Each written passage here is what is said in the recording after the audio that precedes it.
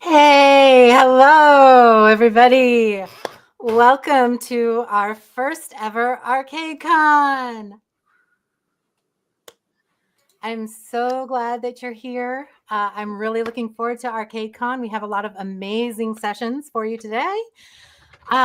We are streaming on several platforms. So I know some of you are over there in the Arcade Educator channel watching. Hello, hello, hello. And we are also live on our main YouTube channel, as well as our Facebook channel. So I'd love to hear from everybody just to, make sure our chat is working. Go ahead and sound off. Let us know where you're watching from. And if there's any session that you are particularly excited to see today.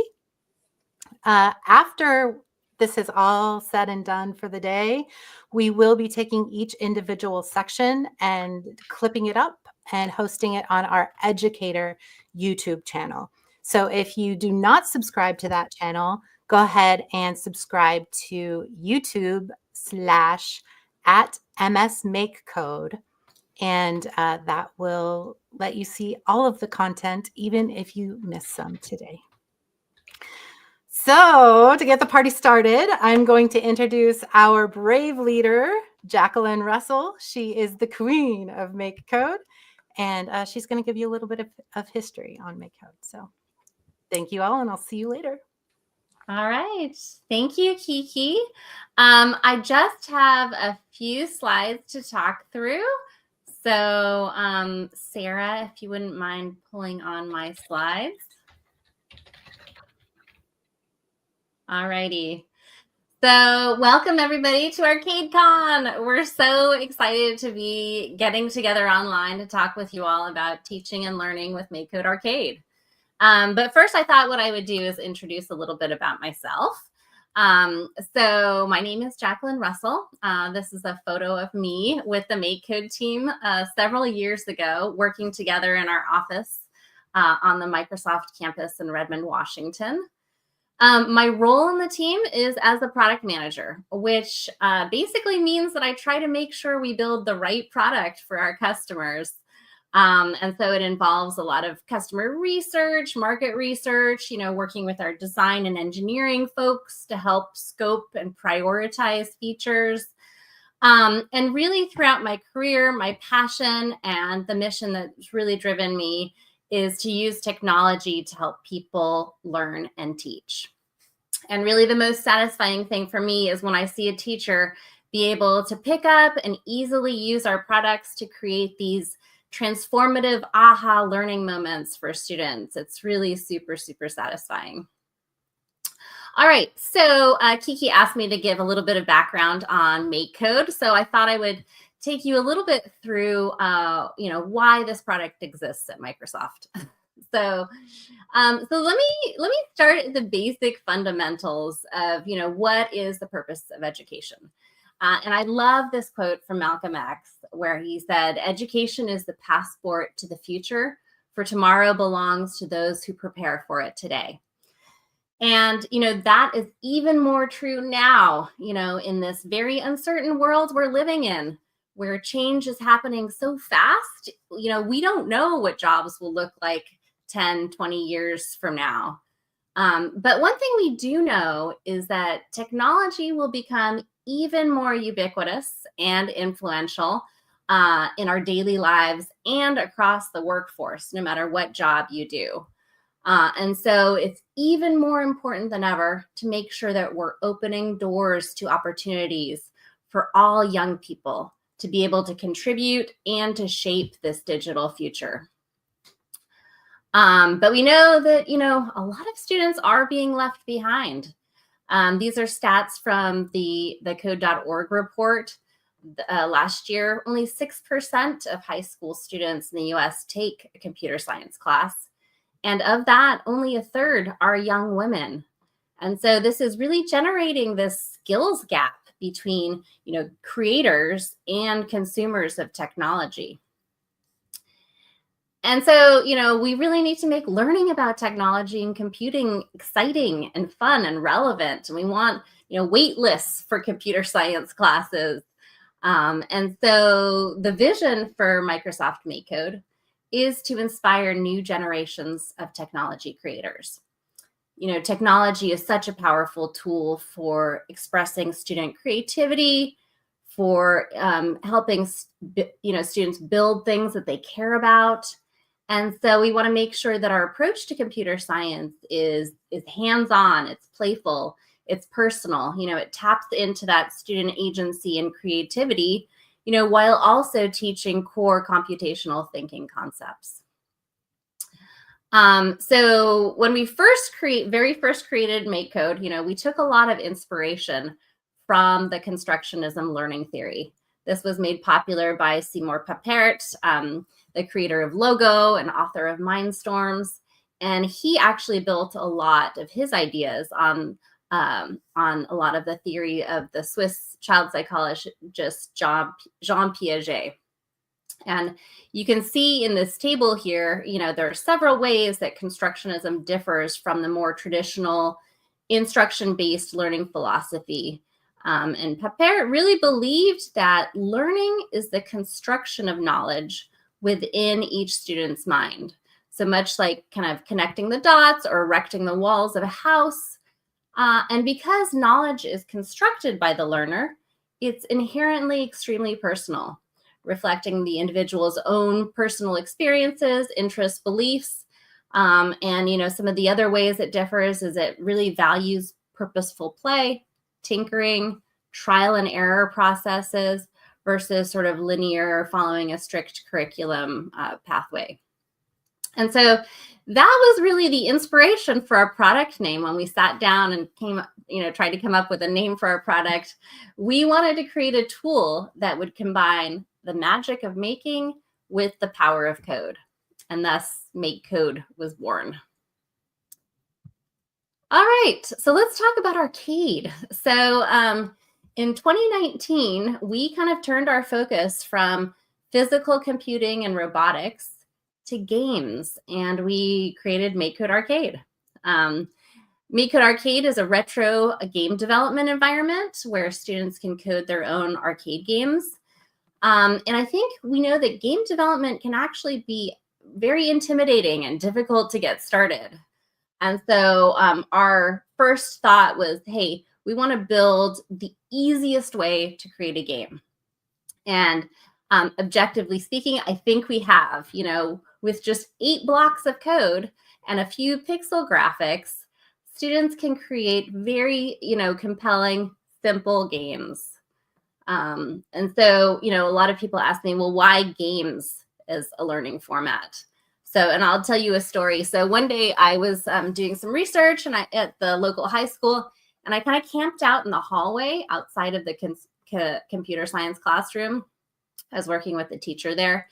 And I just asked a bunch of students who were walking by in the hallway some questions from a survey. So one of the questions I asked was, why weren't they taking this computer science class? And this was some of their responses. Computer science is boring. Only the geeky boys take that class, Don't you have to be super smart to take CS? And, none of my friends signed up for it, so I don't want to take it, right? And then I asked them, like, hey, do you like games? Do you play games? And of course, everyone was like, "Oh yeah, I love Minecraft. Let me show you what I built." And I play these games with my friends after school. We play together. I feel like I can be myself when I'm playing my games. I can create my own characters and worlds. And so games really makes computer science personal, relevant, fun, creative, and collaborative. And it also ties into a future career path. And everyone loves games. It's not just like the hardcore gamer in their basement, right? Old people, young people, men, women. This is just some data from the Entertainment Software Association, but 66% of Americans play video games every week, and 71% of kids play video games with a pretty equitable gender split. So, and I love this quote. I just put this quote in from Obama here, encouraging us all to be creators of the things we love. Don't just buy a new video game, make one. And so that's my inspirational message for today, is for all of us to make and code the world we want. And I hope you enjoyed the rest of the sessions in ArcadeCon. And with that, let me pass it off to our very own celebrity here, Scott Hanselman, who is Vice President of Developer Communities at Microsoft and an amazing teacher, storyteller, and technologist. So Scott, you want to come on to stage? Hey, thank you so much. This is going to be very cool. I appreciate all the work that everyone is doing, and I want to say shout out to the team. The engineers that work on MakeCode and work on MakeCode Arcade are actually backstage running this stream right now. So just to show you what a passion project all of this work is. The folks that build the stuff that you're using every day as educators are also running the stream. They're so excited about this kind of stuff that they are wandering the streets saying, "Have you heard the news about MS MakeCode?" And for a little background context, I was a professor at Portland Community College. I live here in Portland, Oregon, and I also worked at Oregon Institute of Technology. So I've been in education my whole life, and I'm just wandering the streets telling people about things like MakeCode. And I want to call it out that I feel like MakeCode just needs to be heard. Someone in the chat said, "Looks like Scratch." Oh, you don't even know. Like, this is beyond that. So I want to just talk about what you can do and show you maybe some demos. So let's share my screen real quick. Let's go ahead and just pop up my screen and give you a little more context, because, oh yeah, it's block-based programming. That's cool. Here we've got MakeCode Arcade. You notice that I'm in the MakeCode editor. For folks that might be joining us who are not familiar, just go to arcade.makecode.com, go in, sign up, and immediately start editing. You see you've got this block-based programming environment, which I think we're all familiar with. We've seen it before with things like Scratch. We're using the Blockly editor here, but we also have the ability to switch to JavaScript and Python and think about that for maybe older learners or people who want to graduate and go from a block-based environment into a more text-based environment like JavaScript and Python. All of this is happening entirely in the browser. And then the little emulator here, the little simulator, as if you had a Game Boy or a little device in your hand, is running entirely in your browser. But here's the part where we need people just wandering around the streets talking about how amazing MakeCode Arcade is you can pick hardware. You can buy physical hardware and take a look at these things. We have partners, these hardware partners, where you can go and get different models, different styles. I'm a big fan of our friends at Adafruit that has this horizontal badge that you can effectively like put on a lanyard and wear on your chest, and also 3D print cases for. Kitronic Arcade has a cool programmable gamepad. I'm going to talk about those in a little bit. And when you hit download, it compiles a file that the kids can just drop onto a piece of hardware and immediately start running. And all of those hardware designs are free and open source. So maybe you're running a university, or maybe you have some more advanced learners and they want to learn about how that hardware works. There's a hardware reference design, all free, all available, and they could theoretically, there's nothing keeping them from doing it, make that hardware as well. Or very inexpensively, you can get that hardware with these arcade compatible boards from all of our different partners. Now, this is just me sharing my screen. Sure, that's fun. Let's do this. Go ahead and bring, let's have our producer, Sarah, pull my screen off there. And I'm going to try something here just a little bit because live is fun, right? Let's do live. All right, cool. So here's me. This is my hand. This is me. And what we've got on my desk here with my my little Logitech screen badge, stream cam here, is the Pi badge from Adafruit. And you can see that it's got USB, it's got a battery, it's got all the parts, speakers, it's totally extensible. A lot you can do with this. But look, I'm actually running MakeCode Arcade and a game directly on this device. And that's where I think things really become interesting for the kids. The idea that, let me turn off auto exposure here. I'm going to make just a brief adjustment here. Watch this. See how we do things on live TV? There we go. We've got the game running on physical hardware. And that's where I think things come alive. You see that? Look, the owl bear just jumped at the party. See that asset, that graphic is appearing here on this piece of hardware. I'm going to go ahead and bring my screen back up. Let's pop to my screen. You can go not only from arcade.makecode.com, but you can jump into Visual Studio Code here, and you can see that I've installed MakeCode Arcade as an extension. And now I've got the ability in Visual Studio Code, which might be better for our more older learners, to go and manage those assets. And now I'm coding in TypeScript and having fun there. I've even put a little friendly pet down in the corner. My little cat is running around and entertaining me while I do this work. So you have got the ability to start in the browser, run it on a Chromebook, run it on a piece of physical hardware that the kids can play with, graduate and spend time inside of Visual Studio Code. These are things that you're not going to see on other platforms. See, I love it. People in the chat are already saying, wait a second. I didn't know you could use Visual Studio Code. I just joined. I didn't know anything about this. This is what we're talking about. I love it. This is fantastic. Teaching kids how these things work and the ability to graduate them from starting on a Chromebook, graduating to hardware, moving into Visual Studio Code, becoming a developer. This is super powerful stuff. I love this. Folks in the chat are appreciating it already. This is great. Now, I want to call out one of our friends in the chat who said, I didn't know I could do this. Oh, see, someone, actually, I want to say this. Someone said, what are the prices like on these devices? The prices on the devices are pretty reasonable, but there's also some really cool stuff with microbit that you can get for, like an expensive latte. So go and explore our partners about that, but you can get those in bulk. But I want to call out something else, because what can we do that we didn't know we could do? I love that someone said, I didn't know you could use Visual Studio. Let's go ahead and unshare my screen and bring up my camera here. And I'm going to do a little trick here, and let's see if we can try this. Okay, this is all live. We didn't record any of this. All right. So what I'm going to do is I'm going to try this. And what I've got here is my Xbox. There's an Xbox here. You can see this sitting on my desk right there. I'll point to that again. See this white Xbox? This is just an Xbox Series S. It's the cheapest Xbox. And I'm here on my Xbox, moving around, and I've got the MakeCode Arcade kiosk. This is where things start really coming alive for the kids. And check this out. These are all MakeCode games made with MakeCode Arcade. And if we go up here in the corner and we say, add your game, the kids can then scan a code and it'll jump into their Xbox. Look at that. Yeah, this our friend in the chat here is asking if this is going to be recorded. You can back up. It's all on the live stream on YouTube. So yeah, you can check this stuff out. So now, look at this. That game I was just playing, is now on my Xbox. Let's see if we can find that owlbear.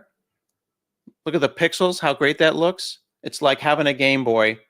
This is where kids can take their games that they make at school and play them on the Xboxes that they have at their home. This is all free, all free, all free. Look at that. Isn't this fun? People don't know. People don't know. Look at the dragon. I just think this is the best. And being able to run that on your Xbox is so powerful. So let me just review. Let's go ahead and share my screen again. And we'll switch back over here. You go to arcade.makecode.com. All free. Log in with your Google, log in with your Microsoft account, check it out.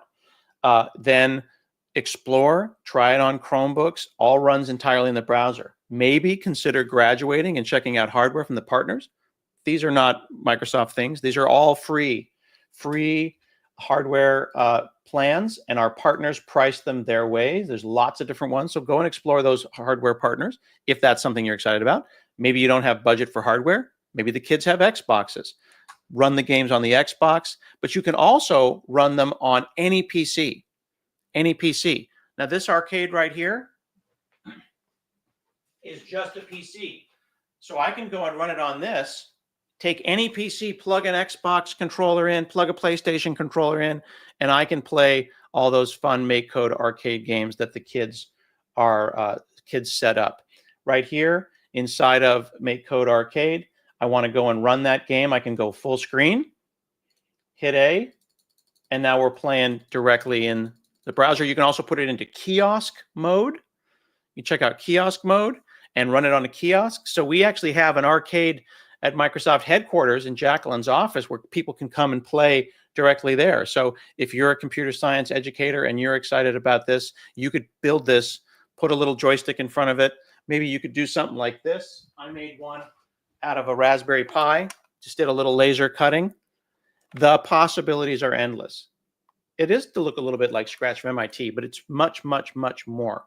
So check it out. Super cool. All right.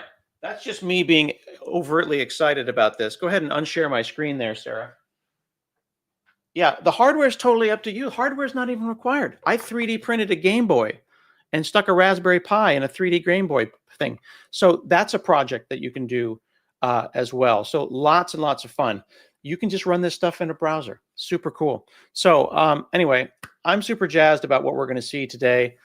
We've got a whole arcade con designed for you. We've got the devs in the chat. The real people who work on this every day are excited to share with you. Thank you so much for letting me just be overwhelmingly excited and chat with you. And I think Kiki will come back out and talk me down because I just freaking love this product. I want you all to play with it as much as possible. Me too. Thank you so much, Scott. That was like, I was watching all those things and just thinking how excited I am to get my hands on a 3D printer. So thank you. And thank you, Jacqueline, for the history. I think all of this is really important when it comes to understanding where we are as a product and the fact that we're still growing. We're relatively young. I saw a lot of comments about us looking like Scratch, which we do get from time to time. And that's because people don't often see block-based languages. So if they don't have a lot of experience with them, they kind of all look alike. Just like somebody who's only used block-based languages might look at Java and go, oh, is that JavaScript? Is that Python? Because they haven't had much experience to understand the nuances. But we are a completely separate block-based coding language, and we have our own personality. So it's not to say either is better necessarily, but they really both work well together. And it's a lot of fun to have students learn how to code on basically as many languages as they're interested in coding in. So with that, I think we're just about to get ArcadeCon kicked off here. We have 12 thrilling and informative 30-minute sessions throughout the day. We will be recording these. They will be chopped up into individual sessions and put on our teacher educator YouTube channel for you to catch later. We'll also be doing some giveaways throughout the day. So we have some digital giveaways that we'll be giving to teachers in between sessions. And I think this might actually be a good time to do one. Who likes stickers in the chat? Do we have any teachers who like stickers? Okay, so for our first giveaway, we are going to do, and I tried posting something in the chat earlier and it doesn't look like it went to all the channels. So we may have to put this on the channels individually, but I'll say it out loud first. Our stickers are located at aka.ms/arcade stickers. So if you go to aka.ms/arcade stickers, oh, hey, there we go. There went all of the requests for stickers. So yes, arcade stickers. You will get a sheet of stickers that we designed specifically for the classroom. They are the traditional teacher style, cute pun stickers with an image on them. And they're made to be printed on just standard 1-inch round labels. So 1-inch round labels with 0.25-inch gap. And you can print them off on your printer, as many of them as you want. You're free to use them. You're free to give them away. It wouldn't be very nice for you to sell them. But other than that, do with them as you please. And you'll probably even see some stickers popping up during our sessions today. So we have the little stickers up here. Yay! For you to help us celebrate. So thank you very much for that. And then one other kind of housekeeping thing I wanted to mention is surveys. So we do have a couple of school districts working with us to give teachers credit. But other than that, we are not able to give PD credit ourselves for these sessions. If you do have the ability to get credit from your district, if you prove your hours, we have surveys you can fill out where you can leave us that information. And each of the informational sessions will have a code word associated with them. And you'll be asked to put that code word in the survey as kind of your proof that you were there. Those sessions or those surveys are at aka.ms/arcadecon survey. And it will be the same survey for every session, but you'll just choose which session you were in and put the code word. If you do not want to fill out the information actually about yourself, that's fine. You don't need to. You only need to fill that out if you are working with a district that is able to give you credit for these sessions. So, all right, I'm going to flip back to the comments real quick here and see if I missed any big questions. And yeah, I think other than that, we're about ready to get started. So I am going to be your host for the first session. It starts at 10 a.m. 10 a.m. Pacific. So it's going to start at the top of the hour. We will have a breezeway slide on. In the meantime, we will still have people around answering questions in the chat, chatting with you in the comments, and we'll try and get those links to you as well during that time. So with that, let's get started. I'll see you in a couple. Bye-bye.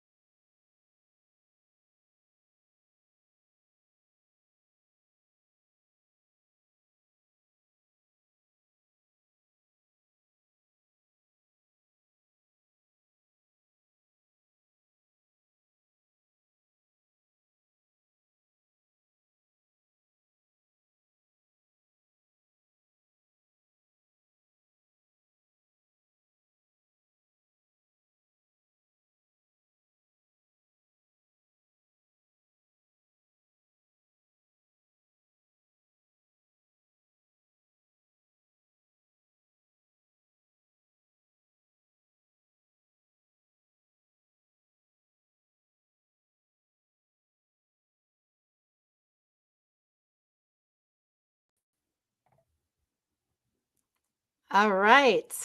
Woohoo. Here we are. I'm going to see if I can change the size of my window a little bit so that it doesn't collide with that ArcadeCon banner up at the top. Double ArcadeCon. That's pretty cool, right? Okay, welcome. I'm back.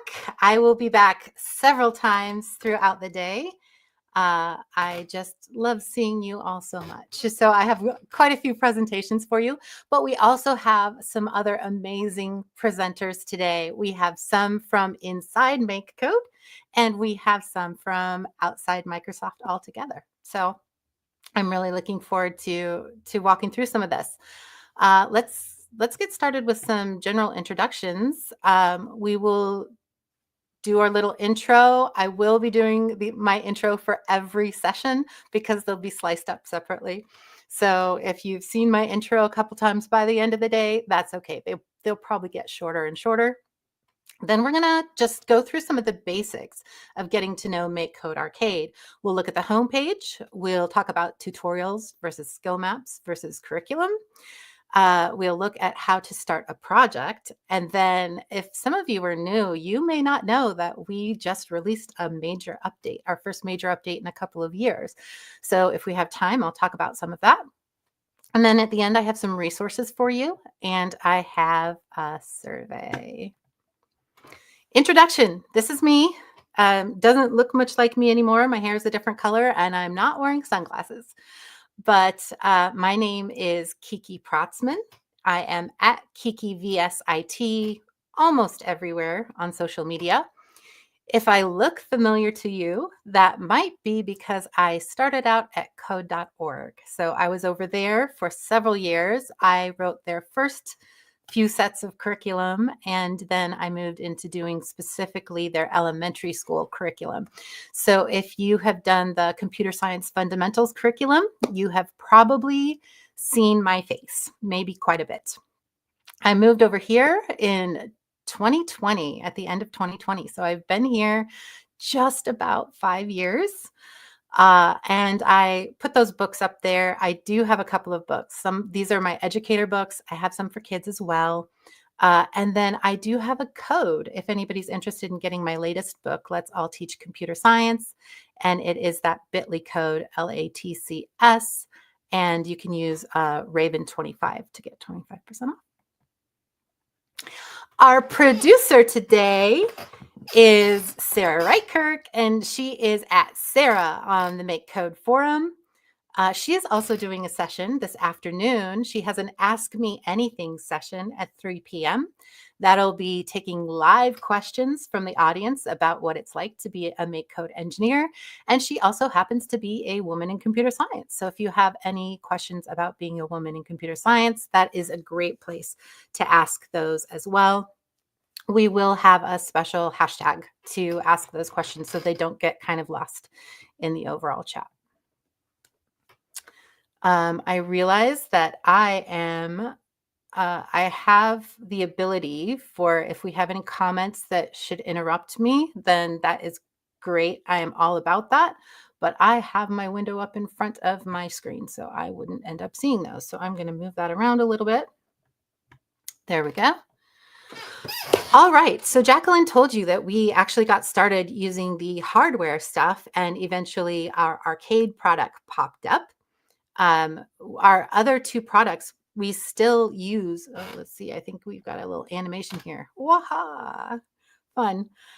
We still support our microbit product and our Minecraft EDU product. They're both amazing ways to learn to code, and they use our same similar block-based interface, and you can choose between using the blocks or using the text.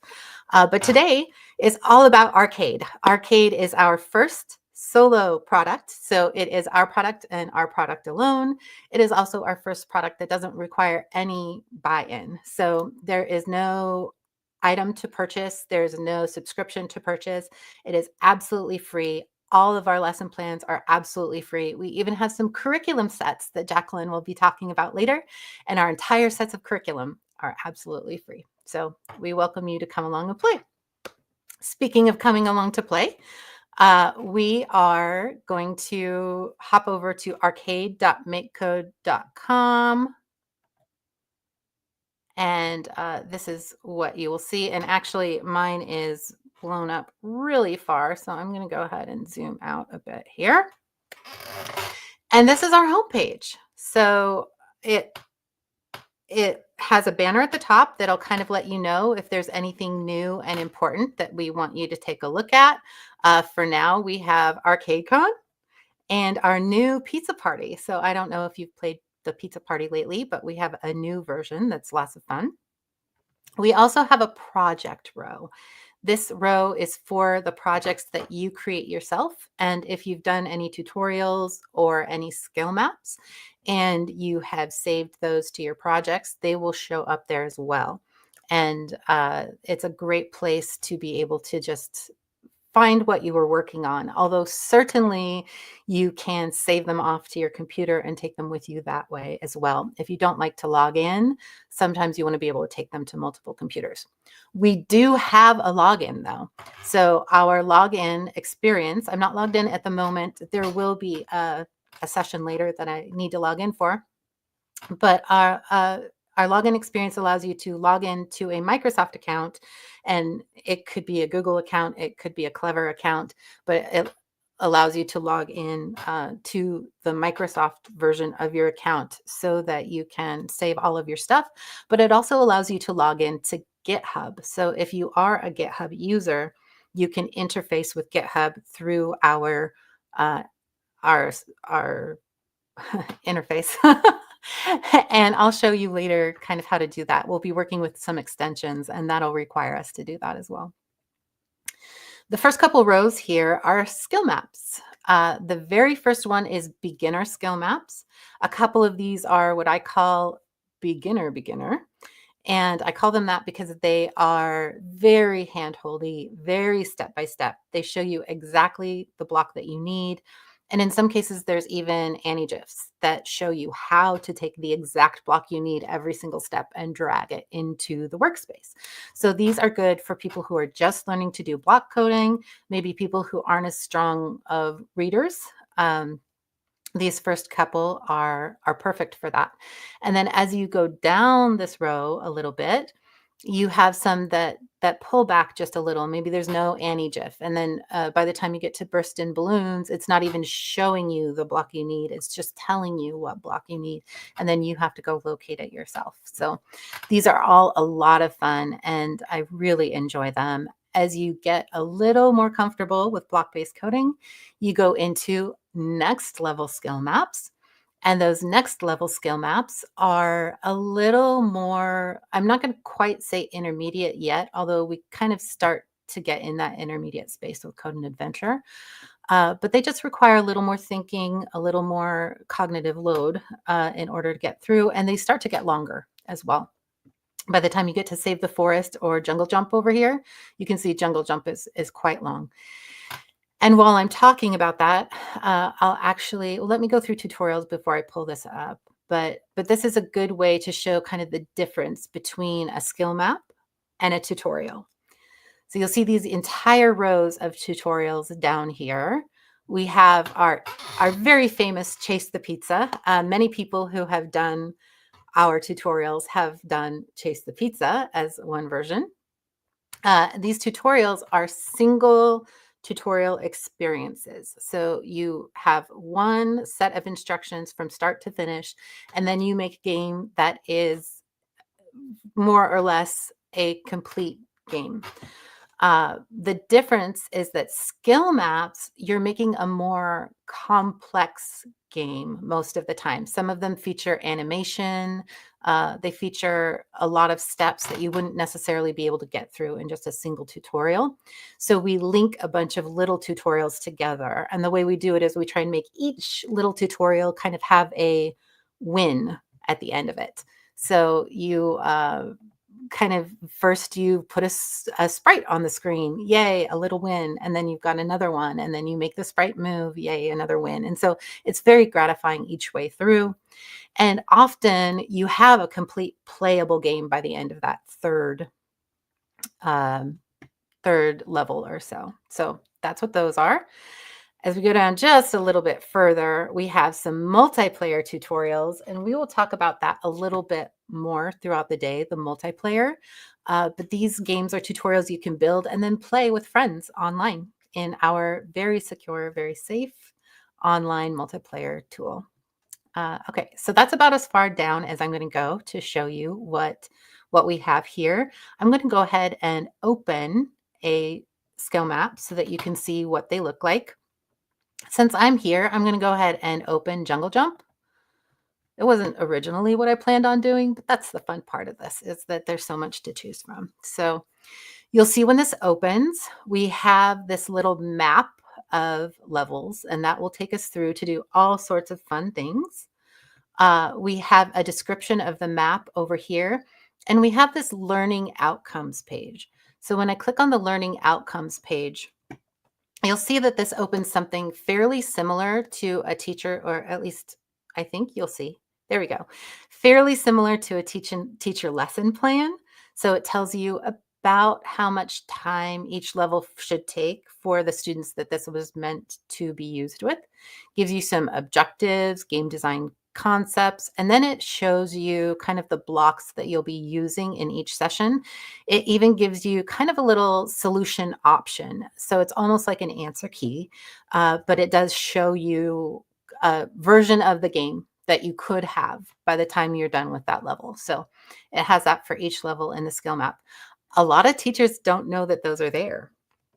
So and some teachers don't need them at all. They just kind of turn the students loose. But if you are looking for that little kind of lesson plan style thing, then that's where you find it, right here in learning outcomes.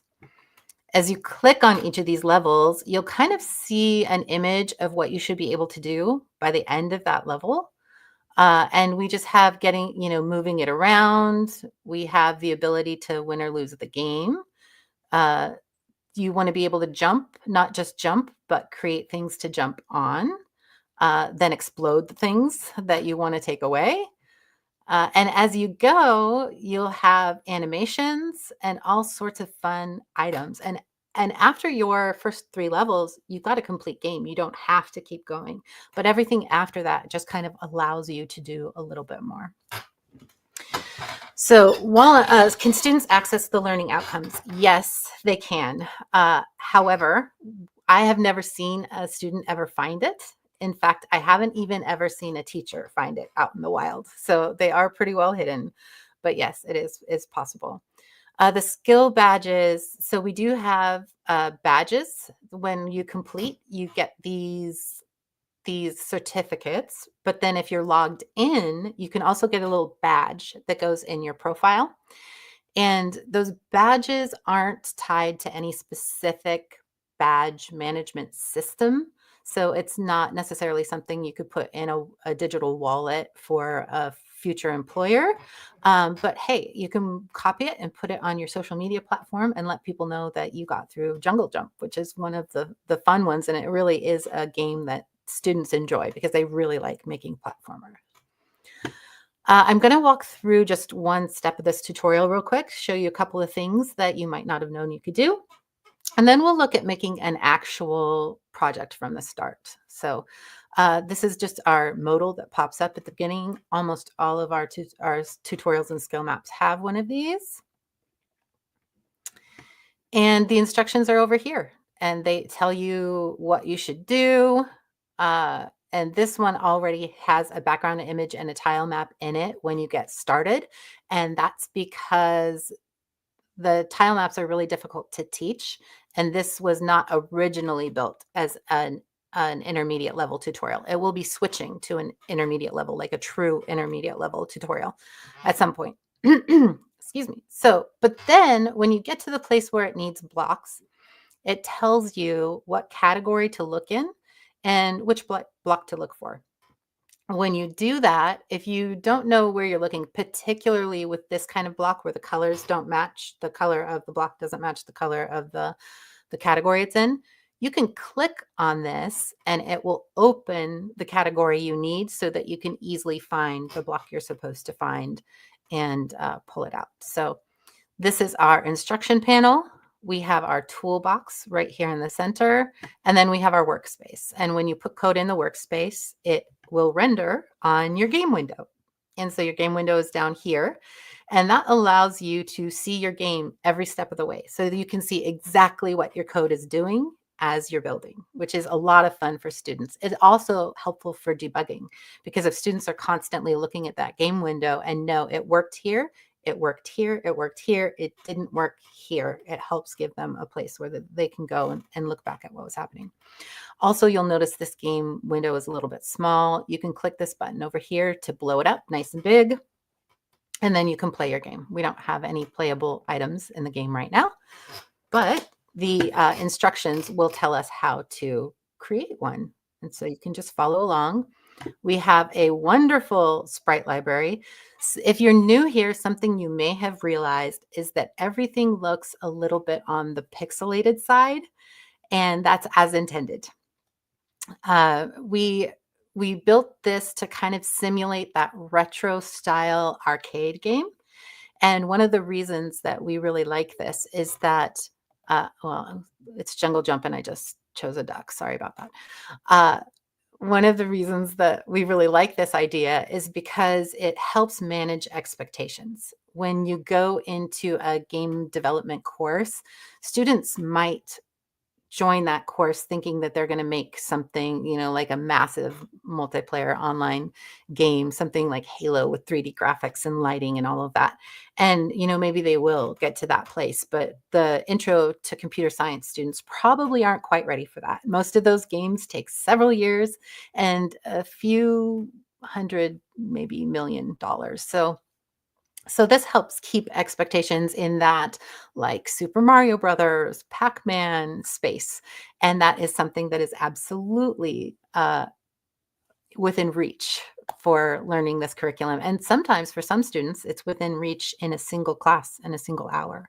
So this jungle jump would probably take about 5 days to complete if the student is doing their own artwork and really getting into it, learning all of the things that they need to learn. If it's accompanying curriculum, this actually works great with our Intro to CS curriculum. Yeah, so you can see our little sprite on the screen. It is the same color as that background up there. So it's a little hard to see, but when I blow it up, you can see it really nice. And yeah, that's our tutorials. You walk through the tutorials step by step. And then when you're done, let me just kind of fast forward. It will take you back out to the skill map, and it asks you if you want to sign in. You are welcome to sign in. If you sign in, it can save your progress, and not just save it to the computer, but it'll save it in the cloud so that you can reopen this on any computer and be back in the same spot that you left off. As you can see, and as I mentioned earlier, you can log in with Microsoft account. So if you have an Xbox account, or if your school is a Microsoft school, you can use that. If you're a Google school, you can also log in with your Google account. So your Google account will work for this. And then we also have Clever. So I'm seeing people ask if it's available in other areas, and yes, it is available in other areas. We have several languages of our main interface is translated into Arabic, German, Spanish, French, Irish, Italian, Japanese, Korean, Russian, Chinese simplified, and Chinese traditional, and Dutch. So it's something that you can use with a lot. Now, not all of the languages are translated for every single tutorial, but the blocks are translated. Now, if you do not want to sign in, you do not have to sign in. You can just close this and keep going, and your progress will be saved to this machine in its local cache. Now, the problem with that is if your students use different computers each time, they don't know which computer they're getting, then they won't be able to re-access from right where they were. Or if your school wipes the cache every time you shut the computer down, then that will get lost. So that's one of the things that sign in is great for. The other is being able to access the badge. You don't get a badge. You will still get a certificate, but the badge has to be associated with your profile. So if you log in, you'll get that. And then sharing games with a persistent link so that every time you make a change, the same link updates. That requires sign in. And the other thing that requires sign in is the ability to host an online multiplayer game. You need to be signed in order to do that. So those are the things that require sign in, but you can do almost everything else with no sign in whatsoever, completely anonymously. Whew, lots to cover. You'll see when we get done with that, we will move on and the next level will unlock and they can go do that next level. If they don't want to, if they want to completely divert from what we had planned for them, they can click on the last level that they did and they can share it or they can save it to their own projects. I'm going to go ahead and save it to my projects so that I can show you the next step, which is very similar to creating your own project. So I'll do that. Save to project, and you'll see that it kind of quickly went to my main screen, created a little project tile, and then opened up the editor so that I could have all of the categories here to choose from. So I'm no longer limited to just the categories that were in the actual tutorial. And I can keep building. If I want, I can still go back to the tutorial and keep moving along. But this version, the snapshot that got saved, will always be this for me to kind of build off of. Now I'm going to come back to arcade.makecode.com. I'm going to reload because you saw I just made that project and this window, my projects are empty, but you'll see, there we go. So the name of the level I completed was called Moving Monkey. And so my project was titled Moving Monkey. And I have that in here now that I can play with. But I'm going to start a new project. I'm going to go here to New Project. And I'm going to give the project a name. And you'll see that I get more hearts the longer and more descriptive I make my name.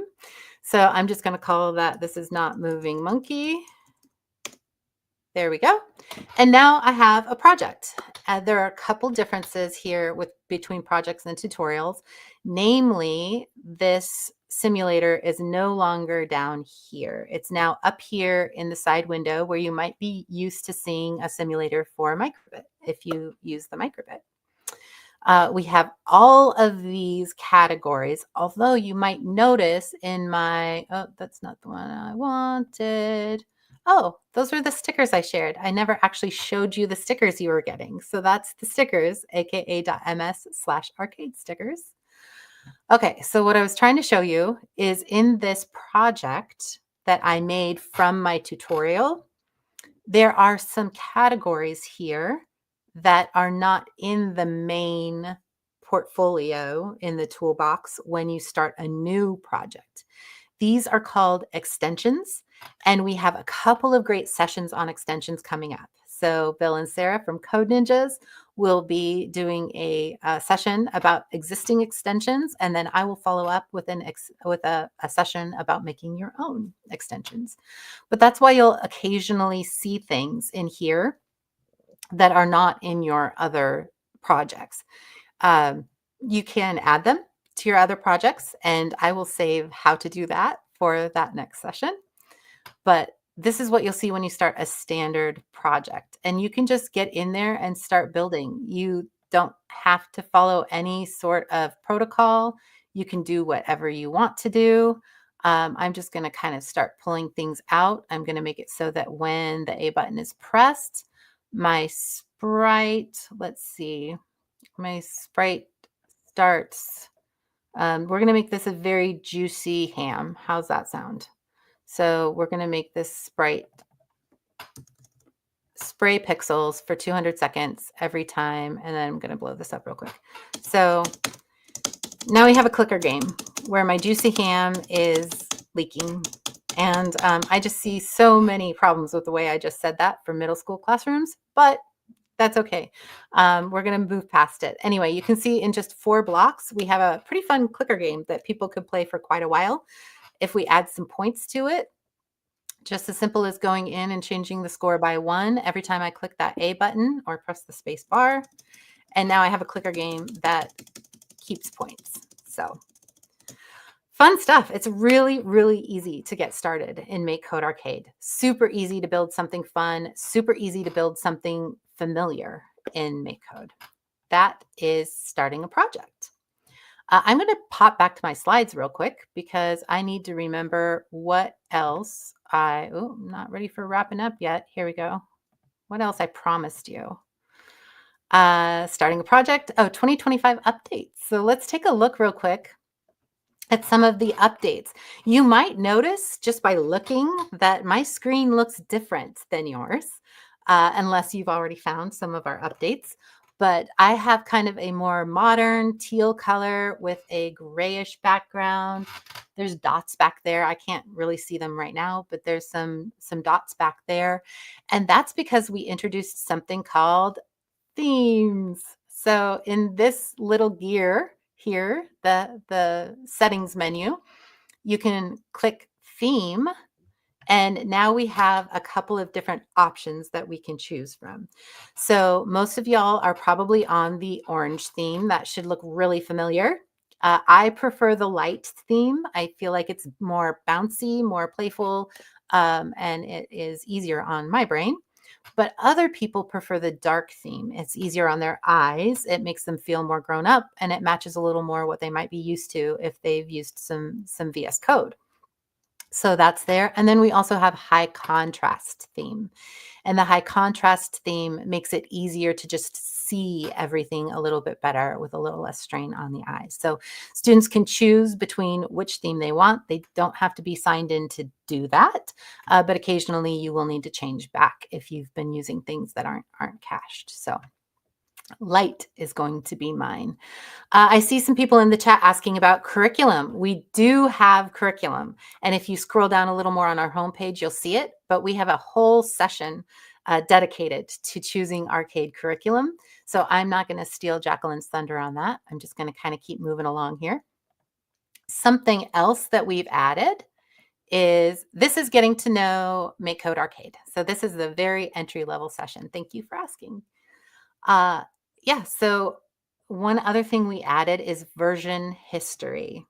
And if you've ever had a student who has maybe lost some work or got to a space where they added so much that it no longer worked and they really wished they could go back to a working version, but they didn't save it off, that's what version history is for. So you can see I started this about 10/22. And so I have that version there. And it will take little snapshots every, I want to say 5 minutes, but it could be 15. I'm not completely certain, but you do have different snapshots. You can also choose to save off a copy whenever you want, or whenever you share, it'll save a version as well. So you can go back to this and always have access to your previous work, which is really nice. We also have a tour, an editor tour that we added this time. You didn't see that because I've already been playing with this, even though it is in private mode. I was already playing with this, so I just missed my tour, but you can get back to that through the help menu, and you can click on tour, and it'll just walk you through all of the important little areas here. And I'm about to break my own rule. We're supposed to get over about 27 past and then give people time to fill out the survey. And so I'm going to hop back over here. There is more. There's so much more you can do, but this is just a getting started. And there we go. This is just a getting started. We will have more throughout the day. If you have questions on how to do things, please do join us at our forum, forum.makecode.com. We have a little educator lounge there. And if you missed something here, you can ask about it in the educator lounge. If there are links we forgot to give you, we'll put that in the educator lounge. And then we will also make sure that you have any of the giveaways, like the stickers that we showed you earlier. We do also have a link for you for the slide decks that you're going to be seeing today. So let me pop over to that so that I can read it out for you. And the slide decks are at aka.ms/ArcadeCon 2025 slides. I'll put that in a chat. I'll go put it over on the forum. You aren't going to see me for another half hour. So I will talk to you all later. Thank you, Sarah.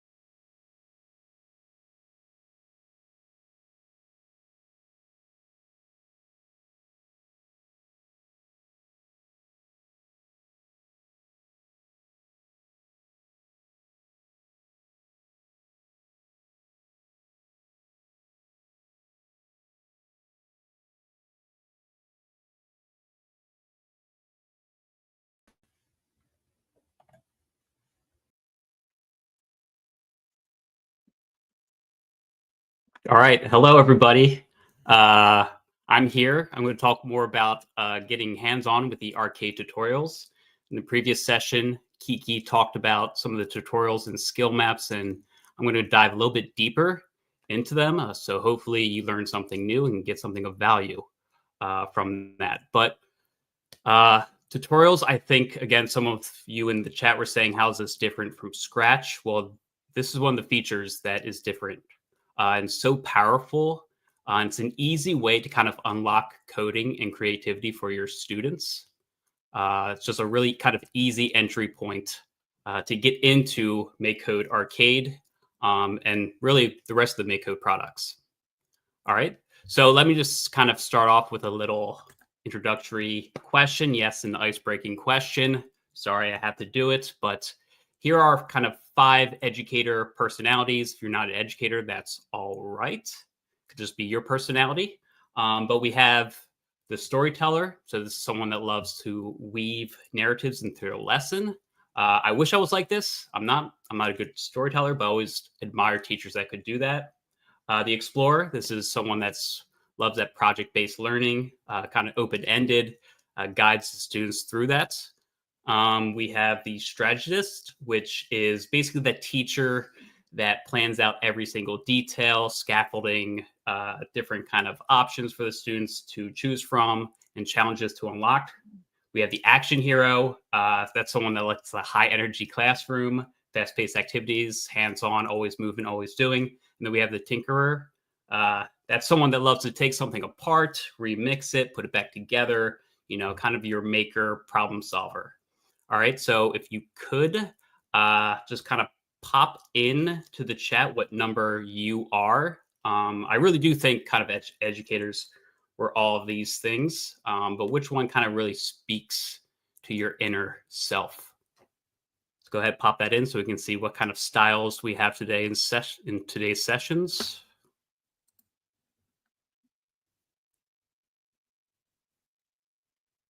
Yes, I'm some teacher. I'll get to introducing myself in the next slide.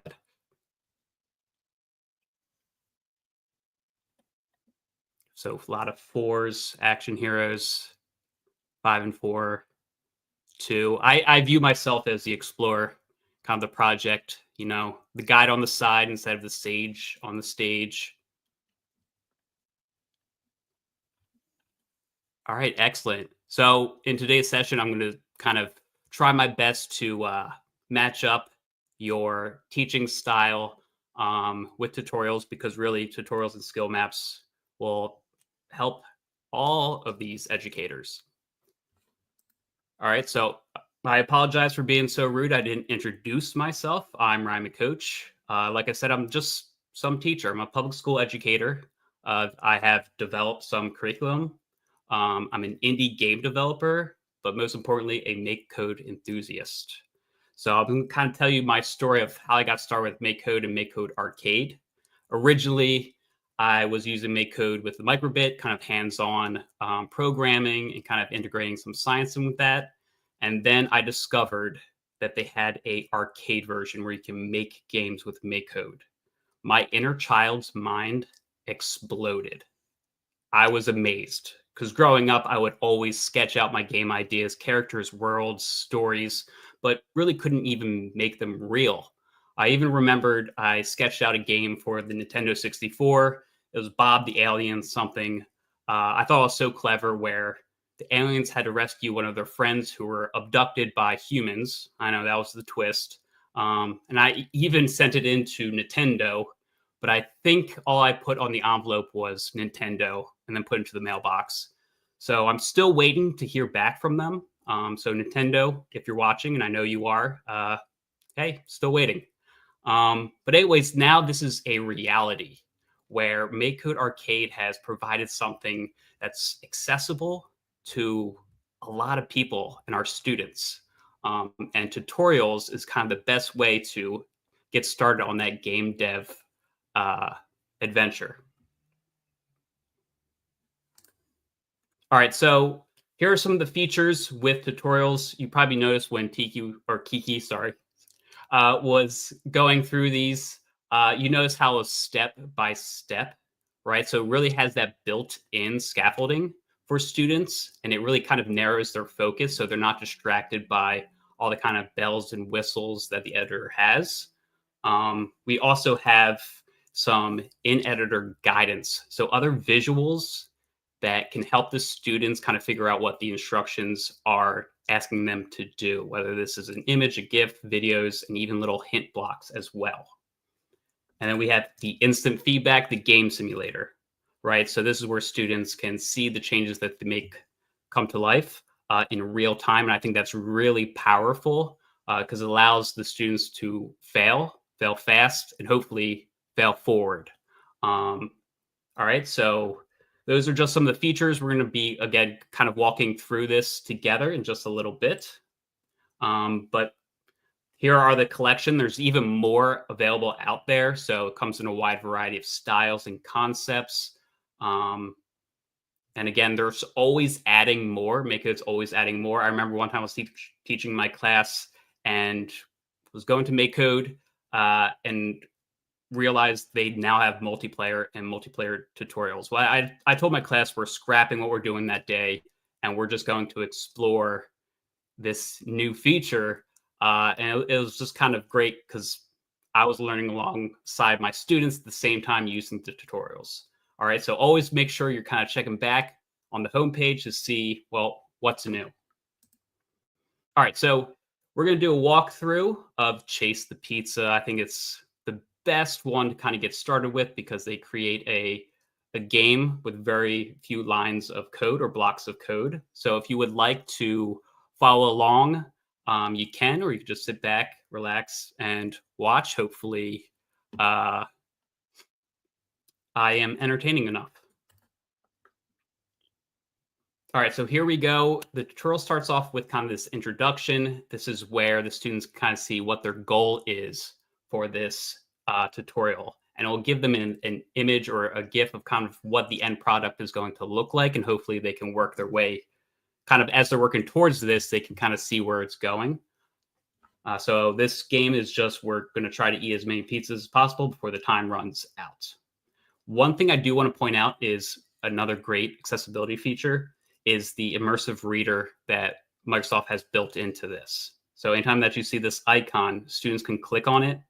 It's going to open up the immersive reader. If you haven't used this before, it's a fantastic tool where you can adjust the size of the font, increase the spacing, different kind of color schemes.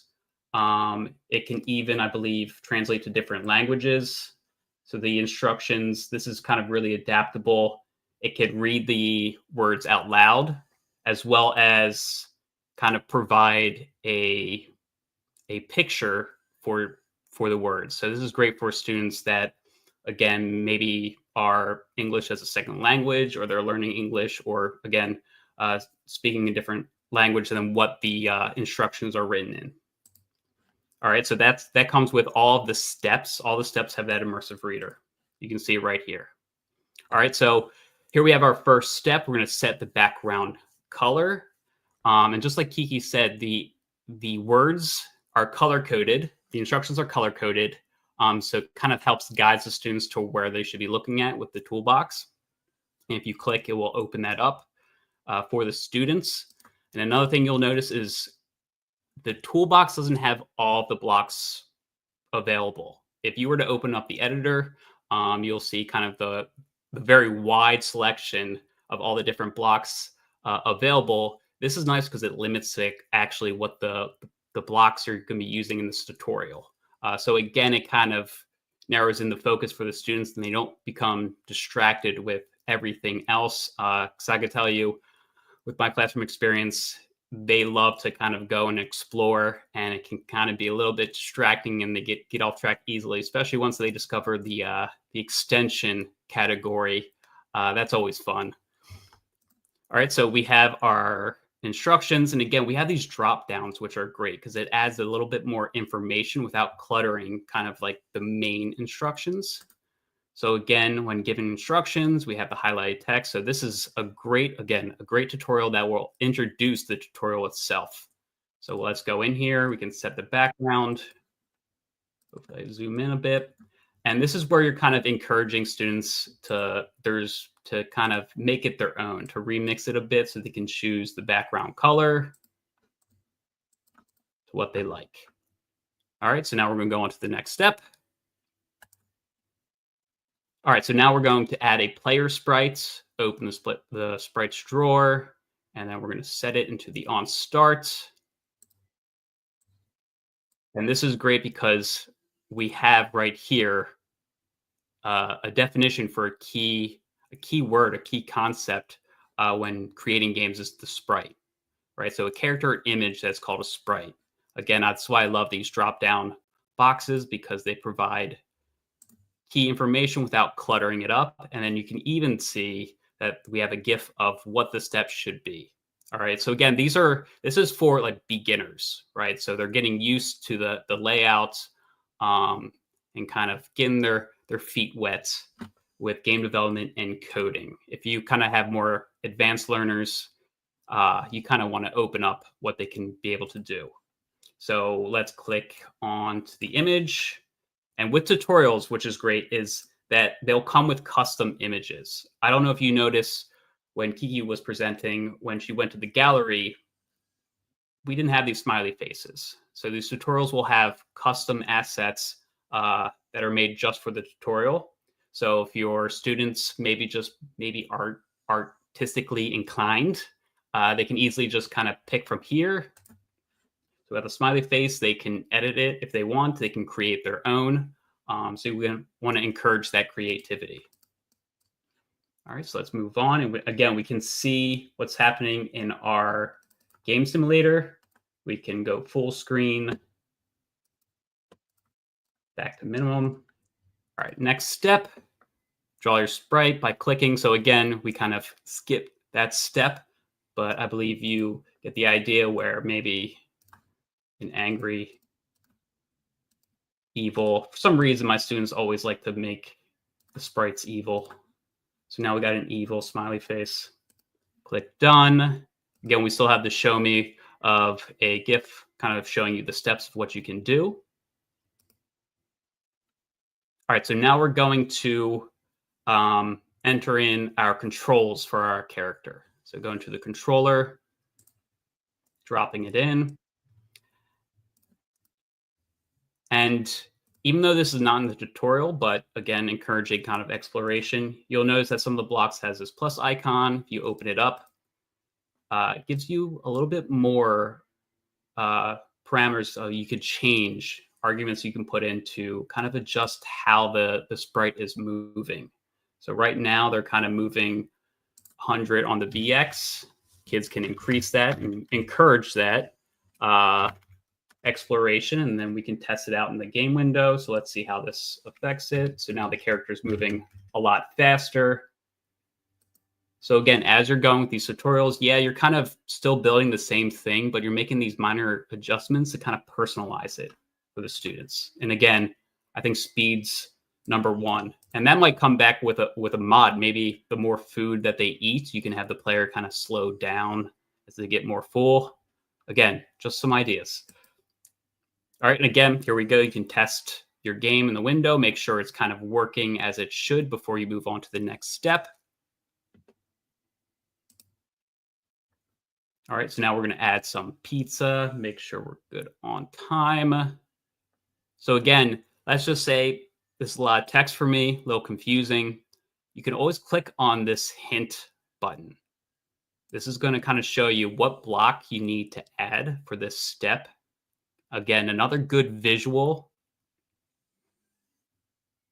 Ooh, I like the inverted controllers. Maybe you have like a sour pizza, one that's kind of went bad. You eat one of those, then your controls are reversed. It's a good idea. Yeah, so now we can see more of a visual of what we need to do. So sprites, set pizza. You'll notice how it's already kind of properly named, so your students don't have to worry about kind of renaming or creating variable names.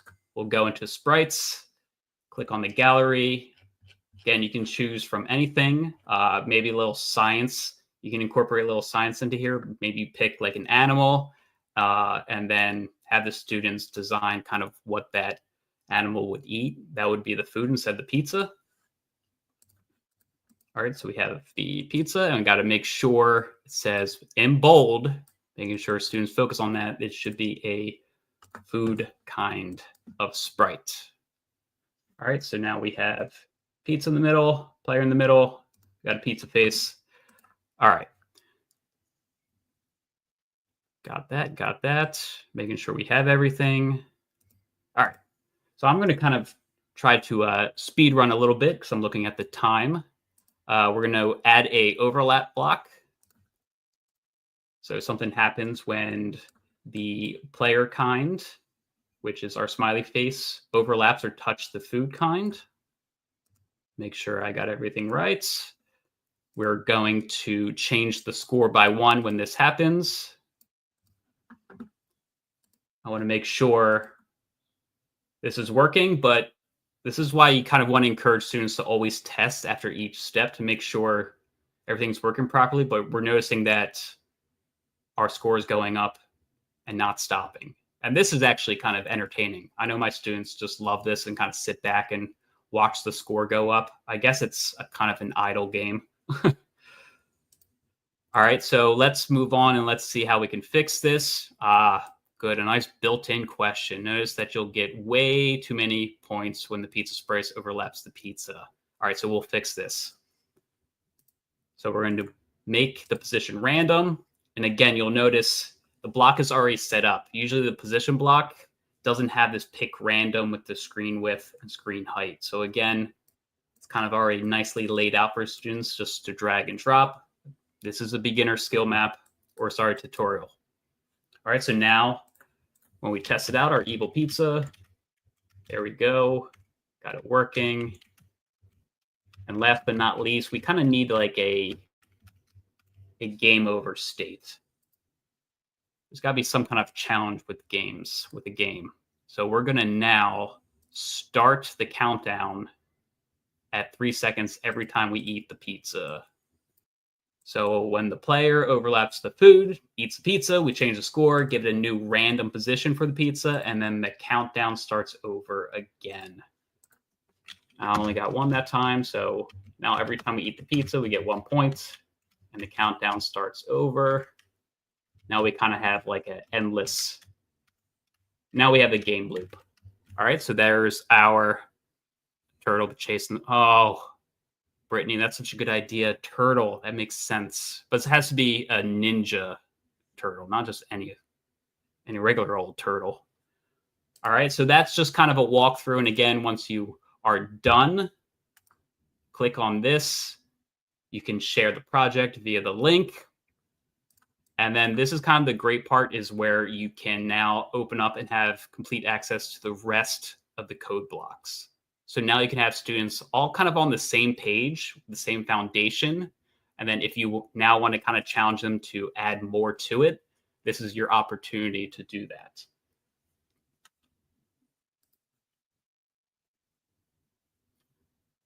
Yeah, that's someone said similar code in Scratch, and the code was much longer. Yes, a lot of these tutorials, they kind of built in blocks that do the heavy lifting.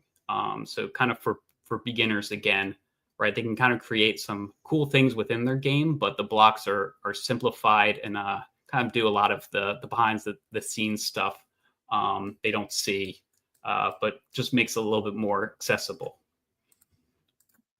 All right, Kiki kind of already talked about this again. We have our skill maps. Again, this could be for more advanced learners, or kind of ones where you are, instead of just having our standalone tutorials, they're now kind of even chunked a little bit more, and they're kind of made into little mini units. So you can kind of use these to focus on certain concepts and kind of build out a more well-polished game. And again, you can save your progress as long as you kind of sign in using your Google Microsoft account. I believe there's others as well. But every time you see these little puzzle pieces, that's its own individual standalone tutorial. Yeah, I do that as well. The creative mode, like when they're done, now they need to make at least 2 changes, which I think is great. Yeah, of course they go with the graphics. But then you can encourage them to put some sound effects in there as well, maybe some animation.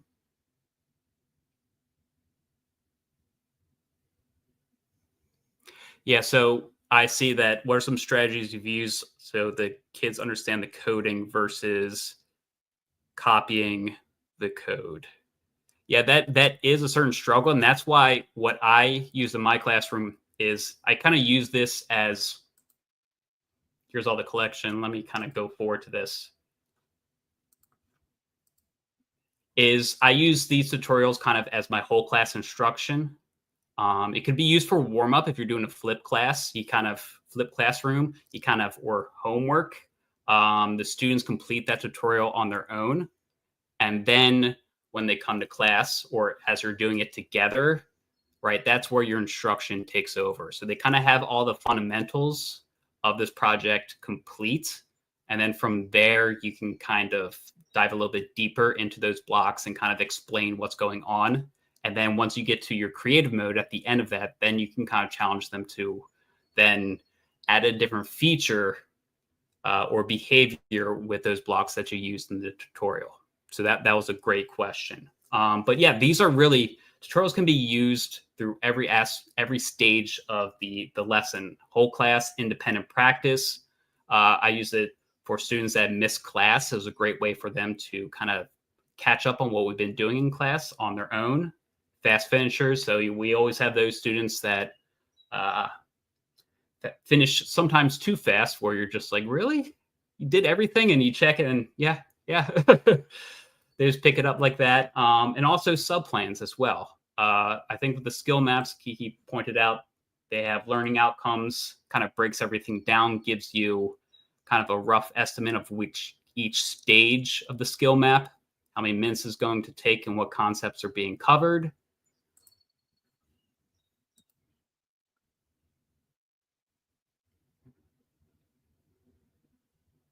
Or just making sure code tracing. Yeah, I also, another strategy is you can right click and add comments on certain blocks. I always like to have my students kind of explain what the code is doing as well. Kind of explain to me what's going on here. So that's another way to kind of check for understanding. All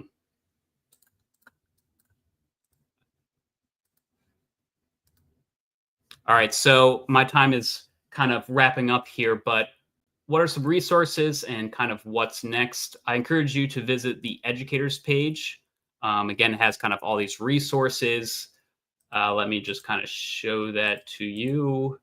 If you scroll down, you'll notice here's all these standalone tutorials and kind of how they're mapped out. You can kind of see that here are some junior ones. These are the ones that are more kind of with our early readers, and then it progresses. And the skill maps, they're kind of all on the same level. MakeCode forum, please check that out. I think everyone here today that's presenting is very active. The MakeCode team's very active on there. They'll help you out if you let them know. I'm on there at Rymick88. And then the one last thing I want to point out is you can make your own tutorials and skill maps. Now, it's a little bit more not too much in depth, but I don't have enough time to go over it. But you can create your own, which I did for my classes, right? So for warm-ups, I created my own kind of tutorial. So I can customize kind of what I want the students to do and kind of present that scaffolding. So just kind of give you a little brief look. Again, this is for all the MakeCode platforms, but you can choose which platform you're using. MakeCode Arcade. Here we go. Perfect time for my computer run there. All right, you can click run, and here's the markdown of kind of what's going on. Here's what the students are going to see. Here are the steps. And if you need documentation, right in the right-hand corner, you can see your tutorial docs. So definitely check that out. If you need help, I'll be in the educator forum helping you out with that if you want to learn more about that. But that is my time. So if you're doing the, blocks, there we go. So if you're filling out the survey, go ahead and complete that now. The secret word is blocks. Blocks. All right. Yeah, if you hop over to the educator forum, I'll be more than happy to help you out. I'll post a kind of like a cheat sheet of kind of the formatting to create those tutorials. But if you go to the documents page, it's very detailed how you can get started with creating your own. Yeah. And again, that's the power of this feature, why it's so great for educators to use in their classroom. All right, so I believe I am out of time. Any questions? Yeah, you are very welcome. All right, thanks very much. Oh. Yeah, no, sorry. This is our producer, Thomas. Thank you. Hi. Yep, I've been backstage. Thank you, Ryan. We'll be right back in just a few minutes.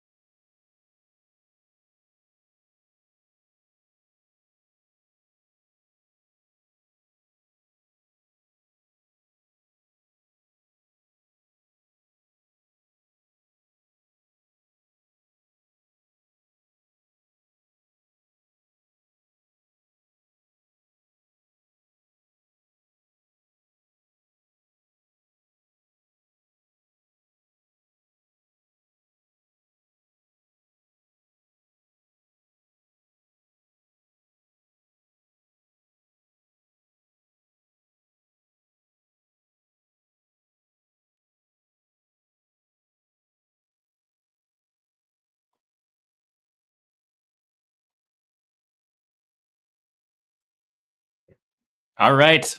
Hello, everybody. Time for our next session. This one is going to be on collaborating in MakeCode Arcade. But before we get started with that, I think we need to do a round of introductions because I'm not here by myself today. I'm Richard. I'm a developer on the MakeCode team. And let's just go in order, starting from the top. So, Thomas. Sure thing. My name is Thomas, also a developer on the MakeCode team. I'm Sarah, also a dev on the MakeCode team. Ben is muted. And I was totally muted for that. I am Ben. I was a developer on the MakeCode team, and now I'm on the Visual Studio Code for Education team. And I'm Joey. I'll give you a guess what I am. Yeah. So as you've gathered, we're the developers on MakeCode. Not all of them, but most of them. And we do a live stream 3 times a week. And we do a lot of coding on that live stream. We do a lot of collaboration. So I'm usually the one who's doing like the main coding, but we do a lot of sharing of projects. And through the years, through the forums and talking to teachers and all sorts of things, we've seen a lot of different ways that people have for collaborating on projects in MakeCode Arcade. So what we're going to be going through today is some of the things that we have learned from seeing how people actually collaborate on projects in MakeCode Arcade, and just some suggestions on how you can do like assigning group projects and the like in the classroom when you are working with Arcade. So with that, let's get started. First though, live stream. So live stream is every Monday, Wednesday, and Friday at 1 o'clock Pacific time. And you can watch us on Twitch, YouTube, and Facebook. And if you can't catch us live, we put all of the videos up on YouTube afterwards, so you can also just watch them there. Also, I would say everyone here is very active on the MakeCode forums. So you can also at pretty much any of us on the MakeCode forums. I am Richard. Yeah, let's get started. So project collaboration. This is a pretty common pain point in the classroom. I think it's kind of especially difficult for coding classes because there is the necessity to like share code back and forth. And this is a scenario that we want to improve. I think we know that this is not a perfect scenario in MakeCode today, but there are some ways to make it easier. And that's kind of what I'm going to be walking you through. So I'm going to be talking about 4 different ways of collaborating on projects and kind of some benefits and drawbacks to each. So the first one is going to be just like passing links back and forth.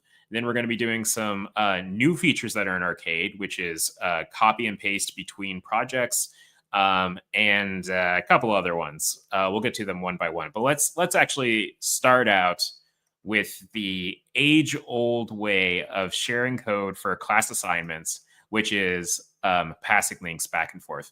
Chances are this is how students come up with it, their way to share things like on their own. The most basic way of sharing projects in MakeCode Arcade is student A works on a project, student A creates a share link and sends that to student B. Student B then imports that share link, makes edits to the project, and student B creates another share link and sends it back. Rinse and repeat. This is kind of like the classic way of just sending files back and forth. And it has some benefits. Namely, you automatically are creating a bunch of backups of your project each time you share, which is nice. Every time you re-import the project, you are creating another version of it. So if something goes wrong, it's pretty easy to go back to old versions of the project. And also, you don't have to deal with merging code because only one person is ever coding at a time, which also brings us to the very big drawback with this, which is that realistically, only one student can work on this code at any time. And also, creating many versions of the project can be messy. I don't know which version is the most recently shared. I don't know if I'm working on the right version or if I'm working on 3 versions ago because I have to mentally keep track of all of these different versions that are being sent to me. So while passing links works, it's not really the ideal scenario. Luckily, we've been making some improvements to Arcade. We did a release earlier this year, and with that came a new feature that makes a collaboration a lot easier, and that is copy paste. Yeah, so copy and paste. MakeCode's always had copy paste, right? But what we didn't have was the ability to copy and paste blocks between projects. So the vast majority of projects that are made in MakeCode are blocks first projects. And in the past, when people wanted to collaborate on blocks projects, they would have to switch to JavaScript, copy and paste the text code, and then switch back to blocks. Which, if you've done that before, you know that it doesn't. A lot of times, your blocks end up getting moved around. It's not a perfect transition, and so it can be a little problematic. But with now being able to copy and paste blocks between projects, it becomes very easy for students to merge separate work streams. So the way that we recommend doing this, and we're actually going to be doing a demo of this today, I'll get into details of that in a bit, but is you divide the project into separate work streams. So for example, you might have student A who will be implementing like the base gameplay. Student B might be working on like the HUD and information that gets displayed on the screen. Student 3 could be implementing a menu for the game, so on and so forth. It's really up to what project they're working on. Then students sit together and they merge the projects by taking all the different share links.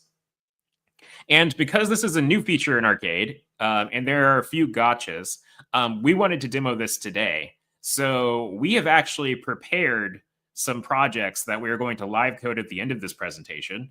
And I have contributions from all of my co-hosts who are not visible anymore, but Thomas, Joey, Ben, and Sarah. And I'm going to be merging those projects together using this copy and paste. So stay tuned for a practical demo if you'd like to see that at the end. So benefits of this approach. Students can work on projects at the same time or asynchronously. That's great. It teaches good software engineering principles because you kind of have to decide how you're going to be separating these features so that they're kind of self-contained. The drawback to this approach is that merging, while is much easier than merging with like the sharing link method, it can still be a little tricky. There are some gotchas, which I'll get to in just a second, for like warnings you should give to students so that they don't end up making projects that are difficult to merge afterwards. And then finally, it does require careful planning of the various tasks, but that can be done by the teacher or whoever is assigning a project in addition. Or it can just be a really good experience for the kids to kind of get together and decide at the beginning how they need to chunk up this project that they're working on.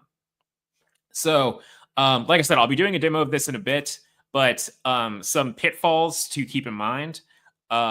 Before you copy and paste, it's a very good idea to make sure that you have a backup of the project you're pasting into. You can undo copy and paste. It's totally fine. And typically a project will survive just fine. But kids have a habit to sometimes refresh the page or something like that, and they can end up losing the undo redo history, which can end up, leading to tears and broken projects. So it's a good idea always to make sure that everything is saved before you start doing a merge. And then next, both projects should have the same extensions installed.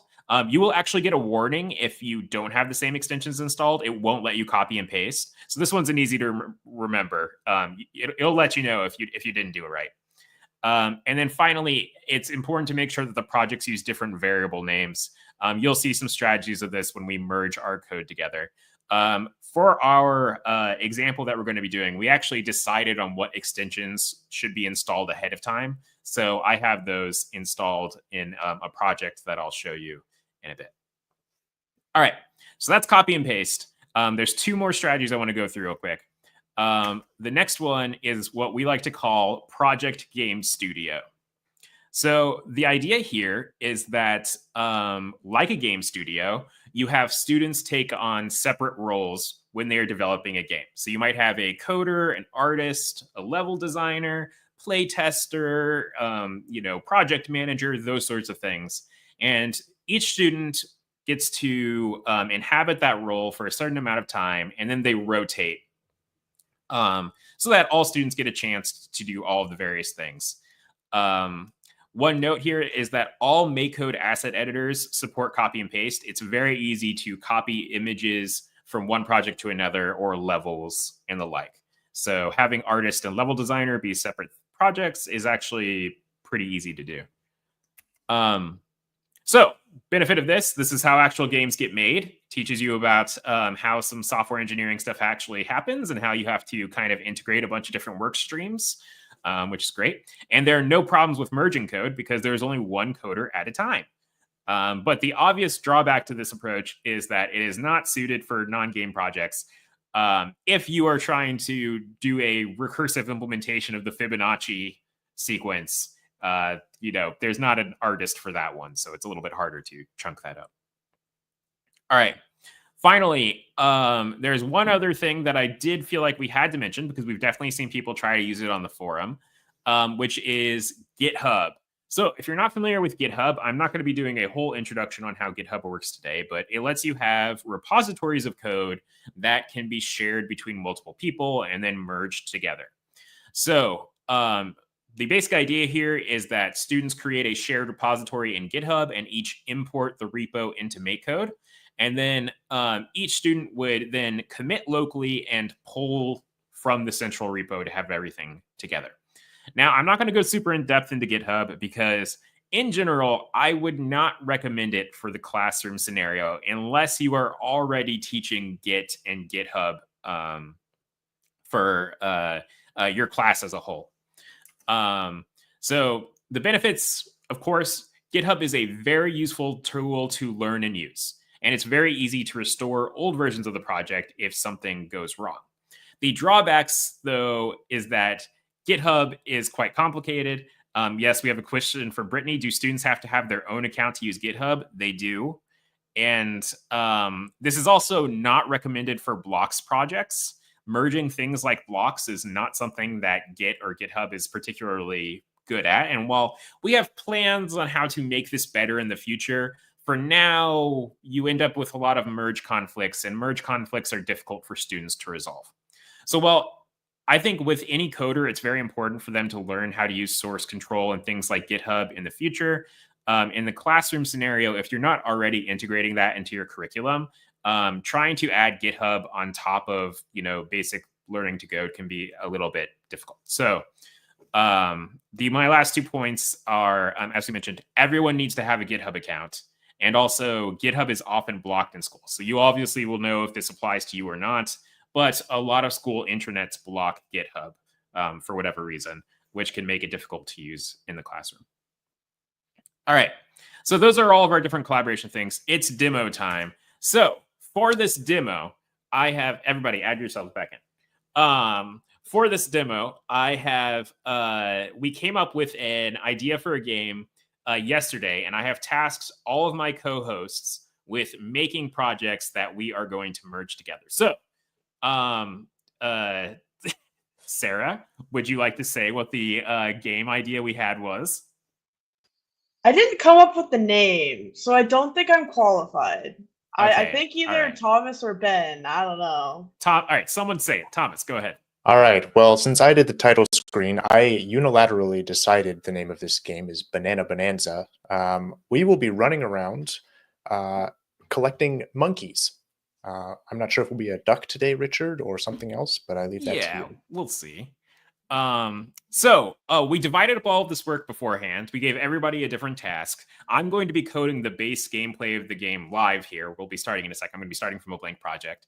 But let's go through real quick what everybody's task was. So Sarah? I got the HUD. So Yeah. how many monkeys you collected? And seeing it on the screen. Yep. And as I mentioned, I did the title screen. I got the level design. And I just made the monkey so that it jumps around. Yeah. Joey was in charge of monkey AI, just like the proverbial monkeys at the typewriter. So let's get started. I've already got the links from all these folks that I'm going to be merging in a second, but let's switch over to Arcade real quick. There you go. While we're swapping over. What's up? While we're swapping over, we did do this live last Wednesday on live stream. That's true. We just didn't want to do it here because we had 30 minutes. So Yeah, because we are tight on time today, we decided to prepare beforehand. But if you want to see us doing this live, we did do it last Wednesday, and I did indeed spring it on my co-host, so they didn't even know we were doing it beforehand. All right, so we're going to be coding a platformer where we run around and we collect monkeys. So I'm going to be coding a platformer up real quick. Now, I'm starting from a blank project, but I've already added some extensions, mainly the tile util, character animations, fancy text, timers, sprite utils, a bunch of extensions that we figured we were probably going to need for this project. So we all agreed that we were going to be using beforehand. And just to make the copy and pasting easier. But to get started, I'm going to code up a platformer real quick. So I'm going to create a player sprite. We are going to make him a duck. I love the duck. So we got to go with the duck. And we're going to be giving this duck some gravity because it's a platformer. So I'm going to give it some acceleration Y. Set that to 500. Going to add some controls. So I'll set the VY to be 0, but we're going to have VX so that I can move left and right.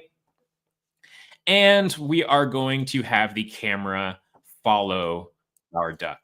The last thing we have to do to make this a platformer is we need to have controls for jumping. So I'm going to grab an on A button pressed, and I'm going to have an if statement, and we're going to be checking if we are on the ground. And if we're on the ground, then we're going to do a jump. So let's do a if hitting wall, change this to bottom to make sure that we're on the ground. And then we are going to set the velocity of our sprite to be something negative. I'm just going to do negative 200 because that'll probably work. You know, we can tune these values later. All right, so here we go. We have the base platformer game. I am now going to integrate my co-host's code, and I'm going to start with our level designer's code, which is Ben. So, Ben, do you have any introduction for the code I'm about to import? You're muted, Ben. Muted again. I think this is one of the greatest levels ever made, if I could claim such a thing. Yep. Take a look at that. We got plenty of monkeys there. We got some platforming that's got to happen. Yeah. And yeah. Looks good. I think the level speaks for itself.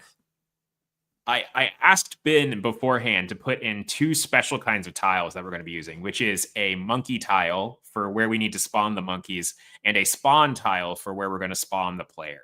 So that's what these are. But anyway, I'm going to go ahead and copy and paste this. So I'm just going to be using Control C and then head over here, Control V, and there we go. We have the tile map and all pasted into our project, and we can now see this show up. All right. So I want to do the code to, if we have a question, where are the monkeys? They're coming, I promise. Well, they're right there already. You can yeah, see that's them. true. The faces are there staring at us with a nice smirk and everything. Yeah.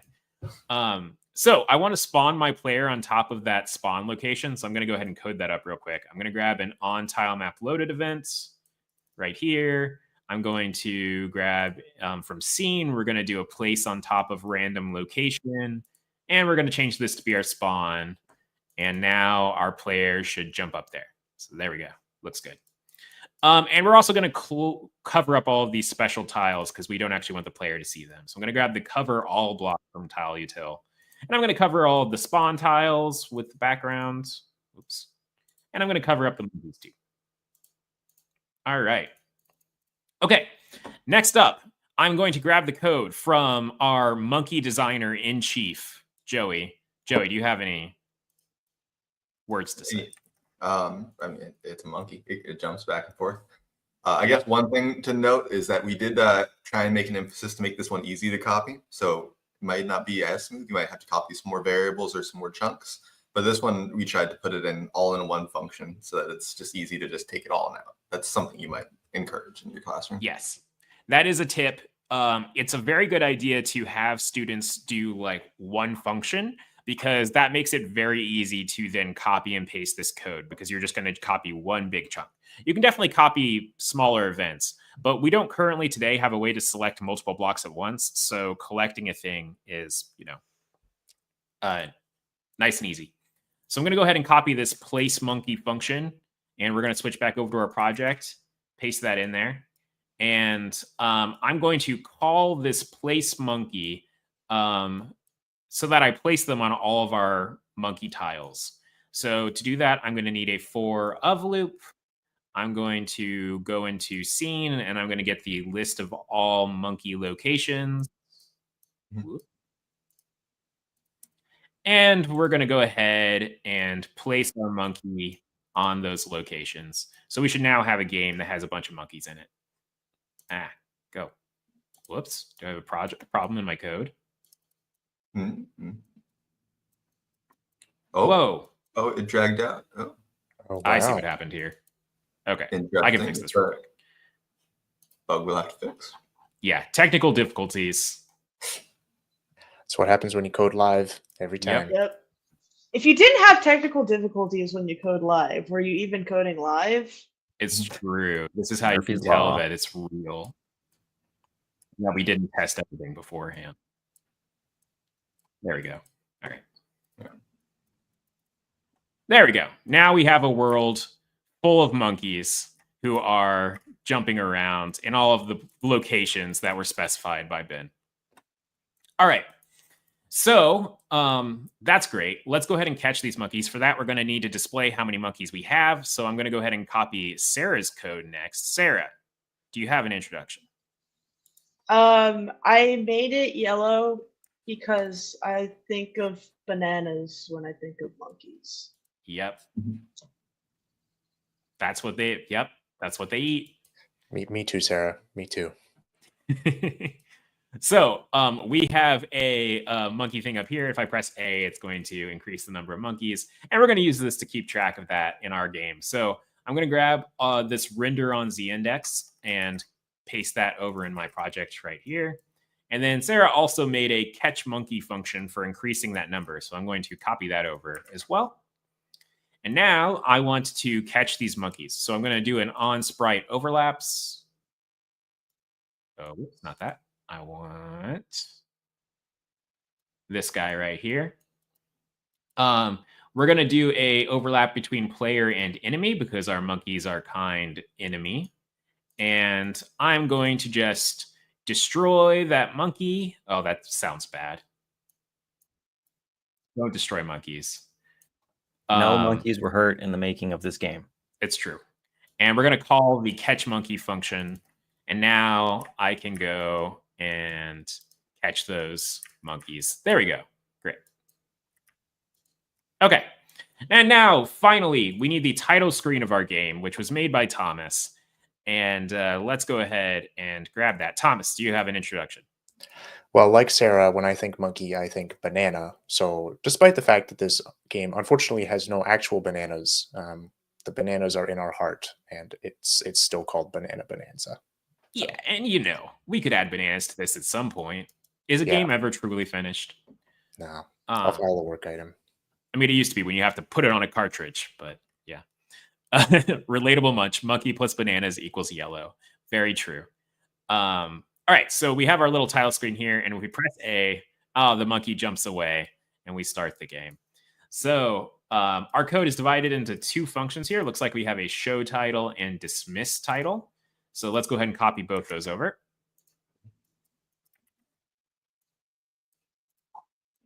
And we're going to copy dismiss title, paste that in. We'll have to be a little bit careful here because you may have noticed that this function got created when I pasted this in. That's because it's referenced inside of this function. I probably should have copied this one first, but it's okay. I can just take the blocks from this function and go ahead and stick it in there. All right. Also, there is sound in this title screen, and it's delightful, but you won't be able to hear it because I did not share with audio this time because that can cause problems with echo and such.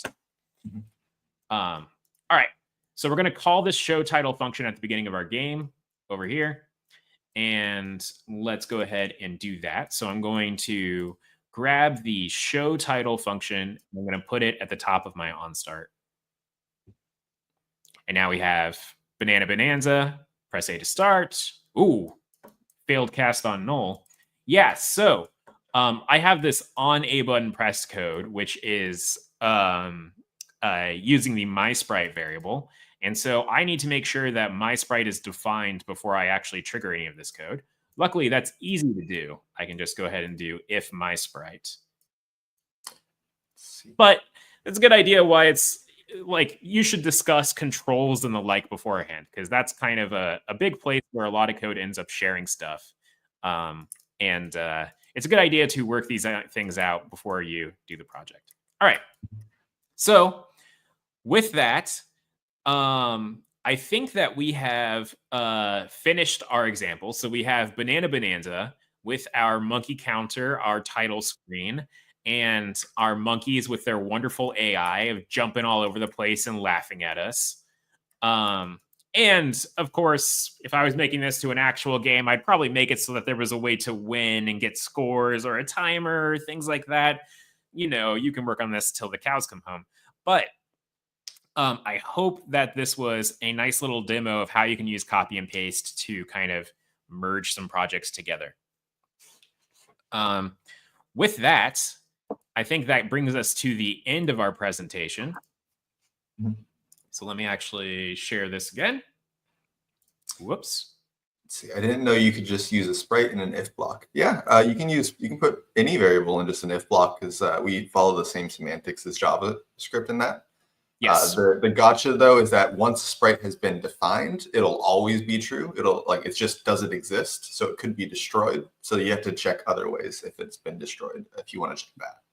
Yes. If you want a more robust way to check if a sprite is defined or not, you can actually grab the is sprite destroyed block from Joey's Arcade Sprite Utils extension, which, you know, perhaps we will put up some other a link for that later.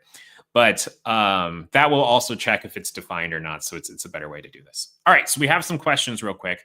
How do you get each other's links? So that's going to be defined by the classroom. So you can either just share them. Our share dialog has a QR code. So you can share QR codes between each other. But otherwise, it's going to be really defined for your classroom. If they have a school email or if they are just on different laptops and can walk next to each other to type them in. Our share codes are actually made to be easy to type. We avoid similar letters and the like to make sure that they're easy to type from one screen to another. Especially if you go to the actual share page and you get what we call the credit card number, which has a bunch of numbers as opposed to the letter combination. It's also possible, Richard, that people don't know what sharing looks like.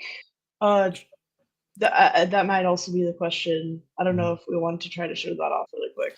Sure, I can show that off real quick. So I did kind of come in here with an assumption that you know what sharing looks like, but in case that you don't, to share a project in MakeCode Arcade, there's this share icon up here.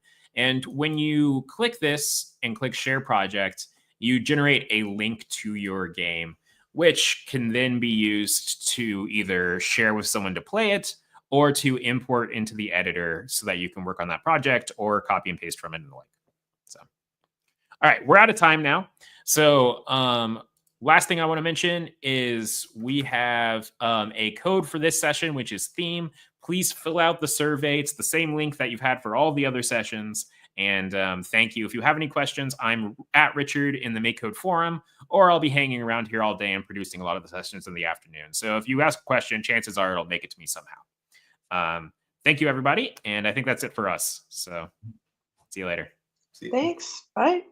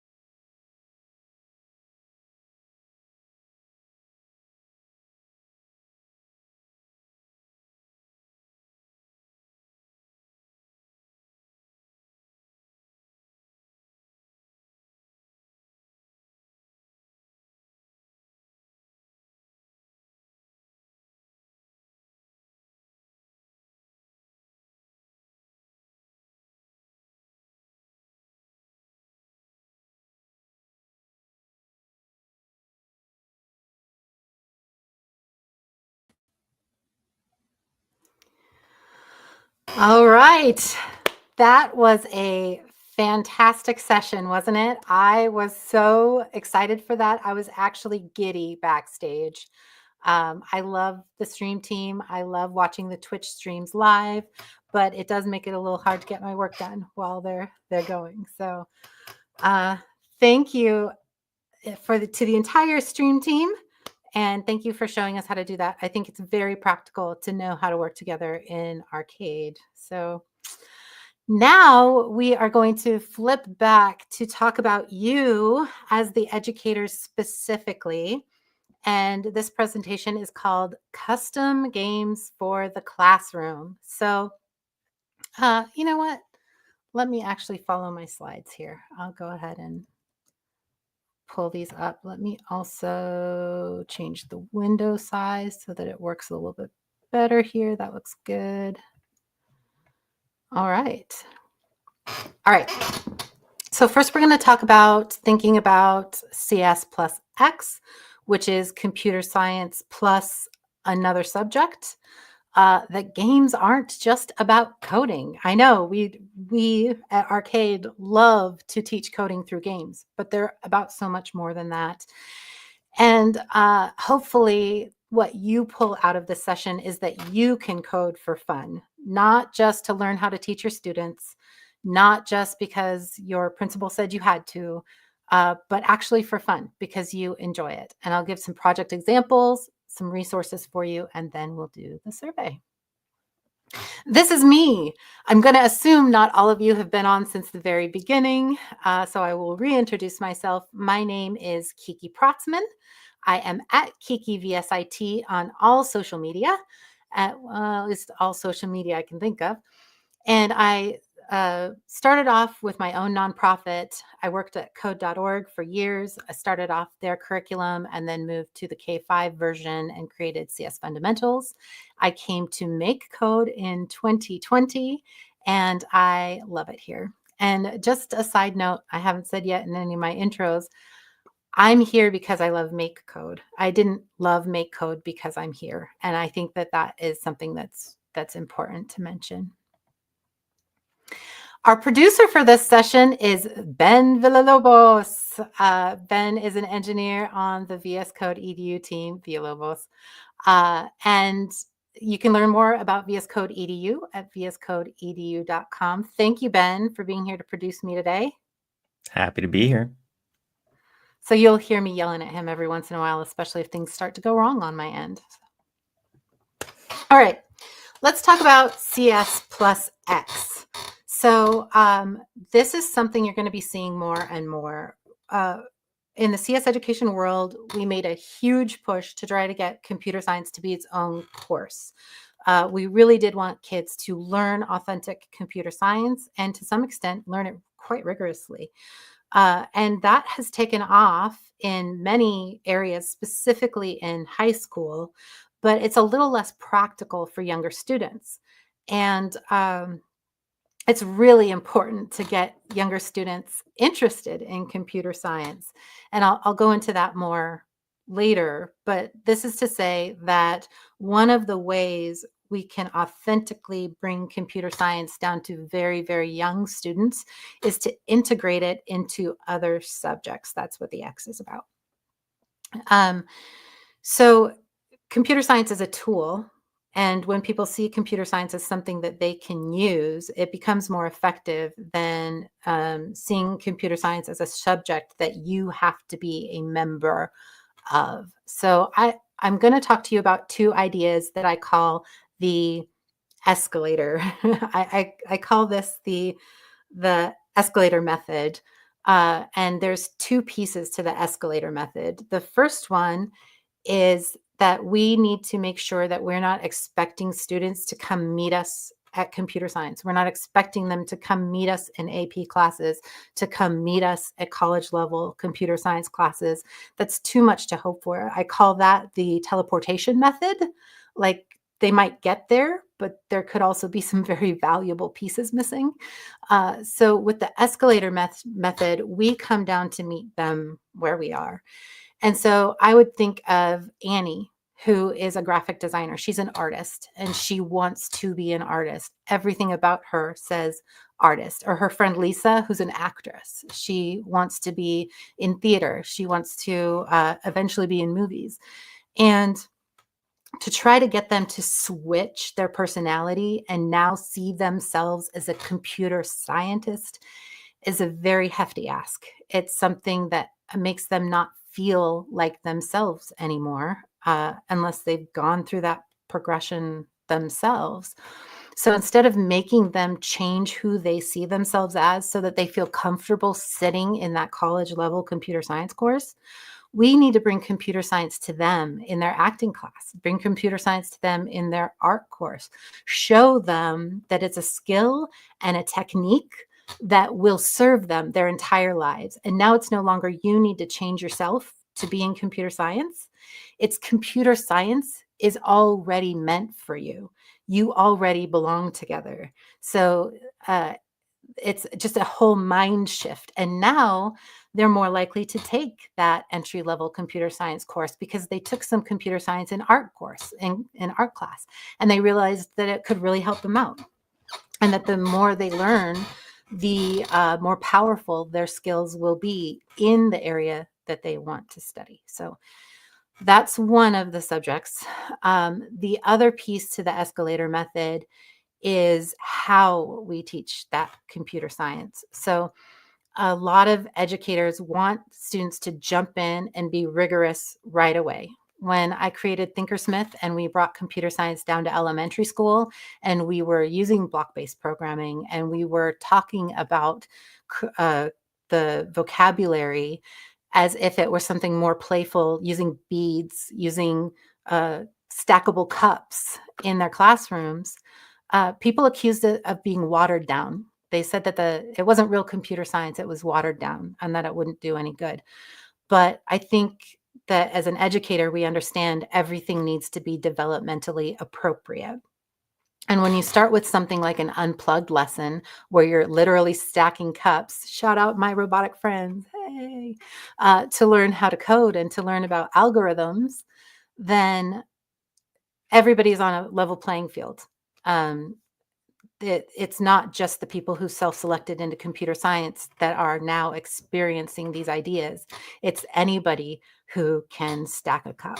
So that's the same idea where you're starting down where they are and helping them come up every step of the way. And teachers might think that it is time expensive, that it takes more time to do this. And in a way, they're right. In the beginning, it will take more time. But since each student will come with you throughout the journey, they will understand more because they'll be interested and they won't be telling themselves they can't do this. So by the time they get to the top of the escalator, the students who've had the gentle ride up will be more confident and actually understand more than the students who were kind of forced and pulled up to the top. They might get their assignments done.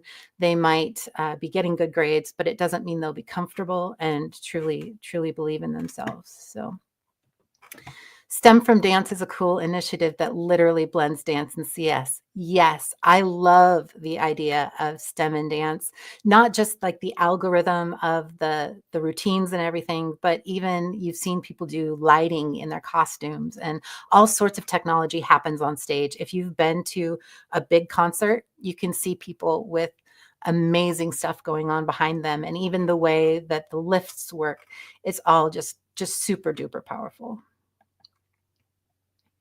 Okay, games aren't just about coding. So games authentically speak to people. Everybody plays games. There is not a demographic that is not represented in the gaming industry. And I don't know if you know this, and I don't remember if I put a slide in here. I think I did. But gaming is 48%. Like it's that might not be actually the high number, but it's a very equal number of women to men, a very equal number of those who are adults to those who are kids. Gaming is for everybody. So just in the chat there, please don't tell us what it is. Do not describe it. You don't want to look it up. Trust me. But how many of you know what shigellosis is? I'm going to guess not many. But how many of you have heard of dysentery? I'm going to guess that that number goes way up. How many of you have heard of dysentery? Let's get some of those in the chat. And those of you who have heard of dysentery are probably somewhere around my age. And this is thanks to Oregon Trail. So we learned about a whole lot of diseases in Oregon Trail, and they stuck with us, right? These are things we remember, even though shigellosis and dysentery are exactly the same thing. So many more people know of dysentery because of the connection to games, and things felt so real. You feel so connected that even now, years later, I remember dysentery. Thankfully, I've never had it.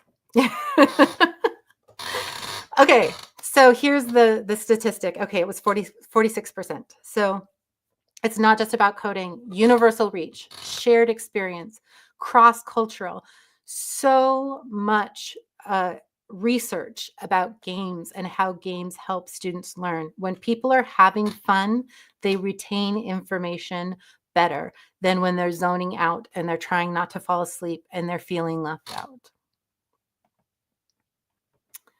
It's also about intrinsic motivation, like the desire to actually learn it, not learn it because grades are telling you to, not learn it because the next class you need is going to need it, but because you're interested in it, because it's going to help you make a better game, or it's going to help you feel like you accomplished something if you get to the next level.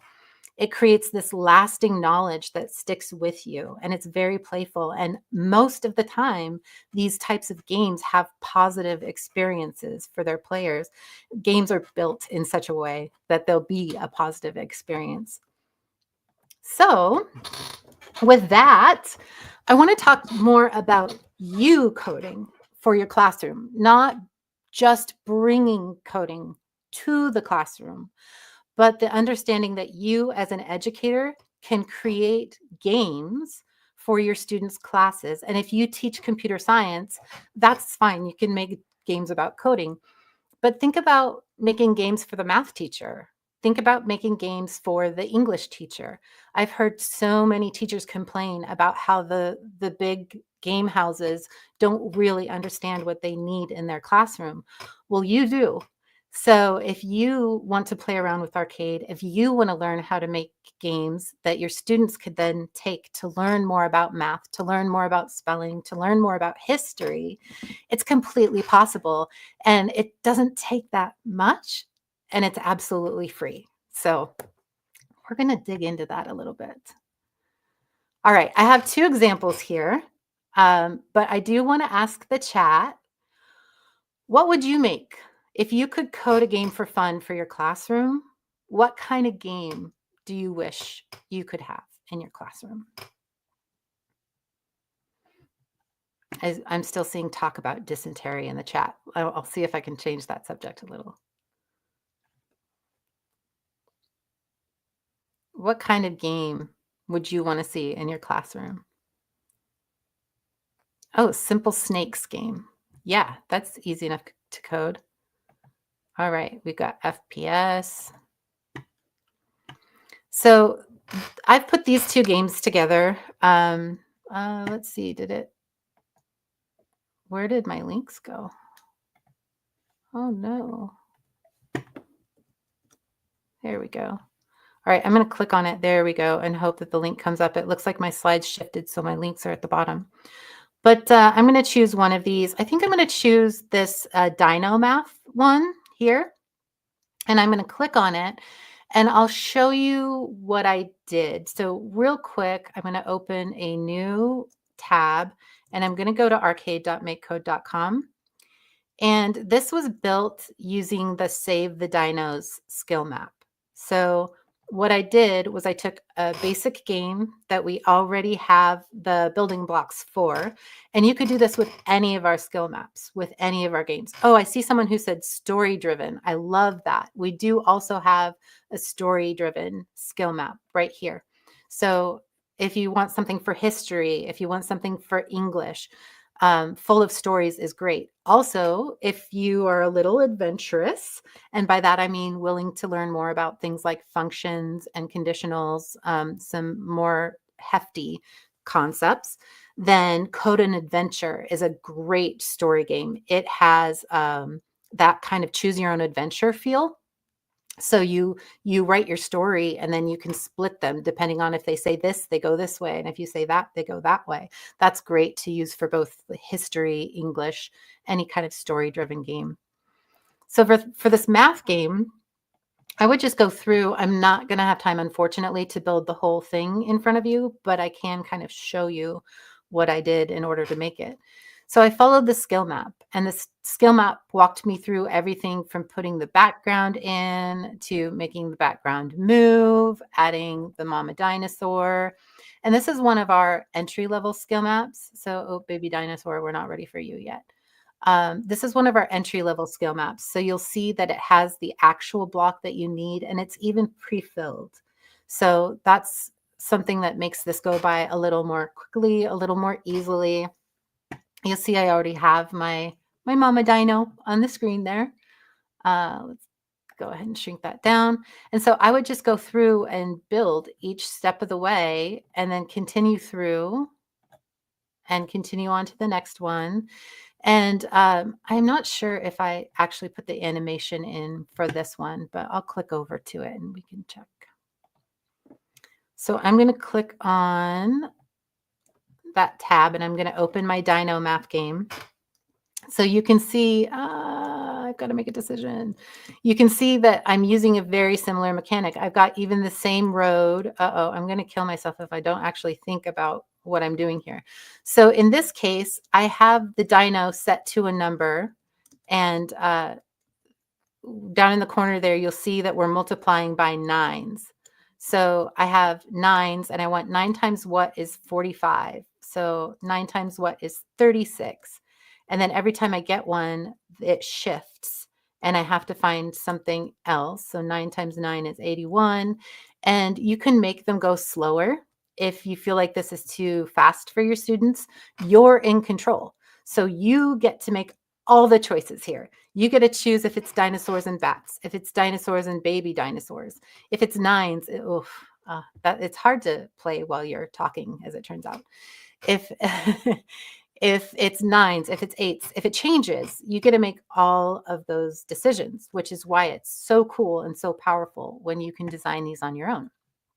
So I'm going to open up my code here, and it's going to look a little bit crazy when you come in from nowhere, like when you haven't seen any of the building and you haven't been there step by step. It's going to look like there's quite a lot going on here, and I guess that's fair. But when you've been the one building it step by step, each decision makes sense to you. And if you're building something for math, you probably already know your the type of math you're trying to teach. And if you don't, you would not believe how clarifying coding is.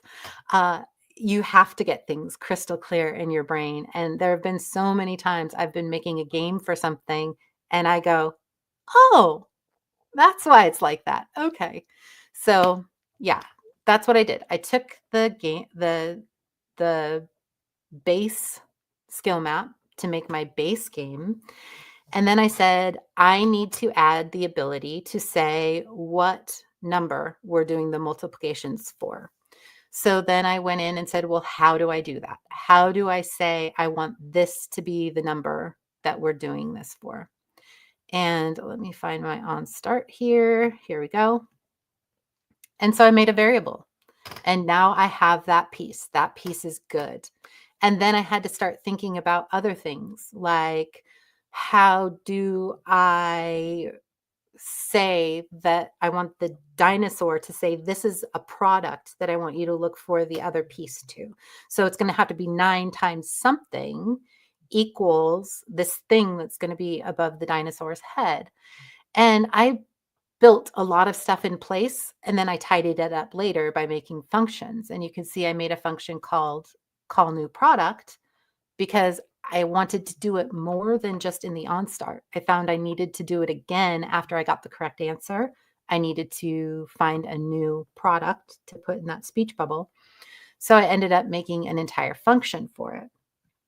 This function didn't come to my head like, I know the stream team does stuff constantly, and they probably have functions pre-built in their heads all the time.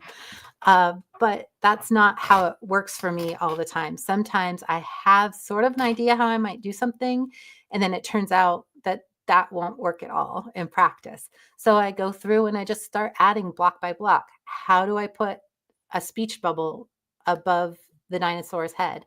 How do I make sure that whatever I am multiplying is going to be within the range of what the students already know how to do? And so that last one I solved by using a pick random between 0 and 10. So I know that my students can multiply 9 by anything from 0 to 10, and that's what we're practicing. So I'm just going to put that range in there. I'm going to put a say block in, and so have the mama dinosaur say, comment, how to know which code is specified for which function. Oh, we got this earlier. So here's how we connect functions in MakeCode.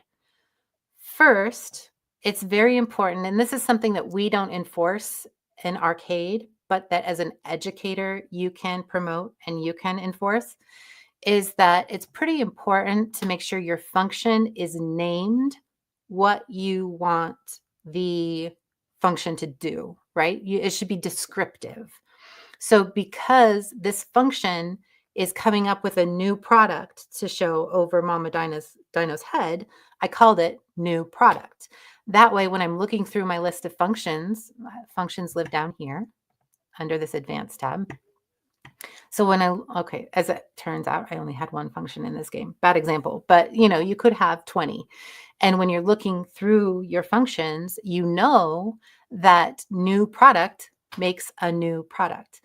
This is why it's so important not to just name your function X or foo or bar. I know there's some of you out there who do that because they're not very descriptive. So if you start getting a whole pile of functions, you're going to forget which ones these do. So for modularity's sake, making sure that everything is nice, tidy, clean, and all by itself, just give it a nice descriptive name. And then everything in this container belongs to this function. So I can see how I can move this function around. That also means I could copy it out of here, paste it into another game if I was working with other people. Yeah, so everything in here, the purpose of it is to serve adding that new product to the top of the dinosaur's head. And then to link to that, to actually call it, we have these call blocks that we can put in where we actually want that code to go. So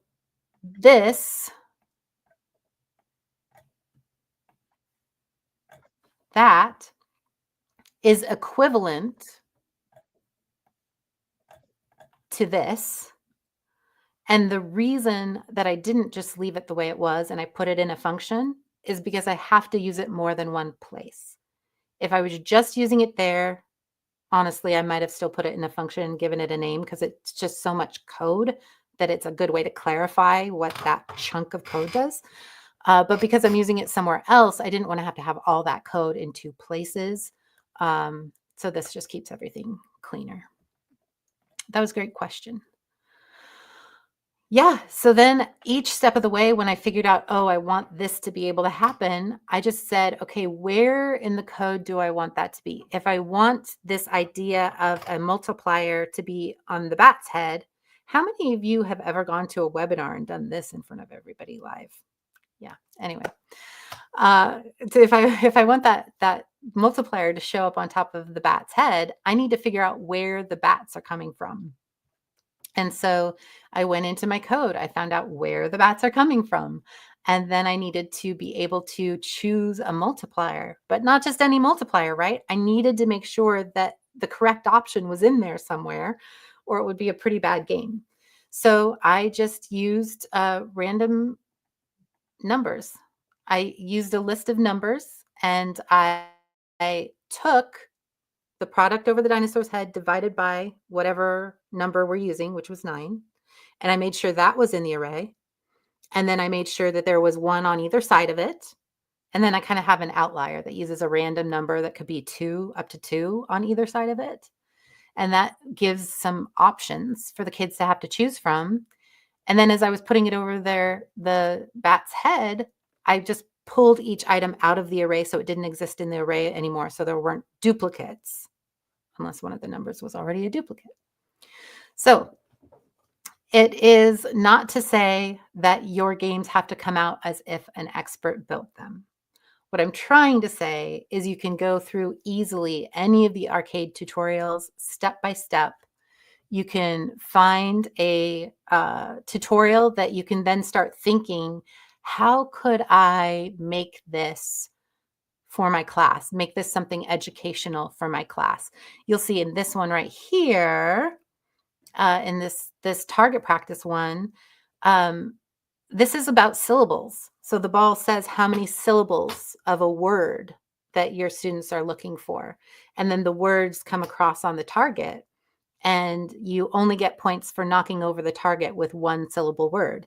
And that changes every time. So it could be a 2-syllable word next time and a 3-syllable word the time after that. So it gets students thinking, and they don't have to know how to code. They're just playing your game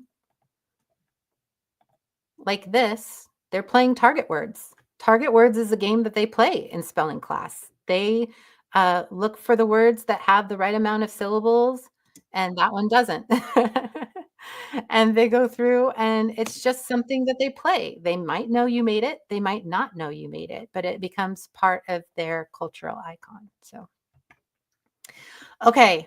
That is my soapbox. I just want to encourage you to try coding yourself for you, for the good of your students, and it doesn't always have to be about bringing the coding to your students, although that's pretty cool too, right? So I wanted to leave you with these links, arcade.makecode.com, forum.makecode.com. That's where we can continue the conversation after ArcadeCon. Go over to forum, visit the Educator Lounge, and chat with us. If there's any links that you didn't get because the comments are going by so fast, we'll have all that information over there in the forum. I also write a blog called Kiki's Corner, and you can read about all sorts of things on Kiki's Corner about how to do basically every little thing in arcade. And we have educators page that has a bunch of resources for educators as well. And like I've been mentioning, please don't forget to go over to @MS MakeCode. @MS MakeCode is the educator YouTube channel. And if you subscribe over there, you'll be able to see all of the sessions from today. And then the @Microsoft MakeCode is the student-facing version. Oh, someone has heard of Kiki's Corner. Yay. Thank you very much for that. All right. And the survey, the word for this session was debug. And you can find it at the same place, aka.ms/arcadecon survey. Thank you, everybody. And I will see you again in about an hour. Until then, we have an amazing next session coming up for you. If you want to learn how to make game show games, stick around. Cheers, everyone.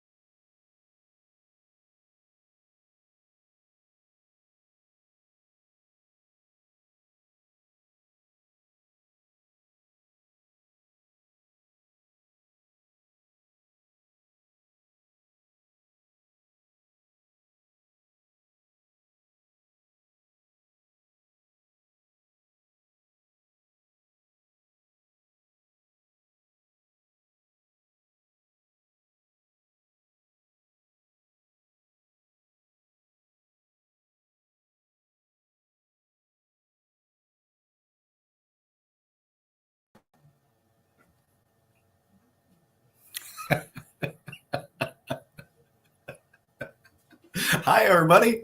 Hopefully you can hear me okay. I've muted my sound, but hopefully my audio is coming through okay.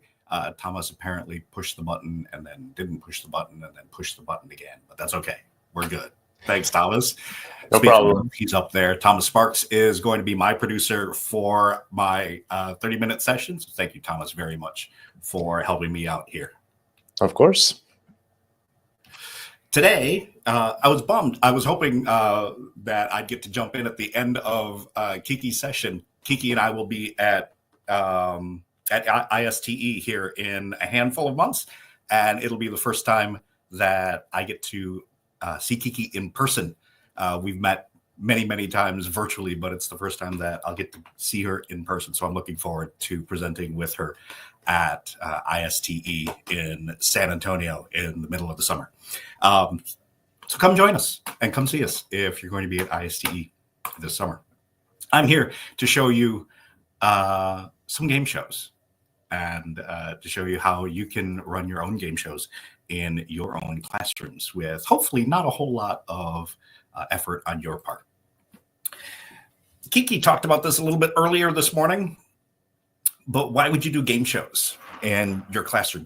And really, it's kind of the same idea as why you would do games, period, in your classroom. And partly, it's because game shows can be familiar. And so they're a shared experience for you and your students. And because they're familiar, they tend to have pretty easy rules that are easy to explain, particularly for kids who have never seen, say, the game show that you're planning on using in your classroom. It offers some friendly competition depending on how you structure your classroom for these activities. We'll show you some different ways to do that. They're great for reinforcing information. I used one game show in particular that you'll see here in a little bit in my classroom frequently. But I use a variety of them because they're great reinforcers. They're great ways to present material in a different way. So it gives your students a different set of hooks that they can latch onto for information. And again, depending on the structure for your classroom and what you want to accomplish, you can use these games either in a hosted mode where you have the entire class play together, or you can break them up into groups and you can have them play multiplayer in a variety of ways. We've seen multiplayer already today a few ways. You'll see it again here in a little bit. But enough of that. Let's play. So, Thomas, if you would, put the first bumper up, the A9 bumper, because our folks that are watching live, sorry for those of you on the recording, these links won't work for you, but for those of you watching live, 12 of our lucky visitors will be able to join me on stage live and play some game shows. So hop into a browser window and head to aka.ms/A9. That will take you to the multiplayer console for MakeCode Arcade. And while you're doing that, you'll need to sign in. You need to prove that you're a human so that you're not a robot playing our games. And while you're doing that, I'm going to queue up our first game show. You'll get a code, or you'll need a code in order to join me. And here's your first code. 591 Delta 2 Bravo. The first 3 people who who enter that code can join me on stage for this game.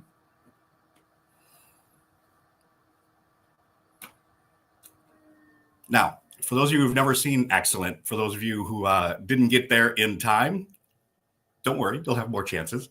For those of you who've never seen the multiplayer interface, this is me hosting a multiplayer session. I don't know who these 3 people are, and that's by intention. You can't share information. There's no chat, nothing like that. So the multiplayer interface is very safe. And it's also meant for you not to play games online, right? So it's not like Xbox Live or anything like that where you're playing with somebody long distance, even though that's what we're doing here. You need to have some sort of connection because you need to share codes or otherwise need to converse with the people with whom you're playing the game. All right, so I'm going to start this game. This is did I load the right one? Yeah, this is Quiz Show. You might be able to tell based on the color scheme what show this is based off of. I'll log in. The other 2 players, player 2 and player 3, go ahead and hit the A button in your online console, your makeshift console here on the screen. One more person, player 3. Push the A button. There you go. Here are your 6 categories for today. They're showing up on your screen. I'm going to shrink that window down. And we'll give you a little bit more room than that. You don't need to see my screen. You all can play while I'm loading another one. So I will hit the first category. I'll pick one at random, and away you all go. Have fun. A will buzz you in. All right, so let's get another one going.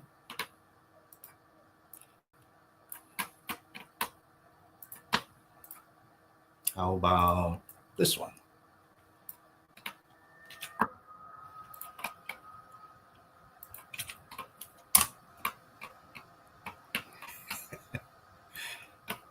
Somebody chimed in. Good job. Here's another code. Bravo 3 Niner Bravo Delta 1. This is a different game. Oh, you didn't get that one. All right. Here you go. Try that one. Bravo 3 Niner Bravo Delta 1. Come join me for this game. Hey. All right. 3 people join me. I'm paying attention to this first game just to make sure that I don't need to interact, but we should be good now that somebody got one right. Good job. All right, so here's another game. This one is called Secret Phrase. Again, by the color scheme, you might be able to figure out what game this is. Maybe. Press A to join us, player 2. All right. Away we go. Now, this one I actually do have to play a little bit when it's my turn, so I'll try and pay attention.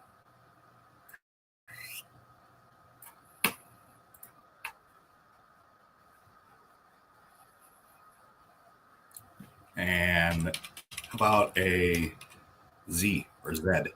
Oh, there's no Z. Player 2, take it away. All right, let's grab another one.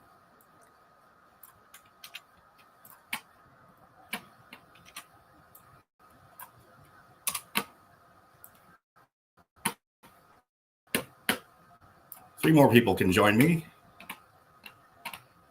4 Echo 2 5 Bravo Charlie. 4 Echo 2 5 Bravo Charlie. Come join me for a game of. I suppose I need to keep that one away, alive. I need to see that one. All right. Hey, excellent. Here we go. This is Quiz Show. So you get to play Quiz Show too. Go ahead and log in.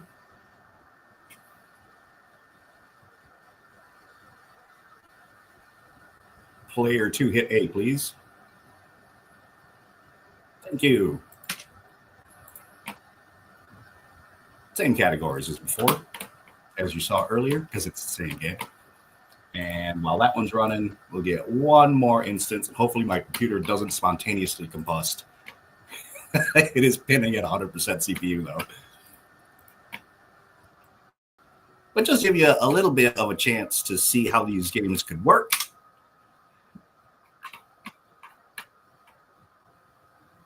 Anybody familiar with French cuisine? Go for it. Oh, good try.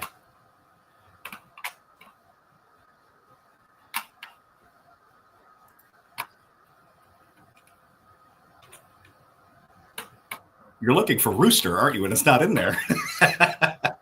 So for those of you who are wondering where I got these questions for the quiz show game, these are the questions from the very first episode of the current run of Jeopardy. So this is the set of questions from the 1984, the very first episode with Alex Trebek in 1984. So if they seem a little arcane, that's why. Ooh, that one's going to be hard. How about that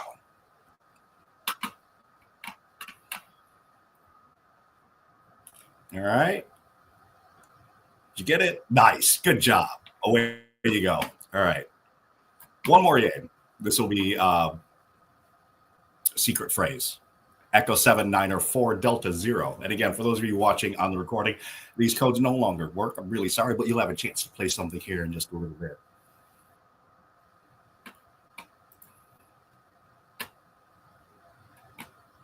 All right. Excellent.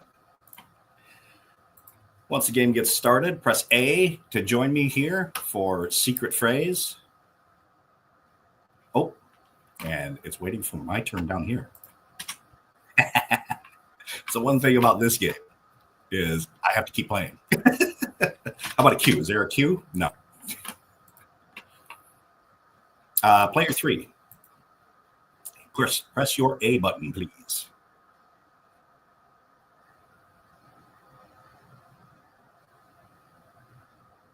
Thank you. All right, and then I'll speak. Now, for those of you who didn't get a chance to join me on stage here, that's okay.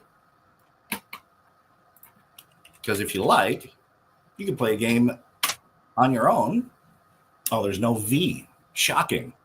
Thomas, if you would put up the other bumper with the other URL that heads to the forums, because it's another game that I'll talk about here in just a little bit. Thank you, sir. Head to the forum, which is forum.makecode.com, and search for What's My Word. And the game probably will look rather familiar to you for those of you who are familiar with word games and word games that were super popular like 5 years ago, I think, is when Wordle came out. So if you're familiar with Wordle, What's My Word is my take on Wordle. So these are, well, on your screen anyway, are two of the games that I've built for you all. And then the third game, What's My Word, is another game that I built for you all. And I'm showing these off to you, so that people can interact with each other in our live stream. And I hope you're having fun. You all are still playing, which is great. You're moving along really well too. But also to show you, to get you thinking about how you might use games like this in your own classroom for reinforcers. Ooh, somebody's solving up there in the brand new game. If you don't know what it is, you have to, you still have to enter letters all the way through. Oh, my turn. All right. So these folks are continuing to play and having a good time, which is excellent. And again, for those of you who are watching on the stream or weren't able to jump in with me on stage, hopefully you're playing Wordle, which is a fun game. But you might be thinking, how would I use that in a classroom?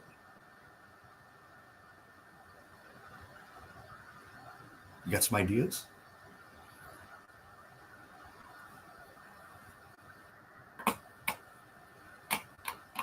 Oh, Thomas, I forgot to start my timer, so I have to keep looking at my watch now in order to make sure that I don't run over. I'll let you know if you're getting too close. Don't worry. To make sure that I'm not running over, and we're already halfway through my session, and I'm just getting warmed up. Oh, it's my turn.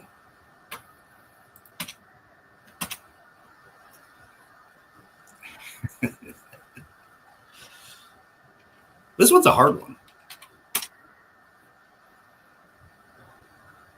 Nice job, everybody. Feel free to keep playing. I'm going to move you off of the live streams, and I'll try my best to pay attention to the secret phrase games. And when it's my turn, I'll try and advance it along. But hopefully, I don't think in the quiz show game, I don't think, now that I've relinquished control, I don't think I need to interact with those anymore. But I'll try to keep a close eye on you. But what I'd like to show you instead is this.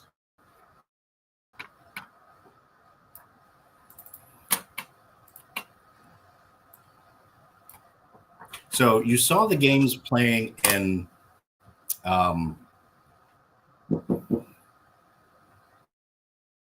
multiplayer mode, right? So you saw multiple people interacting, and it's my turn again.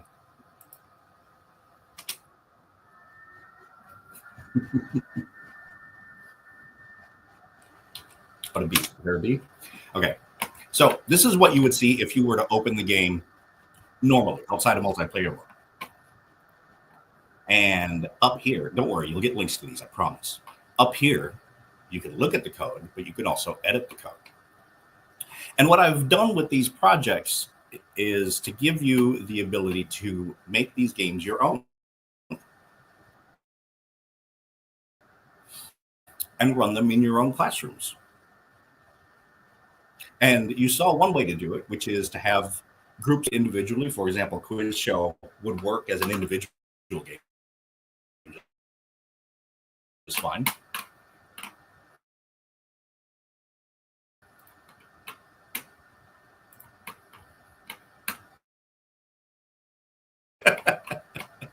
So this is what Quiz Show looks like.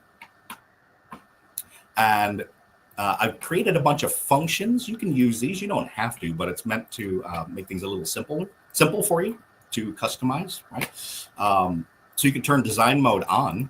And when you do, you can see what the quiz show will look like for your students. All right, so here's the first round, which is Jeopardy in the game show. Here's round 2, which is Double Jeopardy. And here's the final round, which is Final Jeopardy.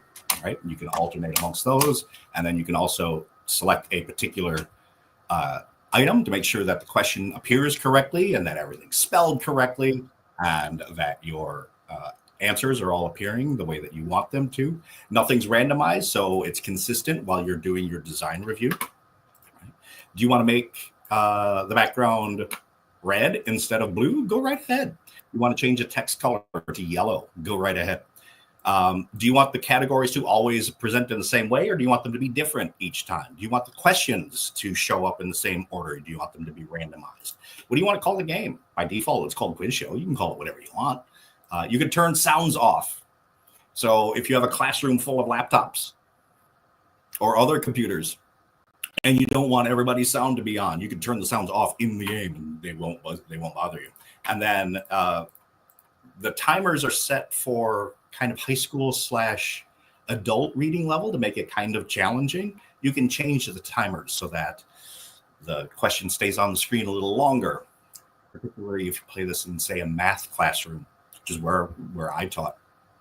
You may want to give the students a minute to work out a problem before they buzz in. All right? Or for younger players who need a little bit more time reading, change the timer. So that's some of the configuration options. There's a bunch more. There's some blocks over here to help you with that. Change the questions up. Write your own questions, please. Because most of your kids won't be able to answer questions that were written in 1984. So change the questions up. Do you need all 60 questions? Probably not. Don't use them all. Take some of the categories out if you want. The game works just fine with, say, 4 categories instead of all 6. I'm waiting for the simulator to refresh so that you can see that. All right, so there's 4 categories instead of 6. Don't need all 5 questions in a category?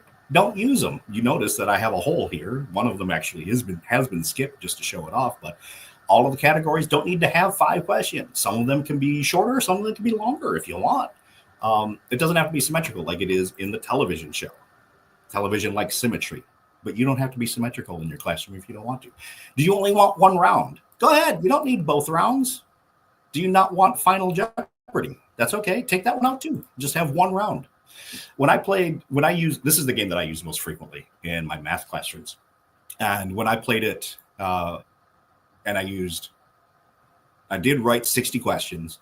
I did have 2 regular Jeopardy, Double Jeopardy, and Final Jeopardy. It took an entire hour. The game ran the entire hour, without doubt. Every single class period. They all ran an hour.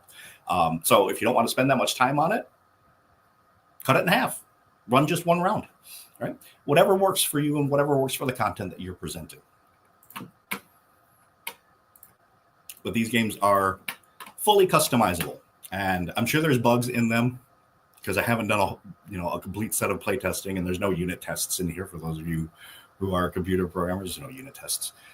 So who knows what bugs are in here? Hopefully they work just fine. They seem to while we were playing together, which was great. So that's quiz show. If I did this correctly, I can just do this and this, and I can show you similarly how secret phrase looks, which is Wheel of Fortune.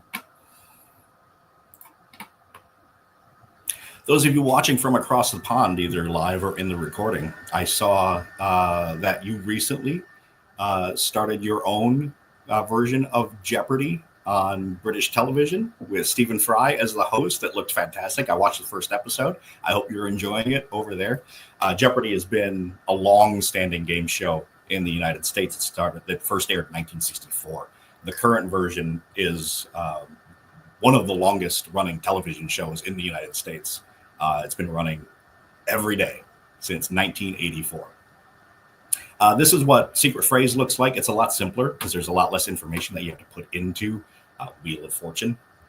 So you just add the puzzles that you want in the puzzle board.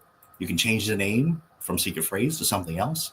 You can tell it how many puzzles to run in each game. It's randomized every time. So if you tell it to only run 5 puzzles, it will select 5 random puzzles in a random order from, say, well, there's 6 here loaded. So one of them doesn't get displayed during the game. Okay. And then each puzzle has a category. That's the thing that shows up on the top of your screen, along with the actual puzzle. And I'm now realizing that I'm showing you all the puzzles. So those of you who are still playing, you now know the answers to all of the puzzles that are in the game. So that's secret phrase. Super simple game show to put together, but still a fun one for kids to play, just because there's the randomness and playing with chance in this particular game. And then the last one is What's My Word? And I actually, very silly, forgot to grab a link. Give me just a second to find it. Now, oops. What's My Word, or Wordle, as it's more commonly known, is a great game for vocabulary building. The version that you will get soon will be very different from Wordle in that it won't be restricted to 5 letters. That's one of the ways that Wordle makes the game both appealing and also makes it a little easier to kind of solve in 6 turns, is because you know it's 5 letters long. The game that you'll be able to play and create will allow for multiple lengths of words. So it doesn't matter if your words are longer or shorter than 5 words or 5 letters, it'll work. But then also the students will be able to guess words that aren't exactly the same length, right? So if you have an 8-letter word for your science class that you're teaching, the students will be able to guess like a 5-letter word just to get some letters in so that they can use that to figure out what's going on with the 8-letter word.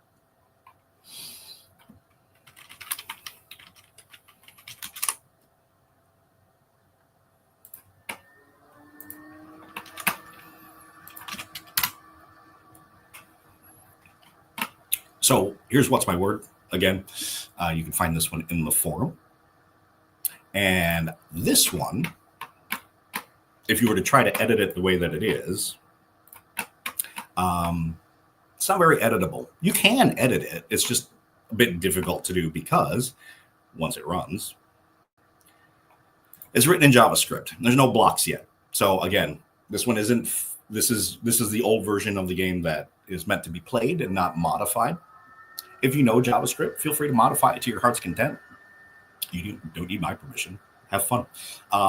You also could use it as a way to show off some cool little computer sciencey things for those of you who teach computer science. And this is taking forever to load, so I'll get it out of there. Because I talk about in this particular post and in a couple of other posts in the forum, I talk about bloom filters. That was one of the ways that it was introduced. The topic was introduced to me, or I was reminded of bloom filters, was as I was putting word lists together.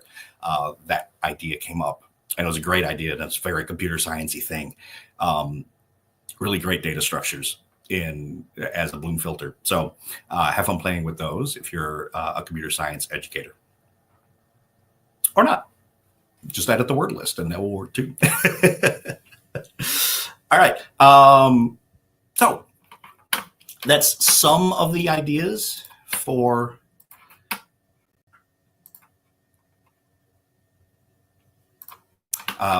using game shows in your classroom. Your secret word is host, H-O-S-T, for this particular session. So for those of you who are filling out the survey and collecting hours for your school district, your secret word for this session is host.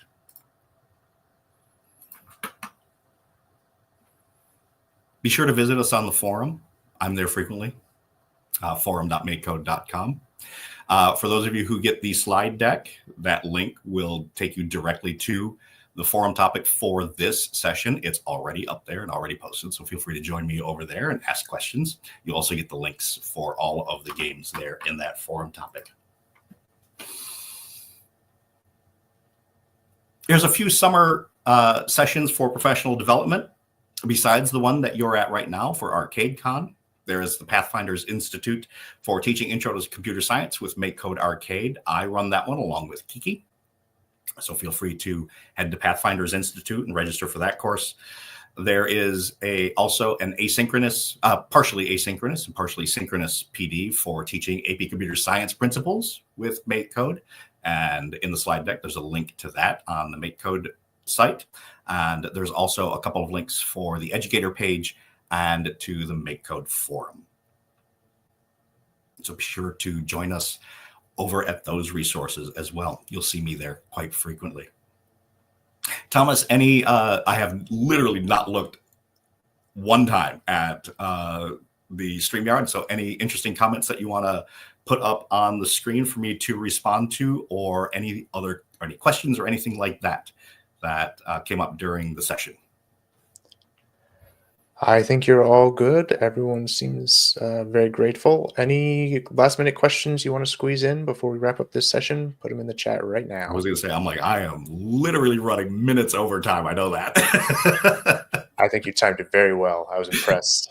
Thank you so much. It literally won it totally unscripted other than the 8 slides that I had to go off of. I'm so glad that so many of you joined me on stage to play those games. I hope you had a good time. I apologize for those of you who got stuck and were waiting for me because I actually did have to do a presentation too. So I'm glad that you joined me on stage. With that, I am going to, where can I find the game show extension? That's a great question.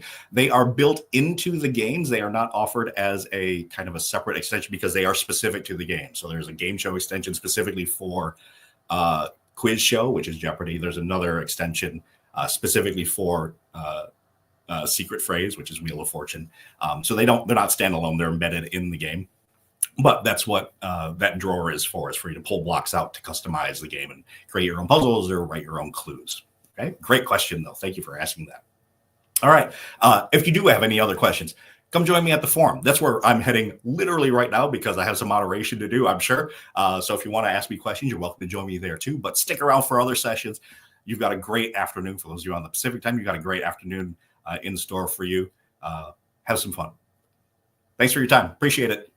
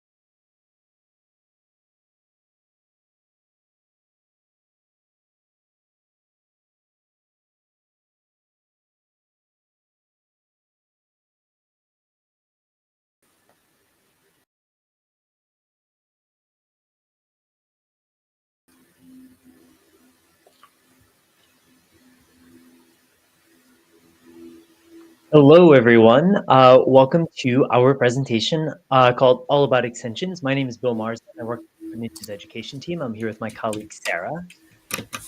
Hi, everyone. We're really excited to join you today, talking all about extensions today.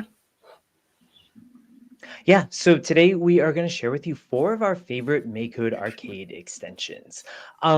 In case you don't know what extensions are, and that's totally okay, extensions are add-ons or plugins from MakeCode Arcade that create new categories of blocks or code in the toolbox. So it's really cool that you can visit this separate screen, explore all these different extensions that are possible, and then bring them into your code. And we're going to demonstrate what that looks like, and then demonstrate some of our favorite ones, as I said. Extensions are really great to be used to customize gameplay, add on different UI, UX features, and even add on some really cool special effects to your game. There's a bunch that have been created by the MakeCode Arcade team, but what's even cooler is that anyone can make an extension. You can share that extension and anyone can access it. And that is actually what Kiki is going to be talking about after our session today.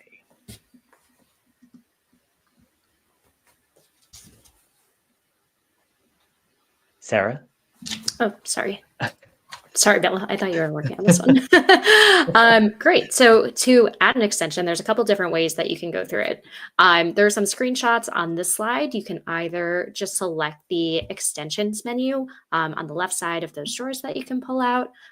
Alternatively, on the right side of the editor in the top right corner, there's that gear icon, which is the settings. And then you can click on extensions and it will open the same menu if you go through either of those methods. And then once you access that menu of extensions, you'll be able to scroll down to select different options. Alternatively, you can type in that search bar if there's a specific one that you're looking for. And again, Kiki will talk in the session following this one about how you can access custom extensions and create your own as well. All right, so as Bill mentioned, during our session today, we wanted to spend some time highlighting 4 of our favorite extensions that we've used in our curriculum at Code Ninjas. MakeCode Arcade has so many great extension options, but we really enjoy using the scroller, the status bar, the story, and the raycasting extensions. They really help bring what can be a simple project to life. We're going to discuss each extension in detail and showcase just a few blocks from each category that can be used to enhance a project. We'll have an example project that we'll share on the screen, as well as share with the link in the chat. There are some blocks that you can tinker with inside, so feel free to open that project link once we share it, or Bill is also going to demo it on the screen, so feel free to just watch along as well. All right. So the first extension that we wanted to showcase today is the scroller extension. This extension allows you to scroll or to loop through background images. And this is really helpful to create an animated scene in a project with relatively simple code. You can set the background image to only scroll in one direction, whether that's horizontally, vertically. You can set it to scroll at a given velocity, again, to kind of set which direction, how fast it's moving. And you can also set the scroll offset for the background image manually. Another cool part of this extension is that you can use it to create a parallax effect by scrolling multiple layers in a project at different speeds. In a moment, Bill is going to walk us through an example project where each background image is set to a specific layer. And then each layer scrolls at a different speed. So you'll see that this creates a really cool, just animated scene that, again, can just bring that project to life. There are a few other blocks that are included in the scroller extension, but here are just a few of our favorites. So with that, Bill, if you want to pull up the example project, and the link is on the screen, aka.ms/arcadecon-scroller, and you can pull it up at the same time if you're interested. Yeah, so I am going to leave this slide right here to go to that project. So I hope you did grab that link, but again, we'll make these links available. You'll be able to grab them later on. But we have this project that we sort of decomposed the extension code. And so you'll be able to see the extension code sort of like exploded out on the screen. And we're just going to sort of walk through and drag it back in and show you how it works and how we use it in some of the projects in our curriculum at Code Ninjas. Just as soon as this project opens. There we go.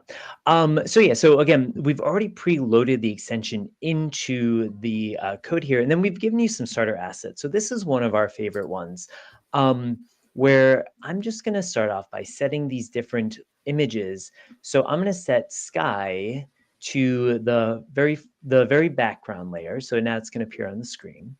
I am going to set the clouds to be a layer above.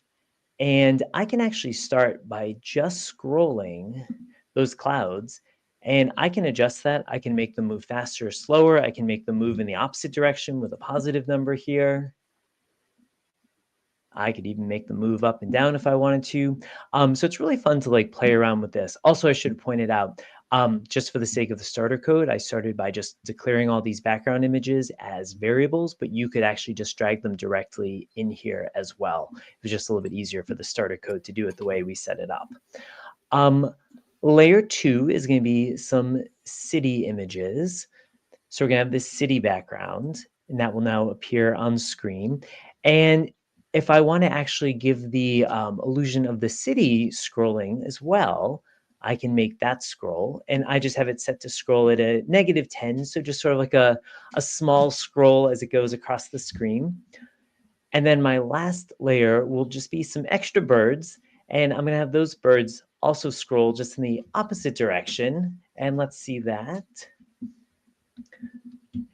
And we were envisioning this to be sort of like a Flappy Bird style game where the primary character here, the player character, can only move up and down, but it gives this illusion that it's behind birds and buildings and clouds that are all moving at different speeds, creating a really cool effect.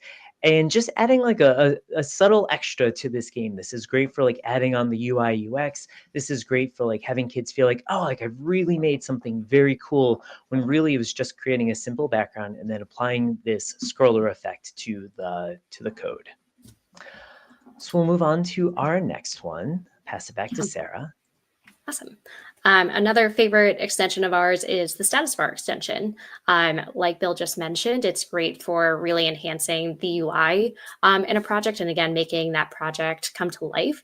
As the name mentions, it's useful for adding status bars to sprites in a project. These status bars can communicate a certain value as it increases or decreases in a project, such as a sprite's health status.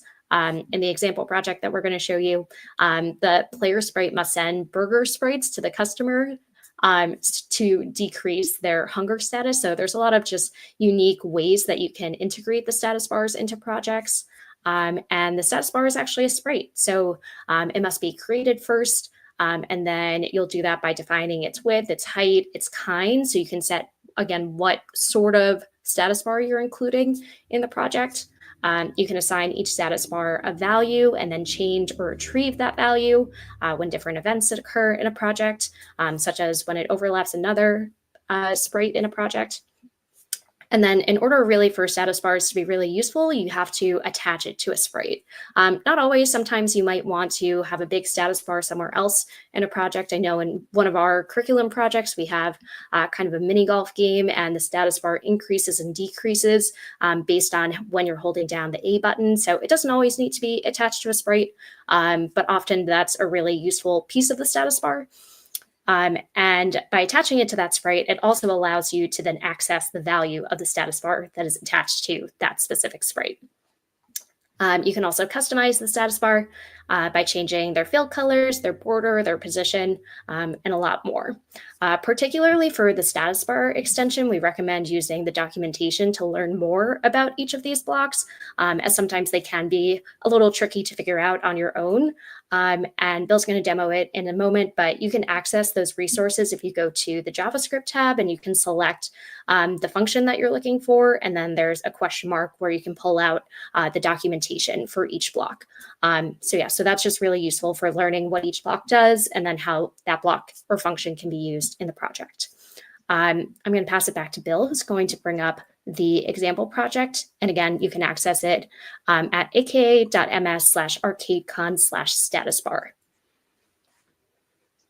Awesome. Give people a moment to get that, because thank you for adding that in the chat there, Ben. Yeah, you're definitely going to want to grab some of these projects. You're welcome to use any of these projects that you see here.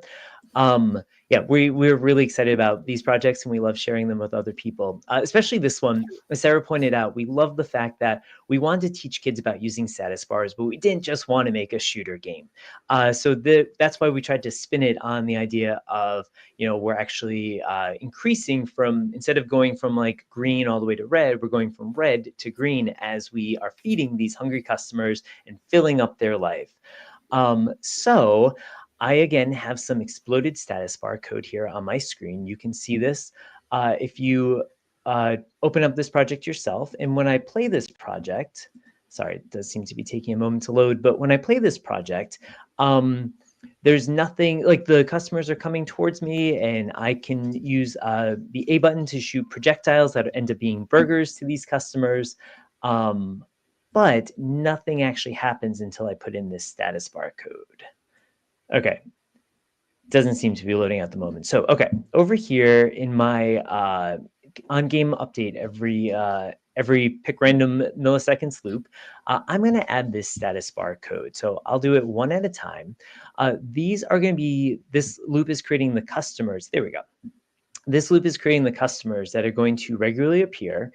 And so in this loop, I'm going to actually add this code that creates this status bar. So it's going to attach it to every single customer that appears. But first now, it's just only showing up there. I actually need to attach the status bar to the customer sprite. And now each customer who appears has that status bar. And I'm going to say that I want the status bar to the maximum to be anywhere from 2 to 5, just to keep the game interesting. So some customers are going to require 2 hamburgers, some 3, some 4, and some 5, just to keep the game interesting. And then the status bar is going to fill with red as, I'm sorry, the status bar starts off red, so it's filled red, and the background is green. So the status bar decreases as I feed these customers. But I still have to set the rest of that code up in this overlap loop here, where I have our unsprite of kind food, that's the burgers, overlaps the other sprite of kind customer. So the other sprite, the food sprite, is first being destroyed. But then I want to make sure that I'm changing the status bar of the other sprite by -1. And then I've also just created this code so that if the status bar actually reaches 0, to then destroy that customer sprite, change the score by 1, and play a sound. So now I should have a complete working status bar game where I feed my customers. Again, some take more burgers than others, and that's okay. But if they reach the counter, I do lose a life. Sarah had mentioned seeing that, seeing the documentation. So Sarah, you said we go to JavaScript for that. And when you go to status bar, this is the documentation you're talking about, correct, Sarah? Yes, and you should be able to, it's kind of small on my end, but you should be able to click that question mark. Yep. And then the tab will just pop up. And it's really useful for just learning about what the block does. Again, you can see it both in blocks and in JavaScript. It gives you an example of how you might use it. So it's just a really helpful reference as you're exploring new extensions and new blocks to you. Awesome. Thanks, Sarah. Let's pass it back to our next extension. Awesome. So like Bill mentioned, we really tried hard to create a variety of types of projects in our curriculum. We know that MakeCode is awesome for creating retro-style arcade games, but we really love the story extension because not only can you enhance those arcade games and add, a cutscene at the beginning of a project, but you can also create more story-driven projects. And so it just really allows for just that variety of types of projects to be created. The story extension allows you to display text on screen in a variety of ways. That might be coding a sprite to say a message, by printing the text to a specific coordinate, maybe within, a custom box, either at the bottom or a different part of your screen. You might customize the color of the text. There's a lot of ways to kind of personalize what that message is. Another useful block that we really like in the story extension is the move to XY block. If you're familiar with Scratch, one block that we often were missing was the, glide to this position block. And this is where it is. It's in the story extension. It's really useful if you're, again, using it as a cutscene, you know, at the beginning of a game and explaining the premise, and you want sprites to move to a specific spot, or again, just in whatever kind of story-driven project you're creating. And then lastly, the story extension is also great for incorporating user input into a project. You can create custom menus in a project that a user can select from, as you can see on the screen, and we'll show you in a moment. And then use the user's response to make a decision in the project. The example project that we're going to show you is really cool. We tried to make a choose your own adventure project, really emphasizing the use of these custom menus where users can select what scene they want to go to next. So yeah, you can do just so many great things with the story extension. But yeah, with that, we're going to jump over to the example project. Again, you can access it at aka.ms/arcadecon-story. And thank you, Ben, for dropping that in the chat as well. Awesome. When you get into the story project, it was much harder to explode the code, so I did leave it intact. But we can still take a look at those blocks that Sarah talked about. Sarah did reference probably one of our favorite blocks, which is the one that replicates the glide block. That is not actually used in this project, but we highly recommend you check it out, because when we did make the transition ourselves from scratch to using MakeCode Arcade, that was a block we were missing, and we pretty regularly hear people ask about that block. So we often recommend the story extension just for the use of that block.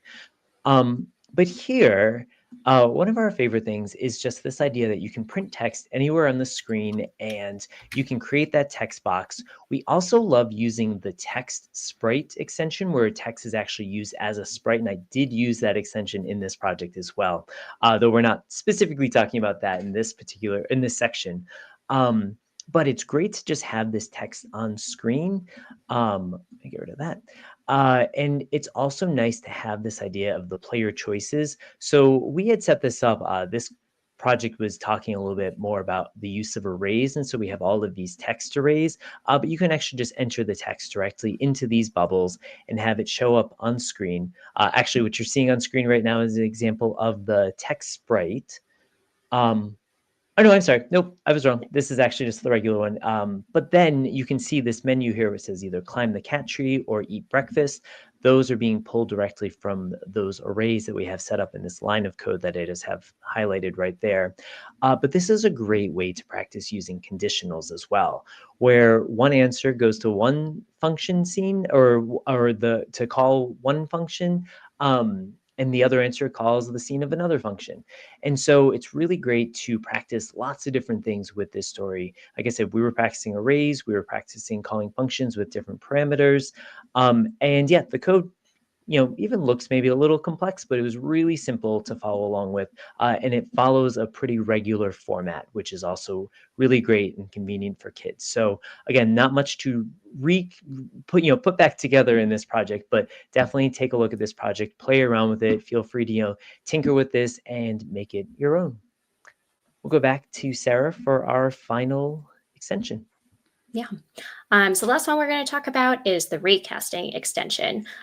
We think this one maybe has the most wow factor of all the extensions that we've talked about, but it's a great way to change the user's perspective in a project.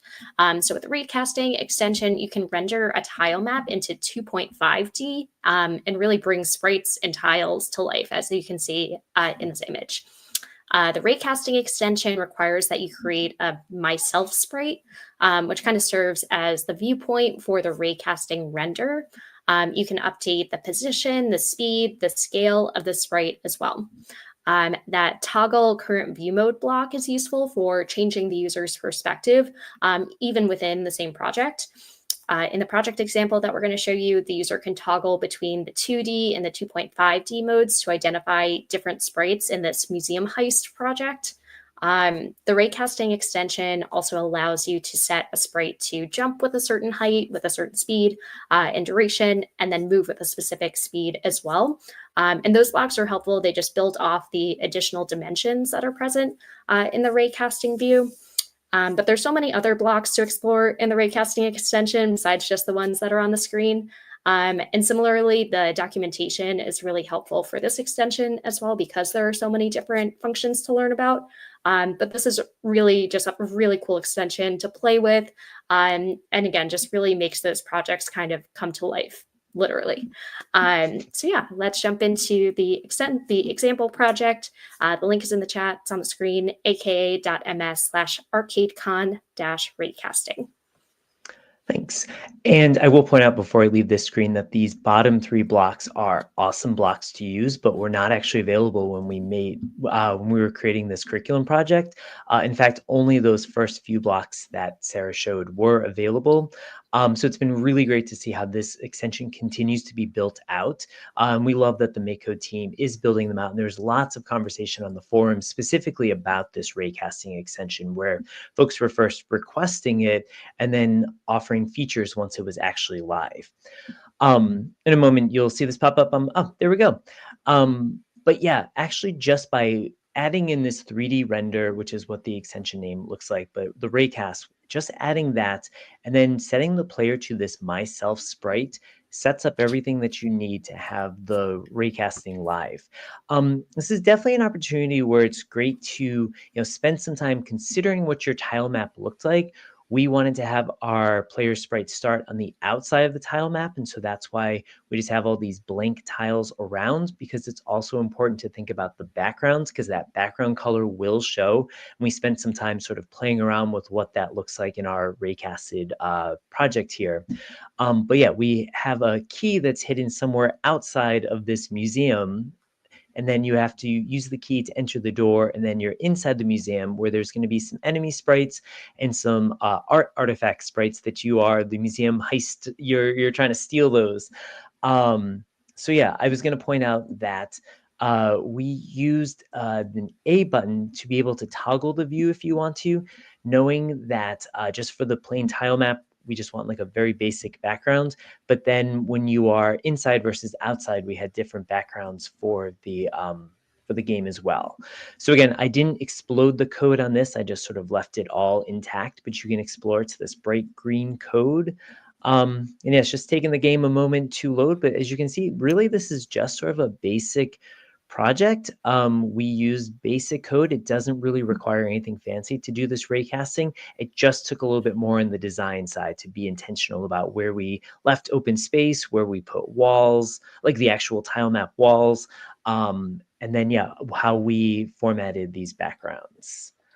Bill, I was going to say, while the project is loading, there's a comment in the chat that I agree. This extension is definitely a little bit more advanced. But Matthew says that some students download it and then decide they don't want it, and you can remove the extension in the JavaScript view. So I wonder if we want to show that quickly while the project is loading. Yeah, I'd be happy to show that. So once you go to Explore, I switched over to the JavaScript view. I should also make a plug that at 1:30, Sarah and I are talking about the transition from blocks to JavaScript and how powerful it is for kids to switch back and forth. But that's in another half hour.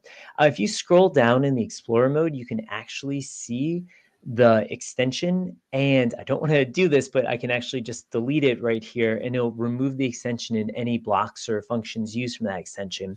Also, another good thing to do, and something I did when I was pulling up this project, is it's actually good to refresh the extension as well. I realized that the version of this project was using an older version of the raycasting extension, so before I made this link, I made sure to update the project. It does seem like maybe the project is loading. Awesome. So just to go in full screen, here is the outside of our museum, and you can see we have a backdrop that intentionally has like the night sky. There's the key right in front of me, but I made it so that if you press A, you can see what this tile map looks like. And I'm not sure if you can see, but that little teal square in the left corner, in the left side with the red directional arrow, that is the player sprite. That is that point of view. And so I can actually see where I'm going that way. But then if I hit A again, I can go back to navigating in raycasted mode. So let me grab that key. I got it. Let's go back to the museum entrance. I know we're running short on time, but let's get inside that museum. There we go. There's the entrance. And then let's Go inside, and here we go. I changed the backdrop again, so that way it looks more like the inside of a building and no longer the night sky. But I can see where my security guards are. I can see where the artifacts are that I'm trying to collect. Of course, it's so much more fun in raycasting mode. So yeah, this really was simple.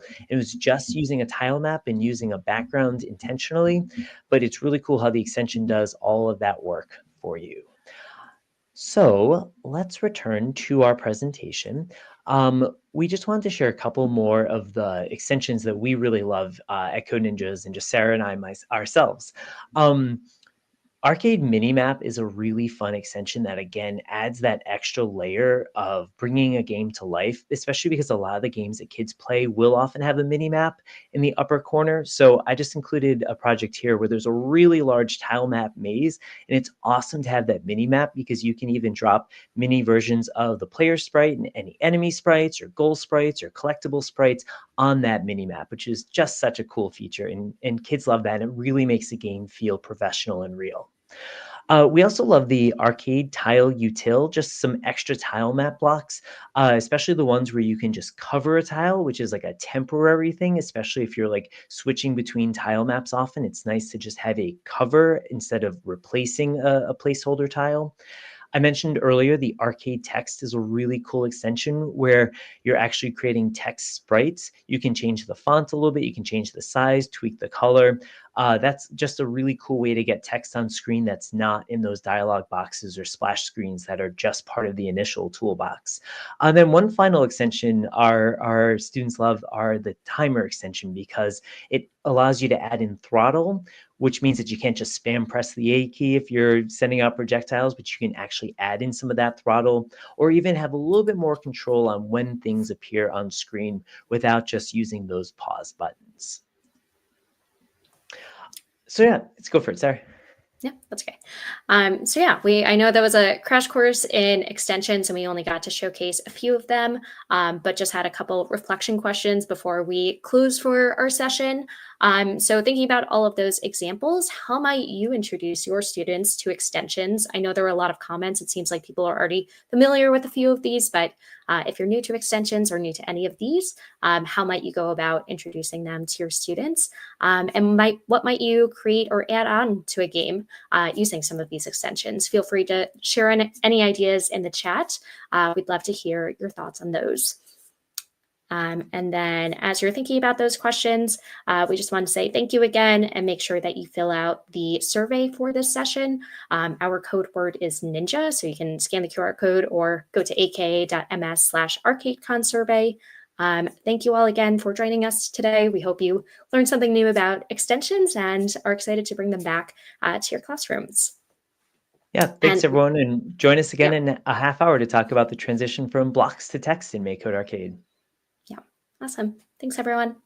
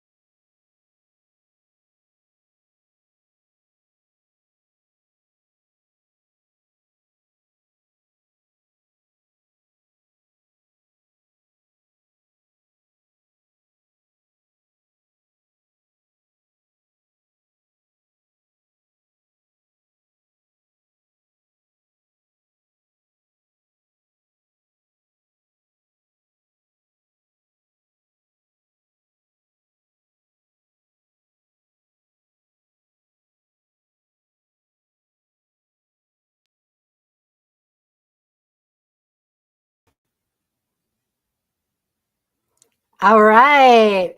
So we just got to hear about some of Bill and Sarah's favorite extensions. And now I was thinking it would be fun if we make some of our own. Is everybody ready? before, I mean, I got you already, and now I'm going to say, wait, before I do, I wanted to do another giveaway. So if you were here this morning, you got a giveaway of stickers. Yay. Everybody loves stickers. The stickers are at aka.ms/arcade stickers. Well, now we're going to give away some posters, and I have an example of our poster here. We had them all professionally designed.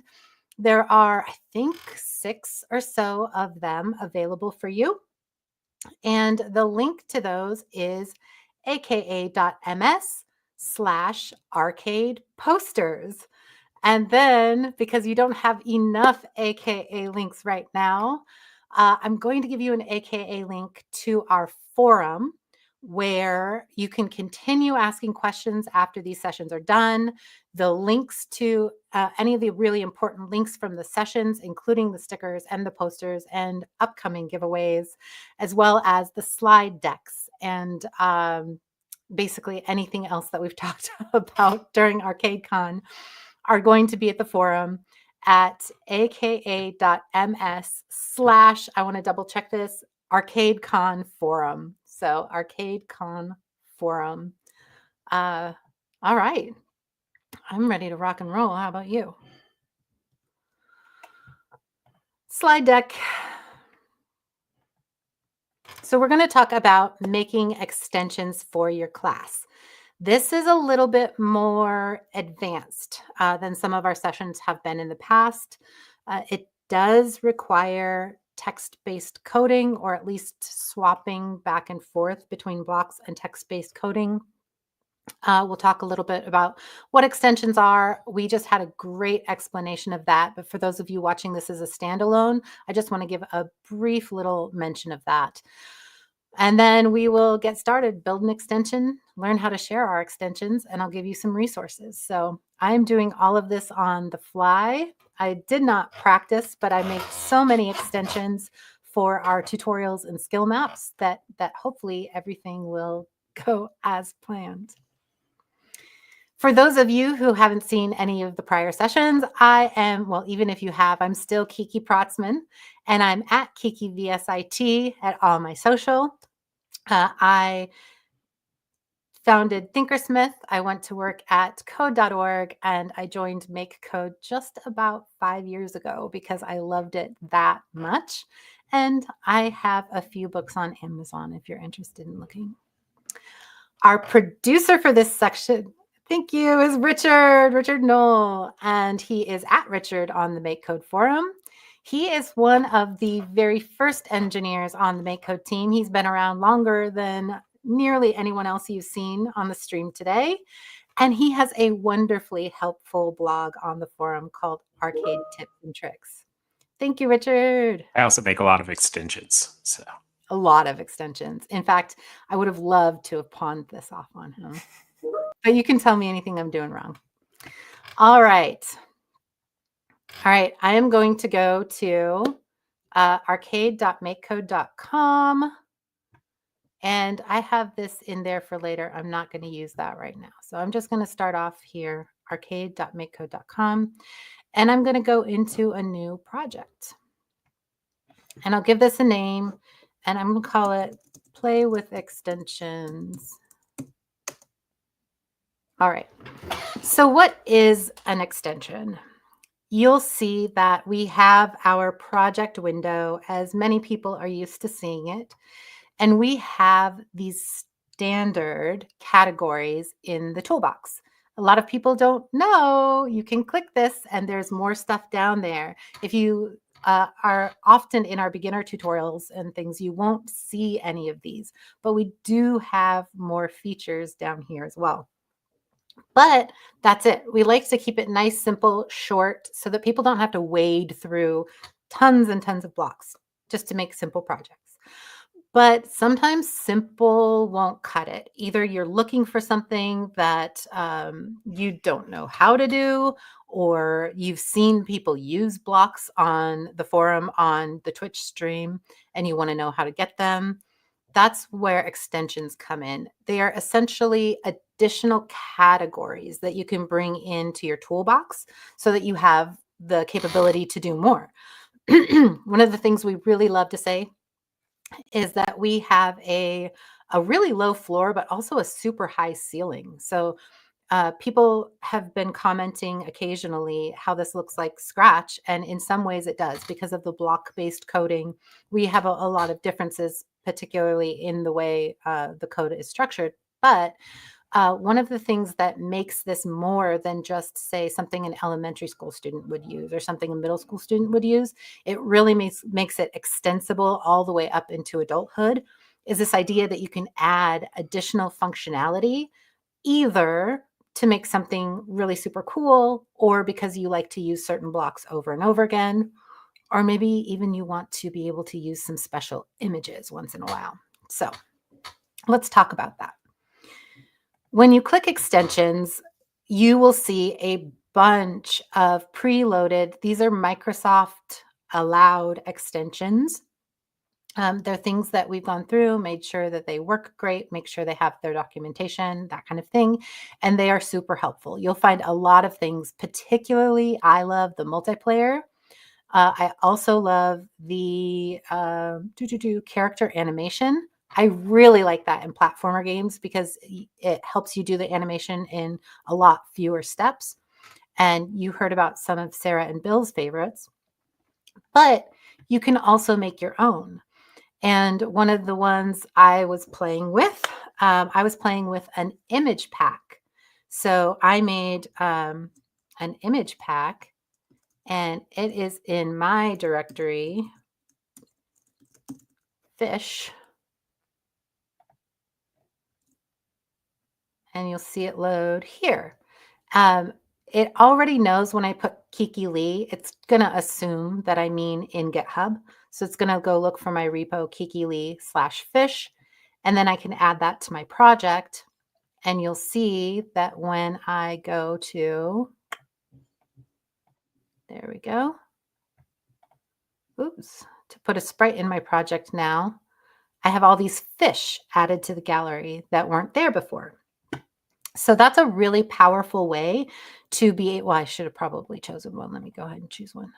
There we go. There. That's a powerful way to be able to let your students spend hours and hours creating images and not have it just be done when their project is done. They can continue using those images. They can take them with them from project to project, and they can make as many of these things as they want to. You'll also notice that in the custom tutorials and skill maps, we use this kind of thing quite a lot. We'll often give you extra sprites that relate to the skill maps that you're using that we don't have in our normal library. So what if we want to do more? What if we want to, maybe I'm an educator and I want my students to be able to build a pretty detailed game with not that many blocks.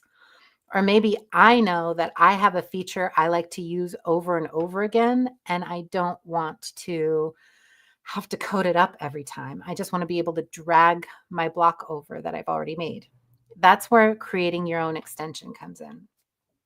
I'm going to start out doing this just in the workspace, in blocks, figure out what I want, and then I'll show you how I put it in an extension format. And then I'll show you a couple of ways that you can get your extension from here into your next project. All right, I'm going to go ahead and get rid of the fish. Sorry, fish. And let's see, what do I want to do? One of the things I find myself doing in multiplayer games, do I want to combine extensions and multiplayer games in the same workshop? I think I do.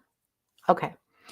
I find myself wanting to put the sprites in certain locations when I load them in. So I'm going to start with loading the multiplayer extension, which is right here because I think I'm going to need it.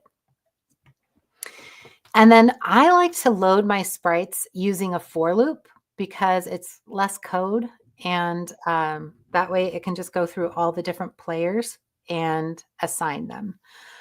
But there's not a really easy way to give them numerically give them a sprite costume, I guess you would say, the sprite image, just like this. So I'm going to need to pull in an array.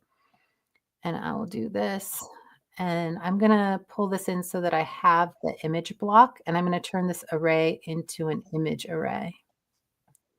And because using the for loop is most helpful when you have multiple, I'll go ahead and make this a 4-player game. And then that way this is going to be 0 to 3. So I'll have sprite 0, 1, 2, and 3 that I'm working with. Okay, so, and I'm thinking now this is probably going to need to be multiplayer. I'll get there when I get there. I'm going to put some fish in my array.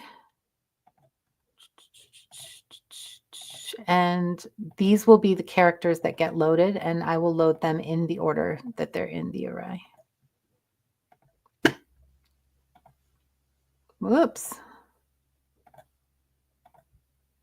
All right, let's use this lacy fish here.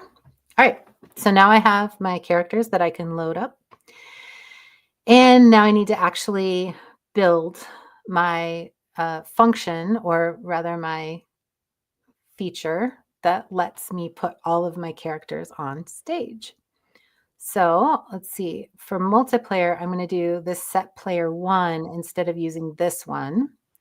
The issue is that this player 1 doesn't respond to these. So I'm going to have to grab a field here that I can pull in the index so that it will be player 1, player 2, player 3, player 4.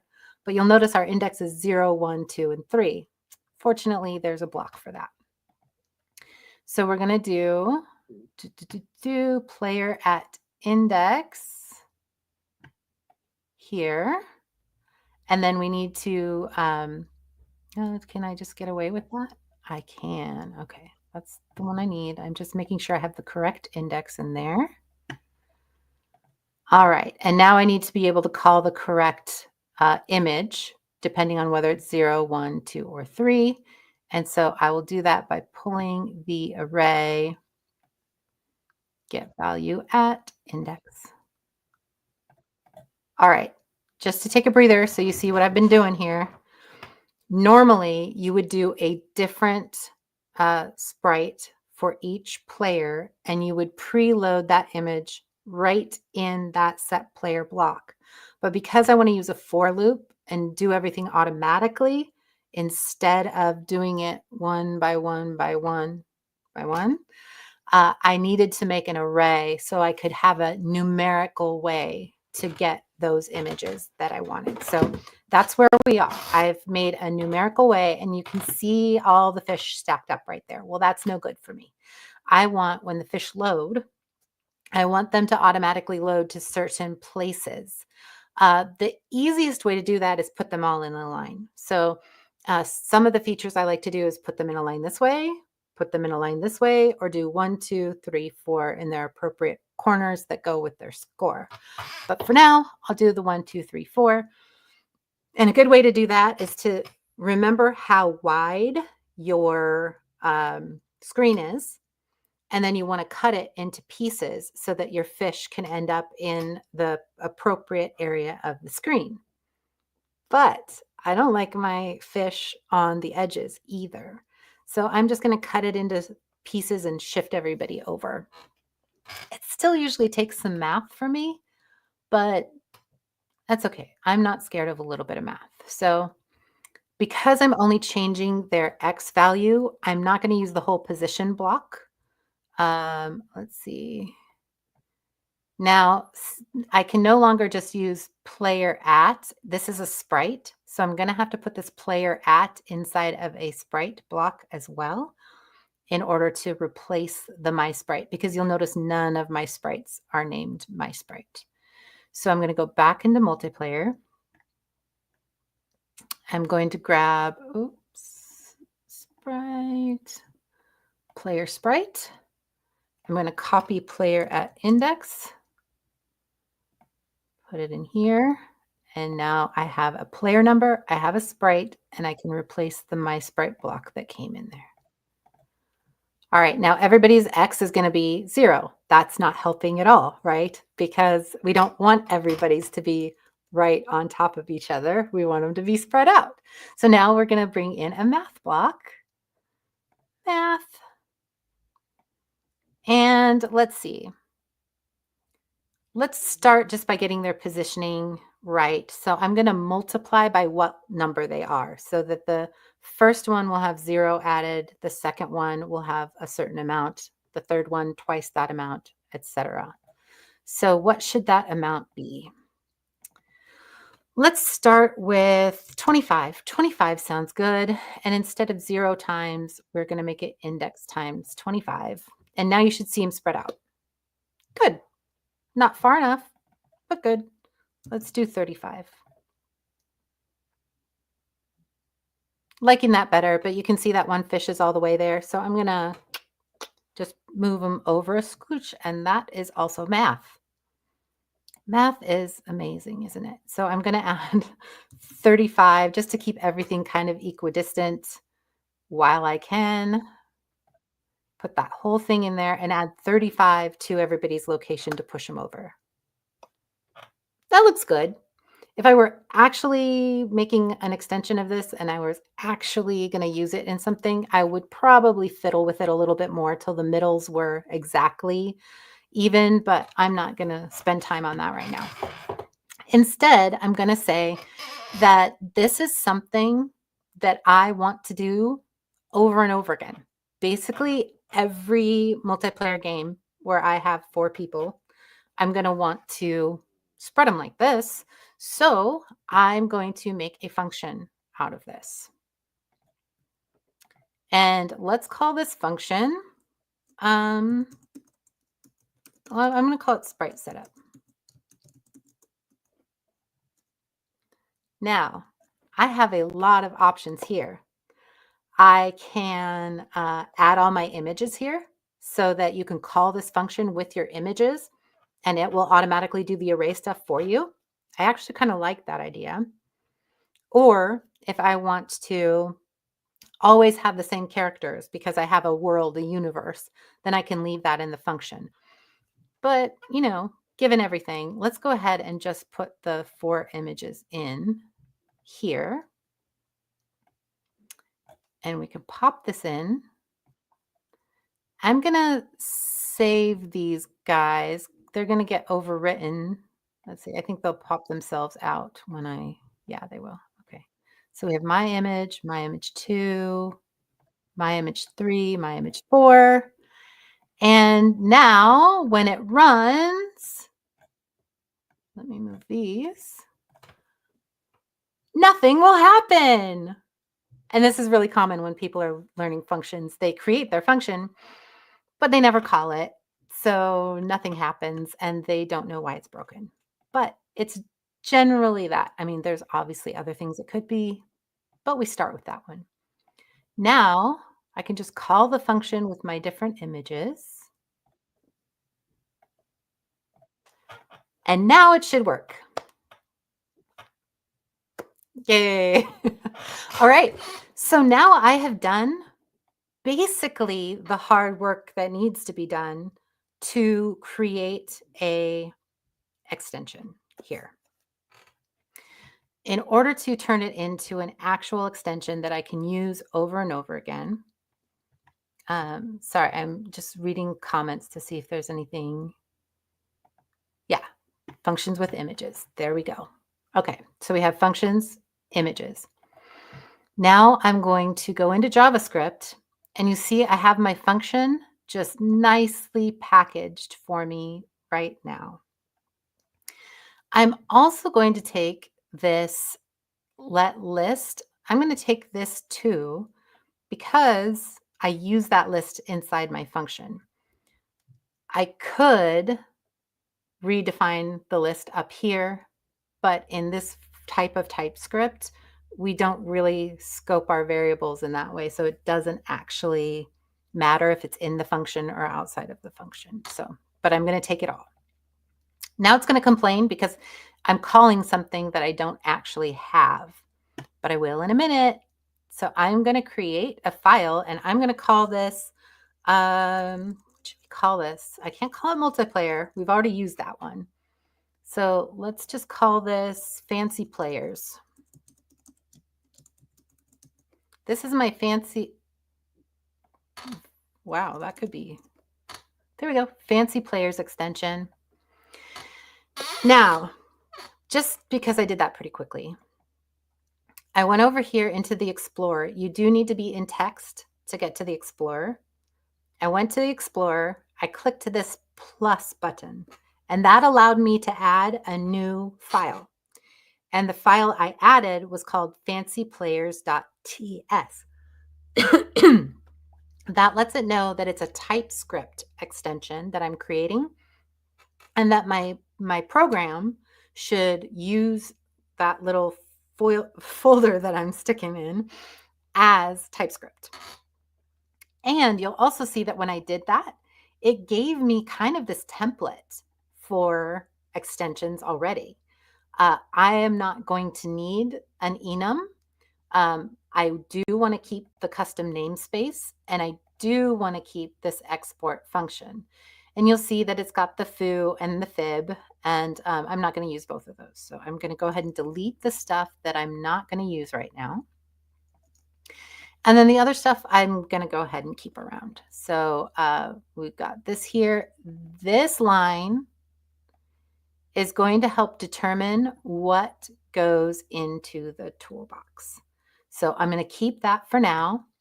And for my namespace, I'm just going to call it the same thing, fancy players. And then I'm going to take my function that I copied and paste all of that. And I'm putting this declaration for the variable inside of fancy players. The reason that I'm making sure to do that, because it would work if I didn't, but this is now basically fancyplayers.list. So it won't collide if someone decides to use list in their main game there. All right. So now I'm exporting my function sprite setup. But even though I now have a sprite setup function here, you'll notice that my program is still complaining. That's because when I gave this code a namespace, that namespace now needs to be to precede the function name so that it knows where to go to grab that. So I'm going to take my fancy players. I'm going to go back into my main. And then I'm going to do this fancy players dot sprite setup, and you'll notice that it stopped complaining. I am copying this text because I was around in the day back even before logins, back in the very beginning, where if you lost something, you were just in a bad place. You just had to live with it. So I got in the habit of copying everything before I switched from JavaScript back to blocks. But now we have version history. We have stuff saved in the cloud, so it's not as big of a deal, but still. All right, pop over the blocks. Oops, what did I? Oh, I didn't give my stuff a name. Okay, so it works. Yay. But the block doesn't look pretty, and it's not, and fancy players is there. But oh well, okay. So it does look pretty. I just thank you, Richard. Hi, Kiki. Hi. So this is specifically because you are using images as the type in your block. So images are kind of a special type in Arcade. When you use them, they get converted to a dropdown like this. In order to make them not a dropdown and instead be a block that you can slot something into, if you go back to your block definition, first delete this though from your, yeah. All right, let's go back into the block definition. Okay, so you're going to add some more comment annotations that are going to, for each of these types, or for each of these parameters, you're going to want to do my image, whatever number, dot shadow equals. Yes. So we'll do the there we go, my image dot shadow equals. And then for the block type, because it's an image, you want to add, I'm looking it up right now. Give me 1 second. It's not catchy. Like, it's not super memorable. So yeah, it is screen underscore image underscore picker. we want the screen image picker. So I have done this now for one. I'm gonna risk flipping over to see what it looks like and show you that difference. I might copy and paste the rest, but we're running out of time. I really do want to show you how to now use this in other projects. So Richard, feel free to stay on, help me out here. Just in case. Okay, so we're here. I'm going to go back into the JavaScript and it's empty, which is fine because it's only one block. I'm going to pull it back out anyway. Go into blocks. And you're going to have to, so there you go. Yeah, now I need to grab an image so that I can put the image in there. And you'll notice the one I did now works the way we intended. It works the way Richard intended. And the other ones still work the old way. So we know we have this issue. We're going to go back and forth several times with this. So to share this now, you could go into JavaScript, copy everything in here, send it to someone, have them copy everything, and they can now use that in their project. Or something that's quick and dirty, but also can cause problems sometimes, is you just make sure your project is empty and you have your code back in your folder here. And then you grab the share link. And we've talked about how this can cause problems sometimes, especially if you're using tile maps. So maybe don't do this one if you're using tile maps yet. Anyway. Okay, so we'll do that one. And then you go into extensions. This isn't going to work here because it's the same project, but you add that link as the extension and it will pull in all the code. Keep in mind, it's not just pulling in that little library. It's pulling in all the code. So if you actually wrote stuff in the main, it'll pull that in too. So this one does cause problems. Now, I didn't actually add that. But the thing that you can do that is actually the recommended way to bring extensions back and forth, and Richard, correct me if I'm wrong, is to publish this to GitHub. So I'm going to click this little GitHub button. If you have not already signed in with GitHub, it will ask you to sign in, and you'll do your sign in, you'll do your auth, and then it'll start by asking you your repo name and a description. And I'm going to say extension for player, and then click go ahead. And now it's going to make my repo in the back. It won't automatically be ready to go because you still have to create a release. And when you create a release, it makes it, it lets the public be able to see where you are.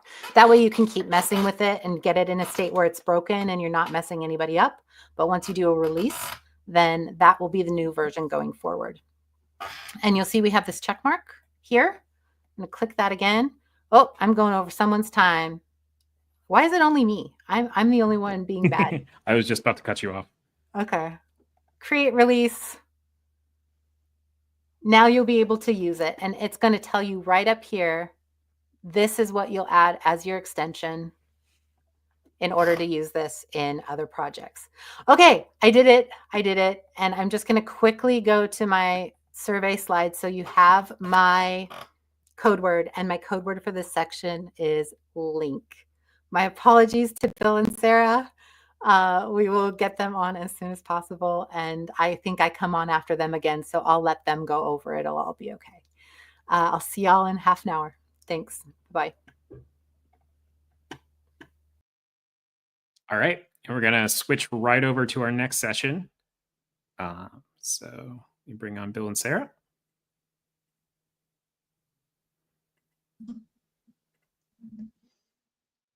Hello again. Awesome. Hi, everyone. We're back. Now we're going to be talking about transitioning from blocks to text in MakeCode Arcade. If you just joined us, my name is Sarah, and I'm joined by Bill. And we work for Code Ninjas on the education team. And we're responsible for creating the content for just all the students in our franchise locations across 3 countries. So we've got quite a big population. And we've used MakeCode Arcade to develop our core curriculum. And one of the reasons that we chose to use MakeCode is because of its feature of how it so seamlessly converts code in blocks, and you can transfer that code into JavaScript text. And also during our writing process, we worked with several team members, and many of us came from more of an education background rather than a computer science background. And so we didn't already have this JavaScript background at all. And so as we were writing the curriculum, a lot of us were going through the same process that many of your students might be going through of we've kind of dabbled coding in blocks, coding a variety of projects, building that foundation through blocks, and then figuring out how to transfer that knowledge into text. We're going to be primarily talking about JavaScript today, but as many of you know, you can also transfer code into Python. But we just wanted to share that to kind of give some context of what we'll be talking about today. I'm going to pass it back to Bill, if you want to go to the next slide. Great, thanks, Sarah. So MakeCode Arcade provides a smooth and beginner-friendly pathway for transitioning from block-based coding to text-based coding. Oops. There we go. And so it's really cool that it offers both JavaScript and Python. There's great reasons for using both of those different languages. At Code Ninjas, we do prefer to use JavaScript. That's just what a lot of our curriculum has been written in the past, but it's awesome that kids have that option. And that flexibility makes it an excellent tool for scaffolding students' understanding. So yeah, starting with the visual blocks, help kids grasp those foundational computer science concepts, and then moving on to the more advanced syntax of text-based code once they already understand those computer science concepts. That switch between block syntax, views, and the MakeCode Arcade editor, to do so, you want to begin by creating a project in blocks, and you can see that on the left side of the screen. And then along the top of the editor, you can actually select JavaScript and then click on that arrow to see the dropdown, and that's where you can also select from Python, and then the project will just automatically convert your code. It's really cool to see that happen, and today what we're going to talk about are some of those nuances and interesting things that occur when you do transition a project from blocks to text and then back. So Sarah and I are going to talk about that. On the next slide, we're actually going to share a link with you so you can follow along with us. We're not going to be doing any live coding today. We have lots of screenshots and things, but you can do some live coding by grabbing the link on this on the top of this slide, and even do what I just said, which Sarah's about to walk you through too as well. Awesome, Bill. So like Bill said, the example project, if you want to tinker or just look through some of the example code with us, is at the top of the slide. It's aka.ms/arcadecon-blocks to text. We'll be walking through those examples, and all of those code blocks are present in the project. But to get started, we just wanted you to kind of take a second and start to identify some similarities, some differences, some nuances that Bill just mentioned between the code in blocks versus the code in JavaScript. So on the left side of the screen, again, you'll see that code in blocks. It's the same exact code on the JavaScript side, but just take a second and share some ideas in the chat. What are some similarities that you notice? What are some differences? And what do you wonder about these two views? So take a second, and we'd love to hear just some of your initial thoughts, just looking at these two images just kind of side by side in this project.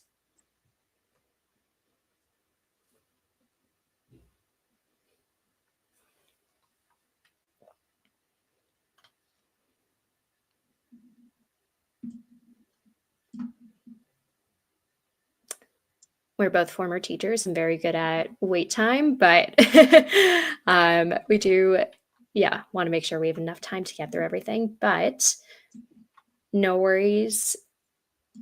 Oh, awesome. Yeah. So Mine Art Book says simplify and complex. Sprites are objects, says Dawn. Yeah, the left side, right. is very visual. The blocks are easy to understand. The text is a bit more complex. Don said sprites are objects on the JavaScript side. Awesome. All right. Well, if others have more ideas, feel free to continue popping those in the chat. Matthew says, I always find it interesting that the order in JavaScript doesn't usually match the blocks. Absolutely. We're going to talk more about that as well. Daksha says blocks are easy on the eyes. For sure. You can really see how much easier it is, especially for young kids, to get started with the visual display of the blocks before they even get into, reading this complex text, especially if we're thinking about maybe upper elementary students. You can see how much easier the blocks are as they're, still they've learned to read, but, are not maybe proficient readers yet. And then once they're ready, they're able to kind of graduate, I think someone said earlier, into the more advanced text-based code. Alrighty, thank you everyone for sharing. I'm going to pass it back to Bill. Awesome. So we are going to jump right in by taking a look at a single function, a pretty common function that kids might use in both blocks and JavaScript in their projects.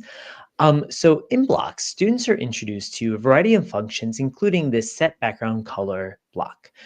They can customize those functions using parameters that have visual graphic tools, such as this drop-down menu to visually select a color that assigns the background color. MakeCode Arcade offers those 16 color choices, and each color choice is actually assigned in each color is assigned a unique color in the paint editor. When customizing the background color in JavaScript, users will still have to add a color parameter, but instead of just selecting the color from that dropdown, they actually have to select a number. So already we're seeing that it's really easy for kids to get started in blocks and takes a little bit more practice to get started in JavaScript. So it's really helpful if they are already familiar with that idea of dragging in the block, clicking on that gray bubble and seeing that color palette pop up. It then makes it easier when you explain like, okay, well now you just have to think of the numbers for each of those colors and input that as a parameter. Yeah. So this transition from blocks into JavaScript also gives students access to a wider range of functions and parameters for their projects. So for example, in these screenshots, we have the sprite say block, which makes sprite say a message on screen. In the blocks editor, it has just 3 parameters. You can specify the message that's going to be shared, how long it appears on screen, and whether or not the text is animated. So if it appears 1 letter at a time on screen. When you go to the JavaScript editor, and as students add those parameters within the parentheses, a pop-up guide that's shown at the bottom of the slide will appear. We call that the code completion tool, and it will reveal additional options. So not only do you have those 3 parameters, but you also have the option to set the text color and the text box color. And it just gives students a greater creative control and flexibility in their code. And they can see, we got started in blocks, we had a few options. Now that we're in JavaScript, we have even more options. And not only is it just these parameters, but they're actually additional functions that are only available in JavaScript. At Code Ninjas, we endearingly call them secret menu options that are only accessible if you, type the dot operator and can find them within that pop-up window as well. On the flip side, if you want to go to the next slide, Bill. So if you're going, one great feature of the MakeCode Arcade editor is that not only can you convert code from blocks into JavaScript, but you can go both directions. You can convert code that's already in JavaScript back into blocks. But because of this, if you've used a function or parameter that's only available in blocks, what does it look like, that's only available in JavaScript, what does it look like when you flip back to blocks? And so at the bottom of the screenshot, you can see that gray block. Notice how the JavaScript text is preserved. It doesn't have the drop-down menus that are usually available in blocks. And so it's not editable in this form. You'd have to go back to the JavaScript editor to edit and change any of those parameters. If you deleted the text color and the text box color and then converted it back to blocks, it would resume the normal functionality. But this is just, again, one of those nuances that students will encounter, especially if they're in this transition and kind of toggling back and forth between blocks and JavaScript and testing out new functions and parameters. They might notice some of these gray blocks appear. The project will run totally normally. They'll just need to go back to the JavaScript editor to make any other changes. And before I leave this slide, I want to point out that we still have that link for the starter code project that's along the top there. And that's the same link. We're just using one project. And you can actually try these things out for yourself if you haven't already experienced them. All of the code that you need is exploded, as we like to say. It means like the blocks are just out in the editor area, but they're not actually plugged into an onStart loop or one of the other containers. But yeah, try this out. We highly recommend. Put that say text block into the onStart, toggle to JavaScript, play with some of those advanced parameters that are only available in the JavaScript, and flip back to see this for yourself. Because again, we're not doing the live coding here, but please do follow along and experience that, and then share what you find in the chat as well. So yeah, the next thing that I want to talk about was the idea of events and what these container blocks look like in JavaScript. So what's really cool about blocks is that you have this container or C block, which visually shows that the code blocks inside of the container will run when that event occurs. As students transition to text, it's really important to point out where that container exists. And you can see that highlighted in yellow on the code part of the screen up ahead.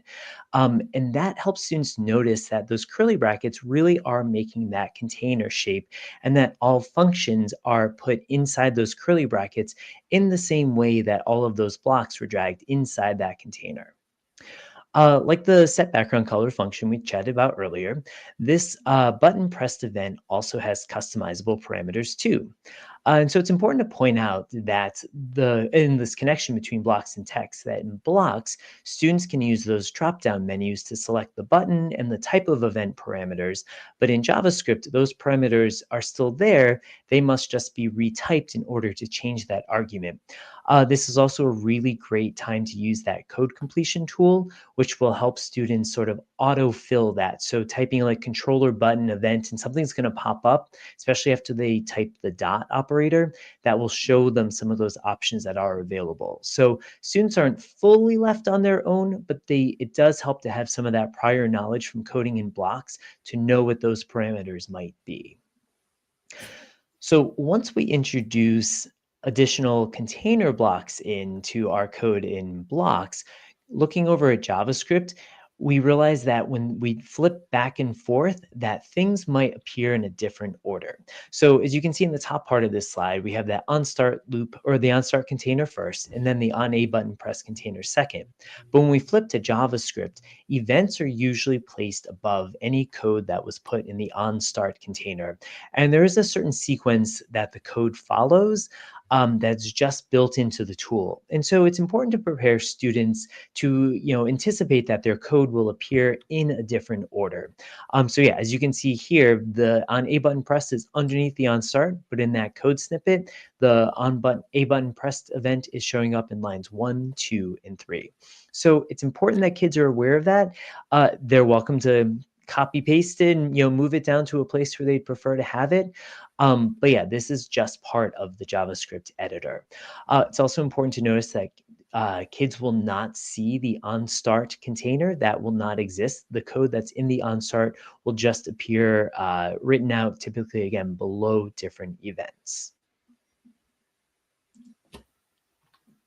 Yeah. And so like all of these examples that we've mentioned, but starting in the blocks editor just really helps students kind of grasp these complex computer science concepts, especially in a more approachable way. For example, if we're looking at the repeat loop as shown on the slide, in blocks, it looks really simple. You have that simple container block. You have one parameter that sets how many times the loop runs. You can drag those blocks into the loop. And yeah, you can easily just change how frequently the loop runs. When you switch to the JavaScript editor, you can see how much more advanced it becomes. The repeat loops are translated into for loops, and they have 3 expressions. one to initialize the variable, one to set the loop condition, and one to update the variable. And you can just see just how much more of a text load that is for students to read through. And so at first, the syntax might feel pretty overwhelming. And so just having that solid understanding of repeat loops in blocks provides that helpful foundation, especially if you're introducing what this looks like in JavaScript. It's helpful to go back to blocks and saying, when we were in blocks, here's what the repeat loop looked like. What do you notice as we go into JavaScript? Where do you notice if we set the loop to repeat 4 times, where does that appear in the for loop? And so as students become more comfortable, for loops in JavaScript also allow for more flexibility. So now that we know what it looks like in both contexts, instead of just using numbers, students can also use Booleans or variables and other conditions, and just expand the way that these loops and events can be controlled and customized. So we think it's all about just kind of easing this transition, again, showing those similarities, those differences, showing the connections and how, the same code can be run in blocks versus JavaScript, but then also expanding and saying, wow, like when we're working in JavaScript, it really just opens up new opportunities for us to personalize and continue customizing the code in a project. Same is also very true of using arrays and array functions. In fact, again, encourage you to open up that starter project. This code that you see on screen here is already in the coding area, and you can just remove the other code from the onStart and drag this code in, and even encourage you to try out some of the other array functions because this is really a key feature of this switch between blocks and text, because the blocks editor makes it easy for students to explore arrays and their functions, because each array block clearly describes the action. For example, it says, add this value to the end of this array, or remove the first value from this list. Unfortunately, that is not the same for the actual array functions in JavaScript, because when you switch to JavaScript, those actions are represented by function names like push and shift, which over time students will begin to understand, but initially those names are not intuitive. And so it can be really helpful for students to be able to switch back and forth to the blocks editor to remind themselves about what each of those array functions actually does in more plain language. That back and forth reinforces understanding while giving students a bridge between visual and text-based coding. Again, highly recommend, if you have not already played with that, to drag in just a bunch of those array functions, switch to JavaScript, see what they're named. Also, Sarah mentioned earlier, we refer to them as the secret menu options. There's a lot of additional array functions available in the code completion tool that you can find in Access that you might not be able to find in blocks. So it's also good to explore that and notice what is possible. Yeah, arrays especially are something that's can be complex for students to understand, especially if they're a little bit younger. And so having that transition between blocks and JavaScript just makes it that much easier and that much more accessible. Before we go on to this last example, I saw a comment from Geldrick. I hope I'm pronouncing that correctly. They say blocks means the students will never experience a syntax error. And Don says, if you try hard enough, you can have syntax errors. But I totally agree. They will not have the typical syntax error where they, don't add a space in some place or forget to add a semicolon. But syntax still matters. We still talk about sequence. We still talk about where you're placing different things. We're talking about when you define a sprite and then add sprite or blocks related to that sprite below it. So it's still there. It just is not necessarily the typical definition of syntax that you're thinking about when you go to text. But having that background, that foundational understanding in blocks just frees up that kind of cognitive load so that you do have more space to think about the syntax when you go back to text-based code. Alrighty, so one last example that we wanted to talk about when transitioning from blocks to text is how you can create custom sprite kinds in a project. And these are used to group sprites of the same type in a project. This is really useful. As you can see in the screenshot, MakeCode provides 4 different default sprite options, which are player, projectile, food, and enemy. Those are really useful if you want to create a new custom sprite kind. So let's say we want to create a goal sprite kind in our project. In the blocks editor, this is super easy to do. You can select that drop down and then just select add a new kind, and then type in your new custom sprite kind name, and then press OK, and it will automatically create that new sprite kind in your project.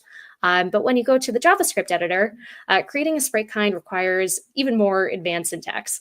Students need to access the sprite kind namespace and write a line of code to define the new kind. So again, when we're thinking about beginners, that can feel like a really big step to do something relatively simple and relatively common in a project. And so to support this transition, students can use the blocks editor to easily create their sprite kinds, their custom sprite kinds. And then once they've done that, they can toggle back to the JavaScript editor, notice how that code is written, again, looking for those similarities, those differences, how they can view the same exact code. It's doing the same exact function in blocks versus JavaScript. To help them bridge their understanding as they build their confidence with text-based coding. And again, I know there's a comment again about putting these into maybe classroom posters. I feel like this would be a really great thing to have as a classroom poster. It's just a reminder of how you can create a custom sprite kind, because this is a super common thing that can happen in a project. And this text is a bit more advanced. Even for us, I feel like I always need to go back to an old project and see how we added this. But I think just having that toggle easily available just makes this transition much easier. So yeah, there are lots of little things you'll notice as you kind of introduce this to your students. There are lots of nuances between blocks and JavaScript. And it's okay. It's good that students are, discovering these things on their own, but anything that you can do to kind of support this transition, helping them notice the similarities and the differences between the code is great. Alrighty. Thanks. And to the person who asked about making them classroom posters, we did provide these slide decks to the MakeCode team, and I believe they are sharing them out. So you are welcome to grab any of this and print any of this or share this with your students. Please do, and then we would even love to know how you're using this, because this is such an important topic, and I think some people are sort of nervous to switch over to text because it is a little bit daunting, especially if you are new to coding. And as Sarah said at the top of the presentation, both of us aren't, computer scientists and don't have that background. We are educators who got into coding through teaching kids to code. So it's really cool to explore these things and even explore them with your students. And we even know that there's some additional things we could add to this presentation about that transition from blocks to text, because there are just so many nuances to pick out. But yeah, we want to highlight some of the important ones. And we hope, this is useful for you and your students.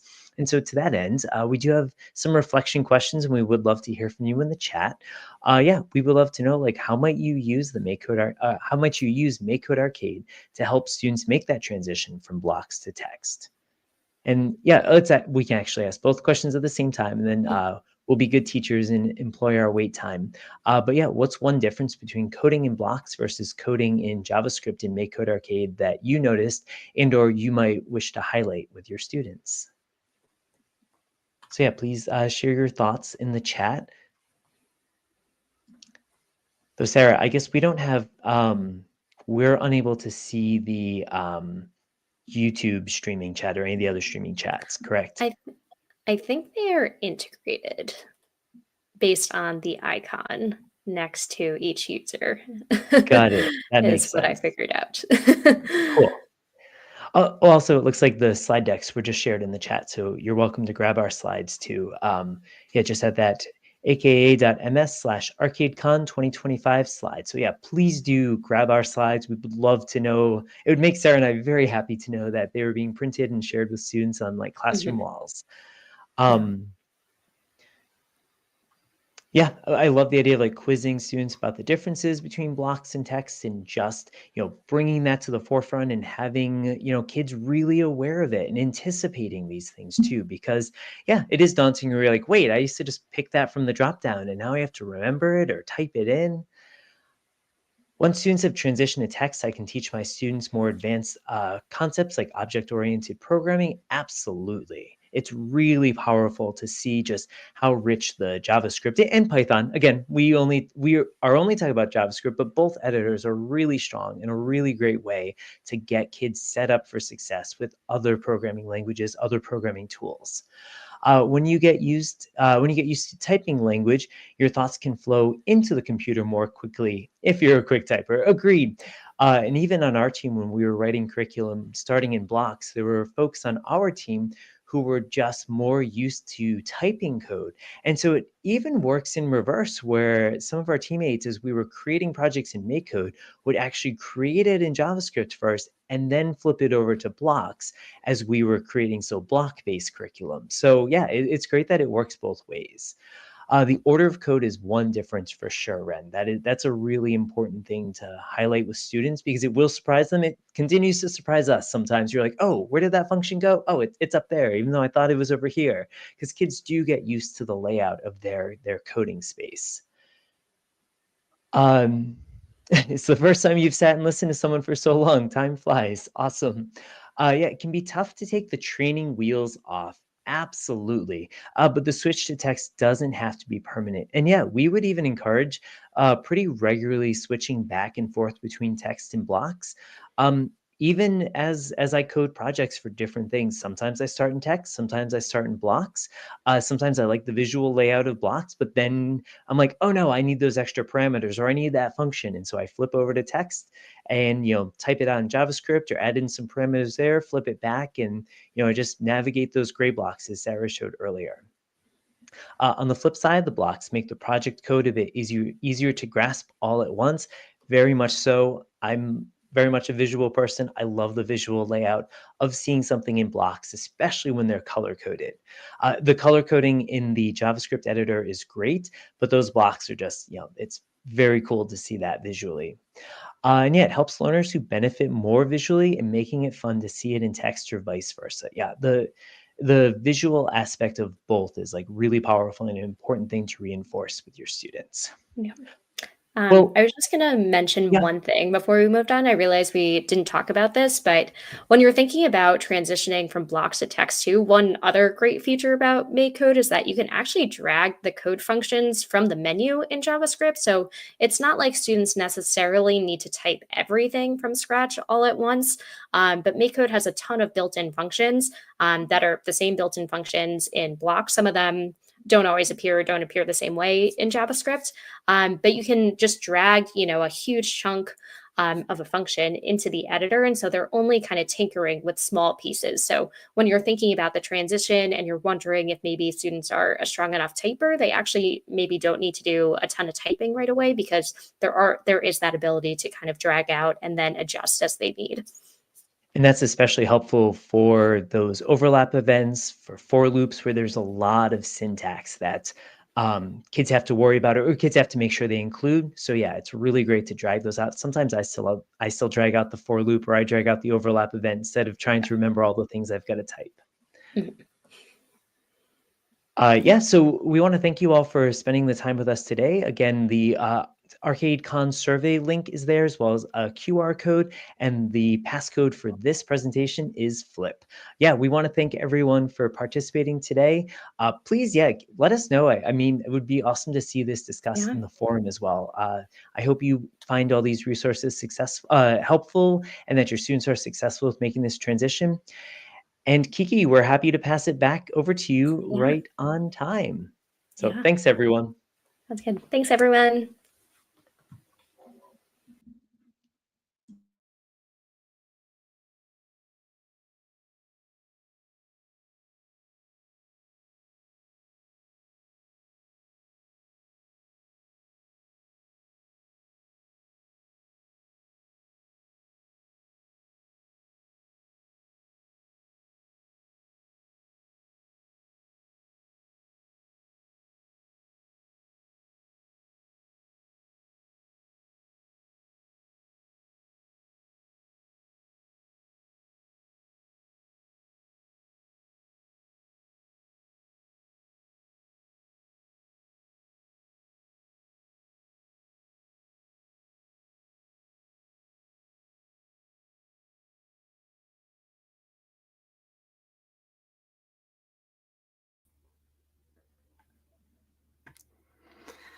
All right. Everybody having fun so far? We have had a couple of great giveaways, a bunch of amazing presentations. We've learned how to collaborate, use extensions, flip from blocks to text. It has been an amazing day so far, and I'm ready to keep the party rolling. So let's do another giveaway. And this one is going to be, let's see, actually, I think this is a good time to do our worksheet giveaway. So we have a word search that we have just created. Now this is, I'm going to call it in beta. This lesson is in beta stage. I'm putting this in the chat. It is aka.ms/arcade word search. And the reason I'm not showing you yet on screen is because I will get to it in a minute. It is part of our new Friday Funday activities. So this session is going to be full of top secret projects, things that are either brand new or upcoming for your classroom. I'm really looking forward to this one. Hi, I'm Kiki Protzman at Kiki VSIT on pretty much all social media. I have been in the CS education space for a very long time. I started with my own nonprofit and moved into code.org, where I worked for several years before moving to MakeCode in 2020. And I love it here, and I love all the MakeCode products. And that's why we're here doing ArcadeCon for you today, because there's just so much to share. My producer for this session is, again, Richard. Thank you, Richard. I always feel just a little more comfortable with Richard when Richard has my back. So I already shared that he has arcade tips and tricks on the forum, but he also leads the Twitch live stream 3 days a week. We still call it the Twitch live stream, but really it's now live streaming on Facebook and YouTube also. So catch it wherever you want to catch it. Anything else you want to say, Richard? I like pigeons. I like turtles. Okay, so we're talking Friday Fun Day today. What is Friday Fun Day? What do we have to offer? And how can we maybe enhance those? Because I finished so much yesterday, we might not actually get into the multiplayer and kiosk here. I'm going to save it for delighters. And then coming soon might be is now here. So let's take a look, shall we? What is Friday Fun Day? Oh, well, wow, I didn't make a slide for that. That's okay. What is Friday Fun Day? Friday Fun Day is this idea that sometimes you have one of those days that you just don't want to prep anything for. It could be the Friday right before a holiday. It could be the first snow of the year that kids still have to come to school.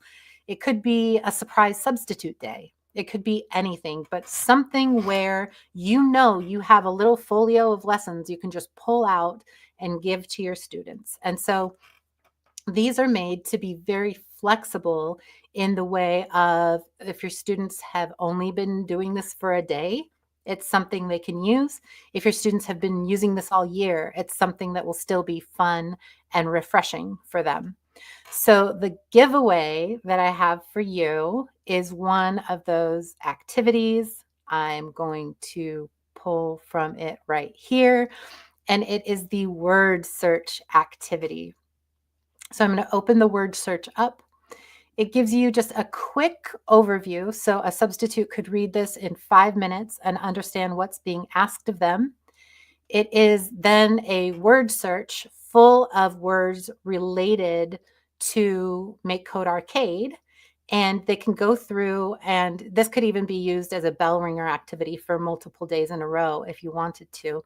They'll go through and find all of the words related to arcade, but then they need to think or discover how the words are connected. Some of them, like let's say debug or sprite, are pretty obvious, but maybe confetti isn't. And they need to figure out where each of those words came from.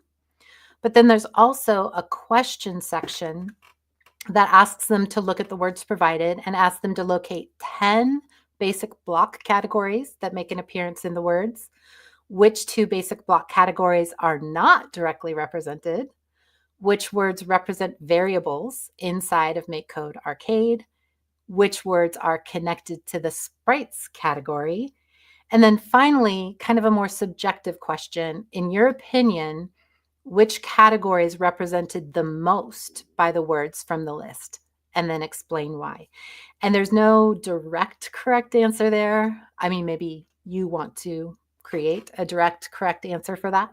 But what it's going to do is challenge the students to browse and look and see if they can figure out what's going on. All right. So that is one of our latest Friday Fun Day activities, something super easy to pull out of a folder and pass out to the class.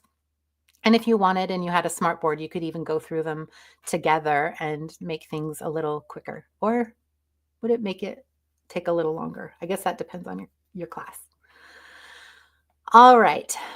The next Friday Fun Day activity that I want to talk about is actually lots of activities. It is the ability to take basically any of our step-by-step tutorials and skill maps and turn them into a last-minute activity. So what I've done is we'll go back to the Friday Fun Day folder, and we're going to look at the skill maps activity. We now have a skill map one-pager. Just make sure that's showing up good. Okay, looks good. The skill map one-pager is actually 2 pages, but it could be front and back. We're still calling it a one-pager. And it gives you a little overview, a purpose of the activity, the goals for the activity. It gives you a QR code so that you can get some additional help on the forum. Seriously, don't sleep on the forum. You can go into the educators lounge, ask other educators questions about how do you teach this? What would you do if you were trying to teach this? What's your favorite lesson? Educators are so helpful, and some of them have done quite a lot of work to create lessons that they are happy to share. So yes, we have that there. And then it talks about just how to guide the students in a skill map or tutorial. It encourages you to go in and choose one together and then get it started, shows you kind of how to navigate through the skill map, which we did a session on earlier. All of the sessions will be posted on the Educator YouTube channel as soon as we get them sliced up. And then talks about kind of the level of each of them. So Full of Stories and Whack-the-Mole are sort of that basic level. The next up would be Talent Show, Save the Dinos, Burst in Balloons, Turkey Day, et cetera, et cetera. Save the Galaxy, Monster Truck Racer, Sparks Flying, Shark Splash, 80s Rockstar Maze come next. And then some of the most difficult that we have in that in those tracks are Save the Forest, Code and Adventure, and the Jungle Jump platformer. And they aren't all difficult because the actual coding is difficult. Sometimes it's because they're very long or use larger words. Yeah, and then just gives an overview of what each of these things is. And that should be a great kickoff, even if you get a substitute who's never taught computer science before. This should give them kind of everything they need to be able to come here, choose any one of these, and go through with the students. We have some great help also on the educators page. So if you go to arcade.makecode.com/educators, hey, have you considered registering for ArcadeCon? It's happening now. So here are some educator resources that can help as well. So if you've chosen one of the skill maps or tutorials and there's some bugs happening, well, for skill maps, that's pretty easy because you can go into the lesson resources for the teacher, the lesson overview, and there's all the keys there. But some of the tutorials, you don't know how to get to them quickly. You don't know what the answer key is. So we've put that all together for you in the quick links. It does scroll a little ways because it's kind of a wide table. But for example, let's take one of the tutorials that's not a skill map. 100 days. So how many of you celebrate the 100 days of school? Anybody? Let me know in the chat if you do 100 days of school with your classroom. We have a tutorial for that. It's a beginner tutorial, 100 days. You learn how to put 100 things scrolling across the screen, and you really get to see how many 100 is. It's really fun. But where do you find it? We don't really represent it very well on the main homepage. The link for it is generally fairly long, as many of our tutorial and skill map links are. But we have an AKA link, a short link for it, or as I call it, a quick link here for it. But you wouldn't know that if you didn't have access to this. So if you love sending your students directly to a specific tutorial, directly to a specific skill map, definitely bookmark the educators page and take a look at these quick links.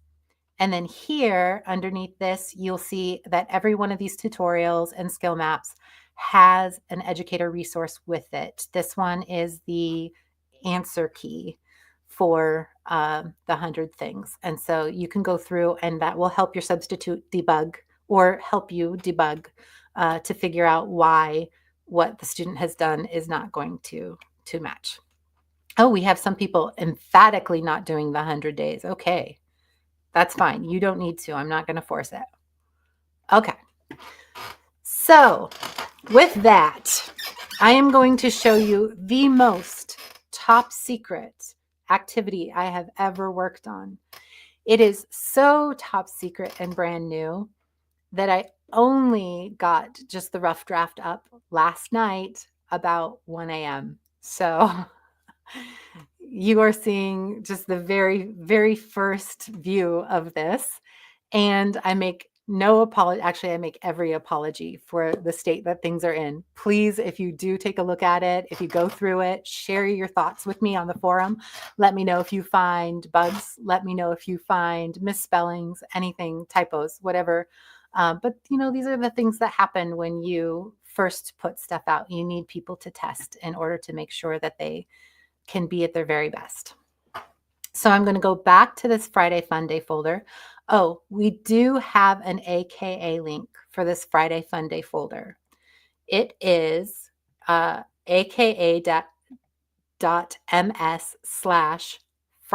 Funday. I'm guessing you wouldn't have been able to guess that. Yeah. So it's aka.ms/Friday Funday. And that will give you access to the 3 things that I'm discussing here. The skill maps, which you can do any of the skill maps, which should give you dozens of free days if you should need them. But if you've already gone through all of our skill maps and tutorials with your classroom, then you can do the word search. And that's a nice breath of fresh air. It's very low code, but high thought process. And then we have cryptic coordinates. And to kick this off, I'm actually going to come back into the stream and I'm going to play a video for you. And you should be able to hear it if you have your sound up. I think I'm going to switch to another stage for this and take myself out here. Attention students, we have an emergency situation and need your help. The government has intercepted a scrambled transmission containing critical coordinates. The transmission seems to contain the location of a very important asset. One of our special service agents, Agent Whiskers. One of our top feline operatives has gone missing, and we believe that the encrypted coordinates hidden in the message will lead us to our last known location. However, our top analysts have determined the message is encoded in a way that can only be accessed on school property. It looks like we'll need you to retrieve the coordinates and send them back to us before it's too late. We're going to provide you with a link. Copy it down. Once the URL has loaded, dispose of the note. At the address, you will find all the instructions you need. By completing the code, you'll uncover the exact coordinates of Agent Whiskers' location. Time is of the essence. If you don't recover her, she'll miss snack time. Work quickly, follow the instructions, and get those coordinates to us as soon as possible. The fate of Agent Whiskers depends on you. Oh. And one more thing. This mission is classified. So if anyone asks what you're doing, just say you're playing some online video game. Good luck, students. The government is counting on you.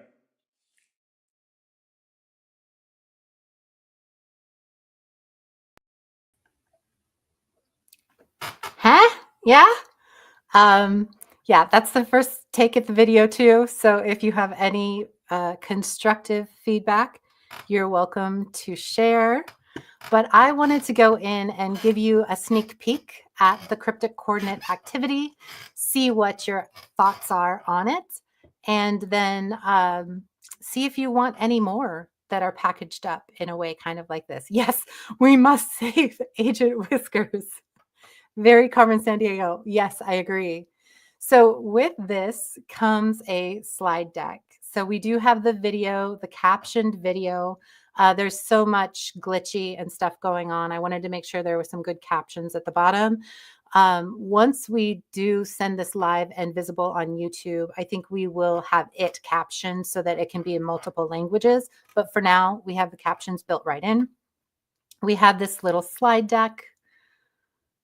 And it starts with the video, just in case you want to start it off that way. But the idea is you'll give the students a bell ringer, whatever. It can be the word search. It can be just anything.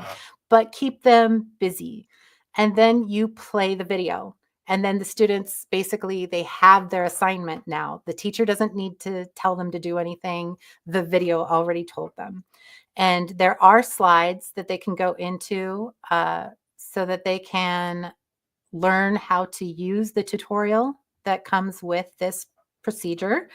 And then they do have these two images, which will become useful during the course of this tutorial.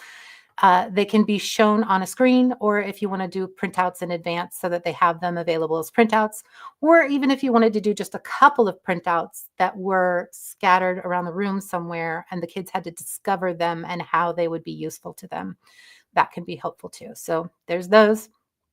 And then I will show you probably, if we get to there, how Flappy Bird fits into all of this. All right, so that's the slides. And I showed you the video. And then each of those, the map and the image are each also provided as individual PNGs if you want to use them that way. So let's go ahead and go into aka.ms/decrypt. I just uploaded this last night, so I'm really hoping it all went through. Hey, good. There will be another little video at the front here with a special agent who is telling you what happened, basically, and that you need to read the instructions, pull blocks from the toolbox, and put them in the workspace. We don't have that yet. So here's what we've got for now. And let me see if I can zoom in just a little bit to make this. There we go. All right. I just want to make sure everybody is seeing my coding screen. I think I somehow got off of live. There we go. I got off of live on the YouTube stream. So I was seeing myself several minutes ago, which is actually a little weird. All right. Here we go. It is going to tell them everything they need to know to do this coding. If you were around for the extensions tutorial earlier, I created a decrypt extension, which made it so the pages and pages of code that were needed to create this game all get condensed down into just a couple very simple blocks that the students need to put in a few different places. So they will do their initiate protocol. And that will be the first thing that they need to do to get started. And then it tells them to look at their screen. And they'll see that when they initiate the protocol, they now have access to secure files.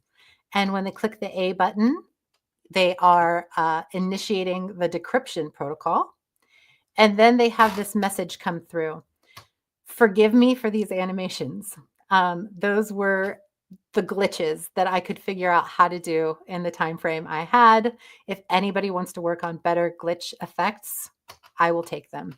But yeah, that's what we have. The problem is after we see the code go by, we have nothing more we can do. There's no way to enter what we think the code is. There's no way to replay it. We're basically stuck. So we need to enhance this decryption machine so that we can finish de-encoding basically the code. So we'll go through, and we need to be able to attempt a decode afterwards. We'll put that in. And now you'll see that when we play this, we get this code, and then it's going to let us know or give us a space where we can enter our decrypted code. Because of our new keyboard entry, I can just now type in 1, 2, 3, 4. I don't have to go from item to item and highlight it. And then I'll hit enter, and it tells me that I want higher, higher, higher, lower. Now, will students know immediately that's what it's telling them? Maybe, maybe not. But the whole thing of this is about using your head, figuring it out. What does this mean? What do I do? And as the teacher or as a substitute, you can say, I don't know. This surprises me as much as it surprises you. We've got to figure it out. And one of my favorite lines, we can figure it out together. So there we go. Now we need to figure out what to do next. All right. So we want to show the number we got correct. So now we go into decrypt, show number correct, and we can put that in there, and it'll do the same thing. Now, just for time's sake, I'm not going to show every step of the way. I'll go ahead and finish creating it so you can show what's happening. If you don't want spoilers, I'm going to say spoiler alert. I will be trying to walk you through as much of this as possible so you can see what actually happens. If you don't want that, if you want to be surprised too, our next session starts at 2:30, just letting you know. But yes, so here we go. All right, so the next thing we need to do is we're going to pull this out from the controller, and we want to make it so that when the left button is pushed, that we can, we can display the encrypted code again so that we can watch it multiple times if we want. But then if we watch it again, we need to be able to guess again. So now when we press the right button, we want to basically take these two things and display them again. So we need to be able to attempt to decode again. We need to be able to show the number correct. And then that is essentially the code that they need to build. Whoops, I'm not ready to submit to Bureau quite yet. If they get stuck and they don't know what they're doing and they don't understand how to figure out what the actual code is, the last step does provide the classified document that decodes each of the numbers if they want to try to be fast enough to actually figure out what the numbers are. We won't be loud about that, and it is after everything else. So only those who are really stuck maybe need that one. And then we have the world map, which is going to be necessary. It looks like I have an extra parenthesis in my code. I'll go fix that. Not right now, but later. The world map, which will be necessary to actually discover what country Agent Whiskers is in. So, all right, let's go ahead and make this nice and big. And we are going to do this again. And so we have a up and a down and a side and a center. And I don't remember which any of those are. I feel like the center is 9, but I don't know what the up and the down were. So I'm just going to guess 4, 5, 2, 9. And it's lower, lower, higher. Yay. Okay. I'm going to write this down so that I don't make a fool out of myself. Is if anyone else wants to decode this as I go, you can put it in the chat and I will use yours. So now if you remember, the left is going to show it again. Oh, it's up, down, right. So up, down, right, and then 9. All right. And so I can go back and I can look and have that for me, but I know that it was lower than 5, lower than 4, higher than 2. So I'm going to now encode it. Let's do 3, 3, 7, 9. Yes. No. Okay. So I should have known that it wasn't 3, 3 because those things weren't the same. So I got the 3 and the 9 right. And I think for time's sake, I will go ahead and look at, although if I shrink down, will it restart this? That is a very good question. All right, I guess I'm going to keep going. You know what I can do? I can go back here and look them up. So I have up is 3. I knew that already. Then I have down, which is 4. And then I have right, which is 6. So it should be 3, 4, 6, 9. Come back in here. And oh no, it did restart on me. Ah, okay, side, side, down, corner. All right, I should have printed this out. Anyhow, I'm going to skip this for time's sake because we are almost out of time and I could go back and forth all day. But with 2 people working, a printout in front of them, they should be able to get this fairly quickly. Yeah, thanks, Randy. But when you go through and you get it correct, it gives you a code. And then you take that code and you look at, oh, this is fun. See the things that happen when things are brand new. You go through, you look at your map, and the code that you get is D4. And when you decode D4, you get Chad. So I'm going to go back into the code, and I'm going to get to the end, and I'm going to go submit to Bureau. And I will get a checker. It says enter the secret location. And so now I'm going to, I don't know why, but this won't accept keyboard input. So I'm going to go to type in Chad. There we go. And then when I get it right, it lets me know, yay, we located Agent Whiskers. Some reason it's a white, orange cat instead of the white cat we've been seeing. It's a master in disguise. And then it glitches out and it becomes Flappy Bird. And no matter how many times they reload, it's just now Flappy Bird. It was never here. It's self-destructed. So that's a fun kind of resolution.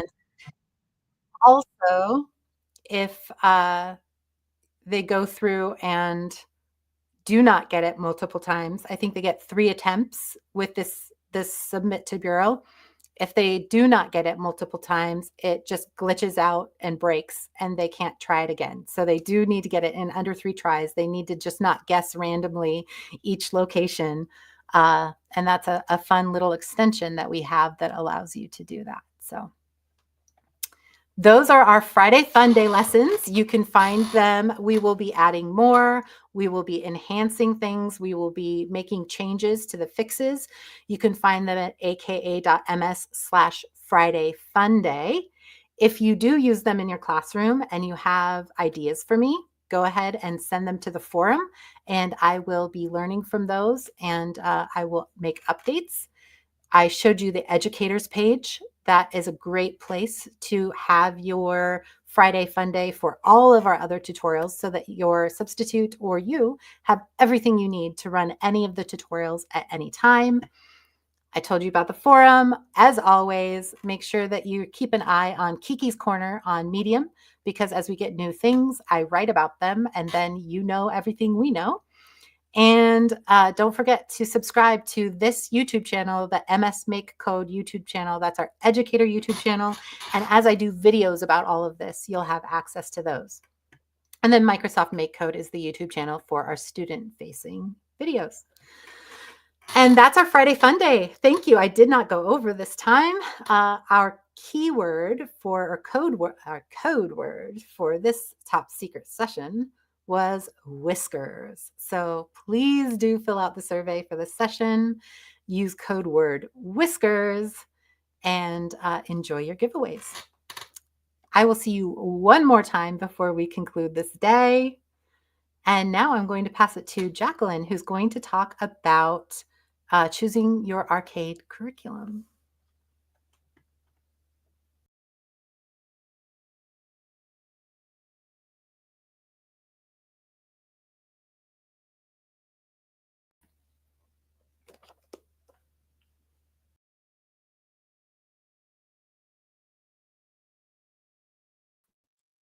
Alrighty, can everyone see and hear me okay? If you could kind of just give me a thumbs up. I know we're 5 hours into ArcadeCon. I'm sure those of you who stuck with us are getting a little bit antsy, but maybe this is a good time to kind of get up and stretch and get ready before the next session.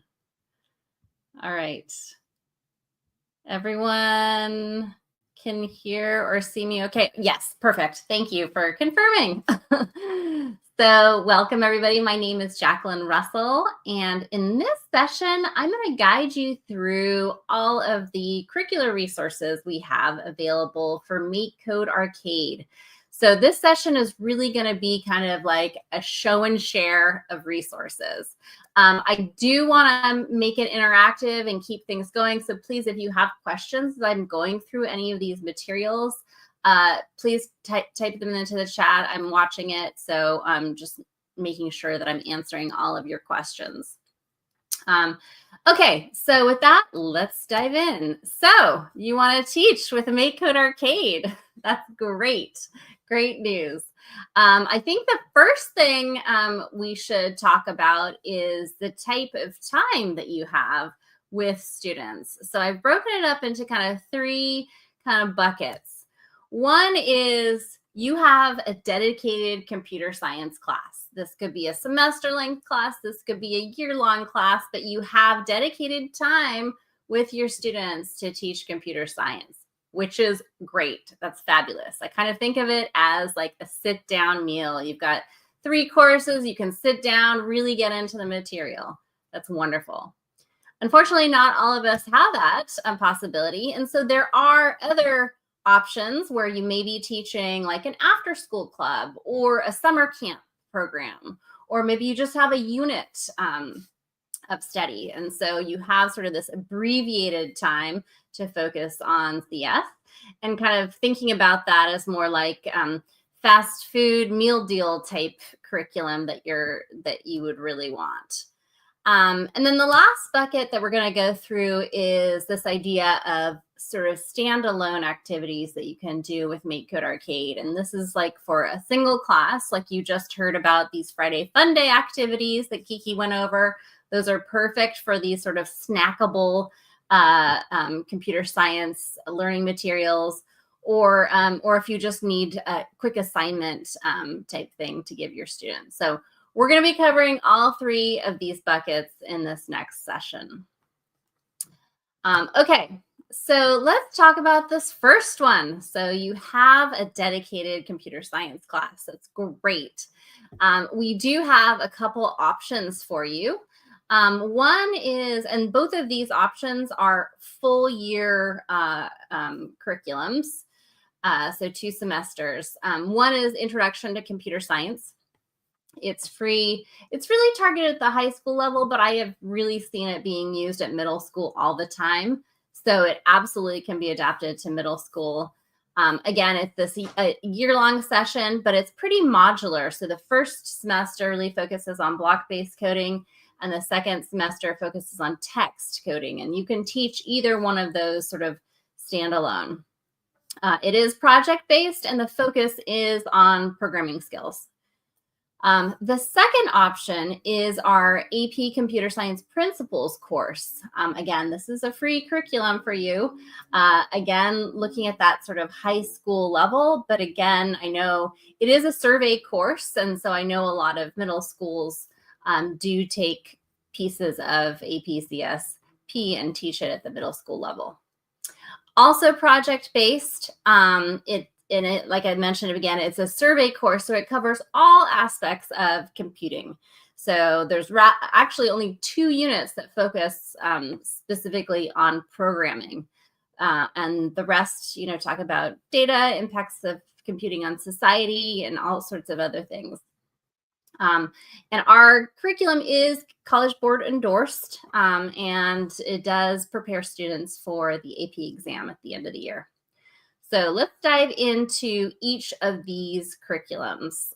So starting with Intro to Computer Science, with Microsoft MakeCode. This was actually written by Alex Kulzar, who presented in one of the earlier sessions here at ArcadeCon, is a fabulous educator and deep knowledge of MakeCode Arcade.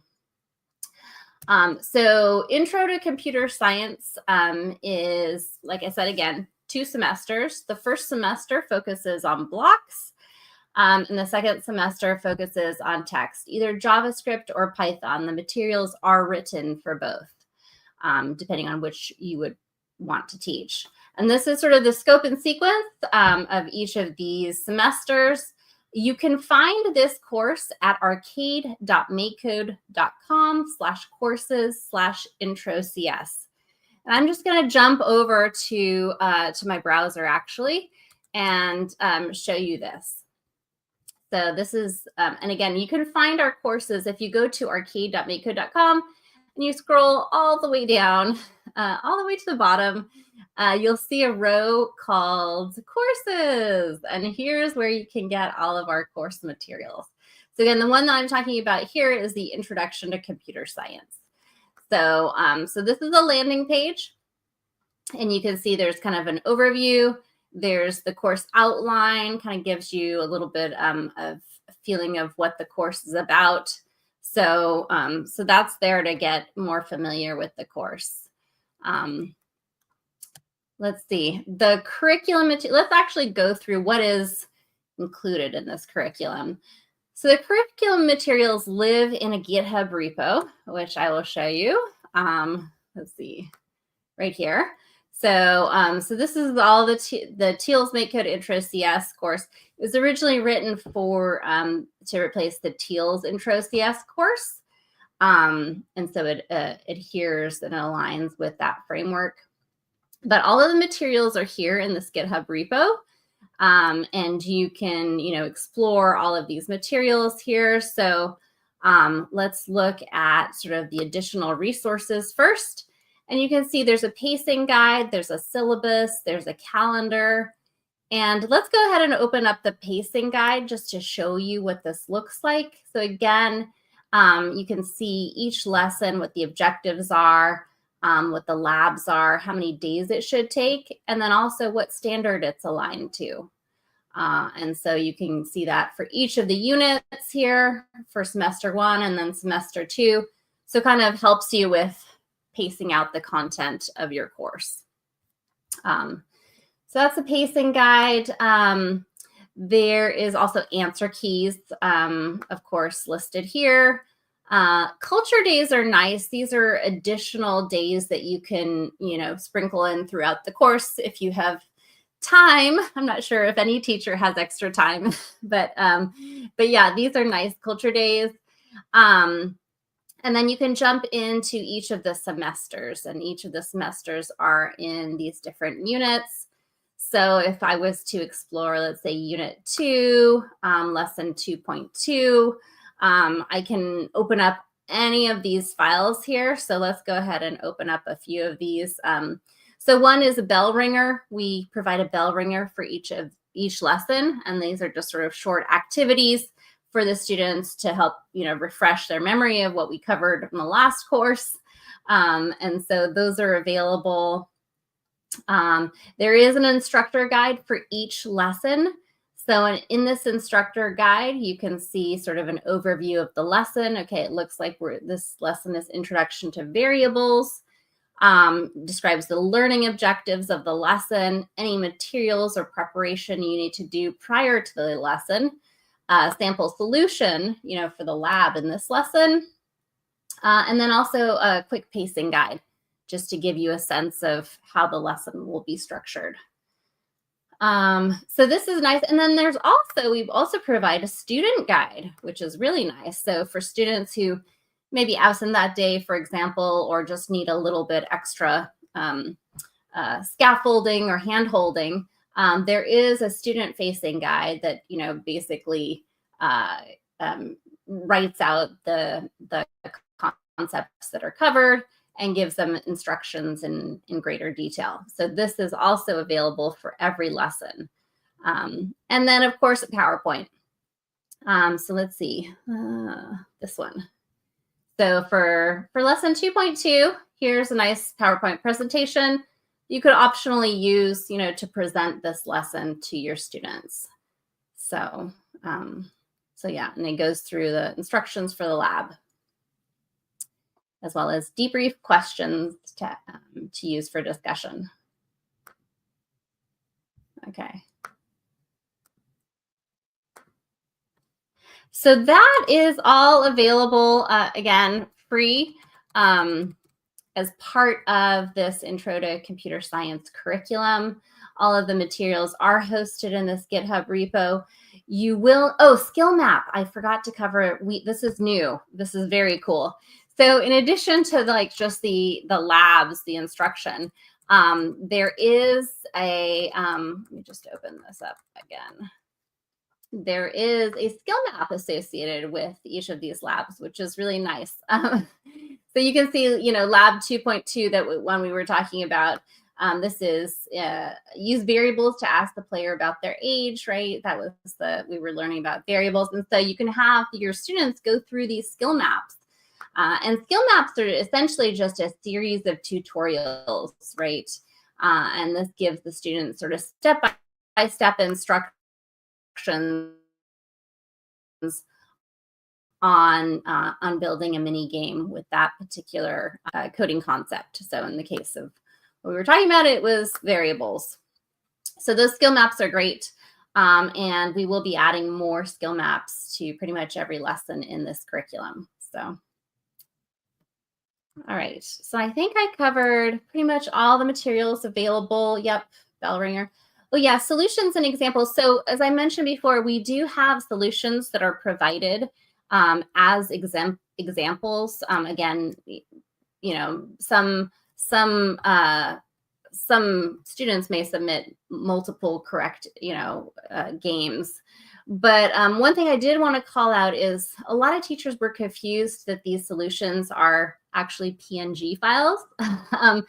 But if you don't know, MakeCode Arcade saves programs down as PNG files. So even though they look like they're image files, they actually are code files. The code is embedded in the image file. So if I was to open up a game here, okay. Oh, it's a tutorial. But if I was, let's see, if I was just to create a new project, my test game, I could save it. And to do that, you click on this little file icon down here at the bottom of the screen. Do you see where the name of my project is here? If I click save, it's going to save this as this little PNG file here onto my computer in the downloads folder. But I can import these PNG files by clicking on this import button on the home screen. If I click on import, I can import a file, and I can choose a file. Actually, let me see if I can just drag and drop. I think I have a PNG here. Yeah. So, so I have this PNG that's actually the lesson 2 solution for the lab. And I'm just going to drag and drop it into Arcade here. And then that should just automatically open up this solution, this program here in Arcade. So yeah, so this is the solution for the lab, the Counting Sprites lab. So yeah, so just a note that if you see these PNG files, they aren't just image files, they are actually code files, and you can use those for your solutions. All right, let's get back to the deck. Okay, so you do have to get verified to access the materials. And to get verified, you can go to makecode.com/GitHub-teacher verification. That has the information on exactly how you can get your teacher account. So this is makecode.com. And actually, let me copy and paste this into the chat so you have that link. So this has been a little bit tricky for a lot of teachers, but you just have to do it once, and hopefully, after that, you'll be set. So these are the instructions. There's a video that Kiki put together that's very helpful, just walking you through exactly what to do to get a GitHub account, verify your account as an educator, and then you'll get approved. And once you do get approved, then you'll be able to access all of the curriculum resources. And we just put it behind a gate because, there are answer keys and solution files that we just don't want to, let out into the open. So once you are verified as a GitHub educator, then you can access all of the materials on that GitHub repo via this link, aka.ms/TealsIntroCS. One thing to note is that if you want to just download all the materials at once, I do recommend using GitHub Desktop. So I don't know if you noticed here in GitHub, but if I wanted to download any files, for example, this bell ringer, I would have to download each one, which can be a little bit of a pain. So again, I recommend using GitHub Desktop. It's a free download. And that will also help keep your files synced. So if there are any changes to the curriculum, it'll automatically bring those changes, those new files down onto your computer. And then you can use that. So that's also a good tip. All right. Oh, training. Yeah. So if you are interested in teaching this course next year, or maybe parts of it, or you're just kind of exploring it, really recommend that you sign up for training. Alex is offering week-long training through Infosys Pathfinders workshop. There's going to be one session held in June and one session held in July. And you do get a free handheld arcade gaming device if you go to the workshop. So encourage you to go. You can get to that workshop. Let's see here. You do have to create an Infosys Pathfinders account. And so that's one thing I would recommend is creating an account and then signing up and registering for this training session. It's quite good. So question, sorry, as a student, I want to know, do you guys provide certificates for the workshops? We do provide certificates for teachers who attend these workshops. I think, though, that you do have to be a teacher, an educator, in order to register. So I don't know that we have any workshops available on these curriculum materials for students. So yeah, that's a good question, though. We do provide certificates and clock hours for educators. All right. So that was our Intro CS course. The next course I'm going to talk about is our AP Computer Science Principles course. So this course is, again, aligned with the College Board's AP CS Principles course that's administered in the United States, although I do know teachers outside the US who are also teaching this course, not doing the AP exam at the end, but again, it's a great survey course. You can see kind of the 5 different big ideas that it covers around creative development, data, computer systems and networking, impact in computing, and then algorithms and programming. So you can access this course at makecode.com/CSP.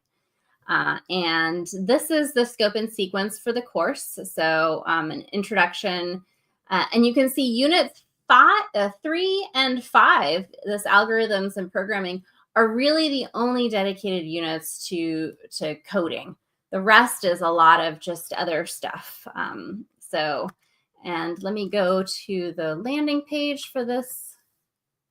So yeah, so makecode.com/CSP. Again, I'll put this in the chat too, so you will have it.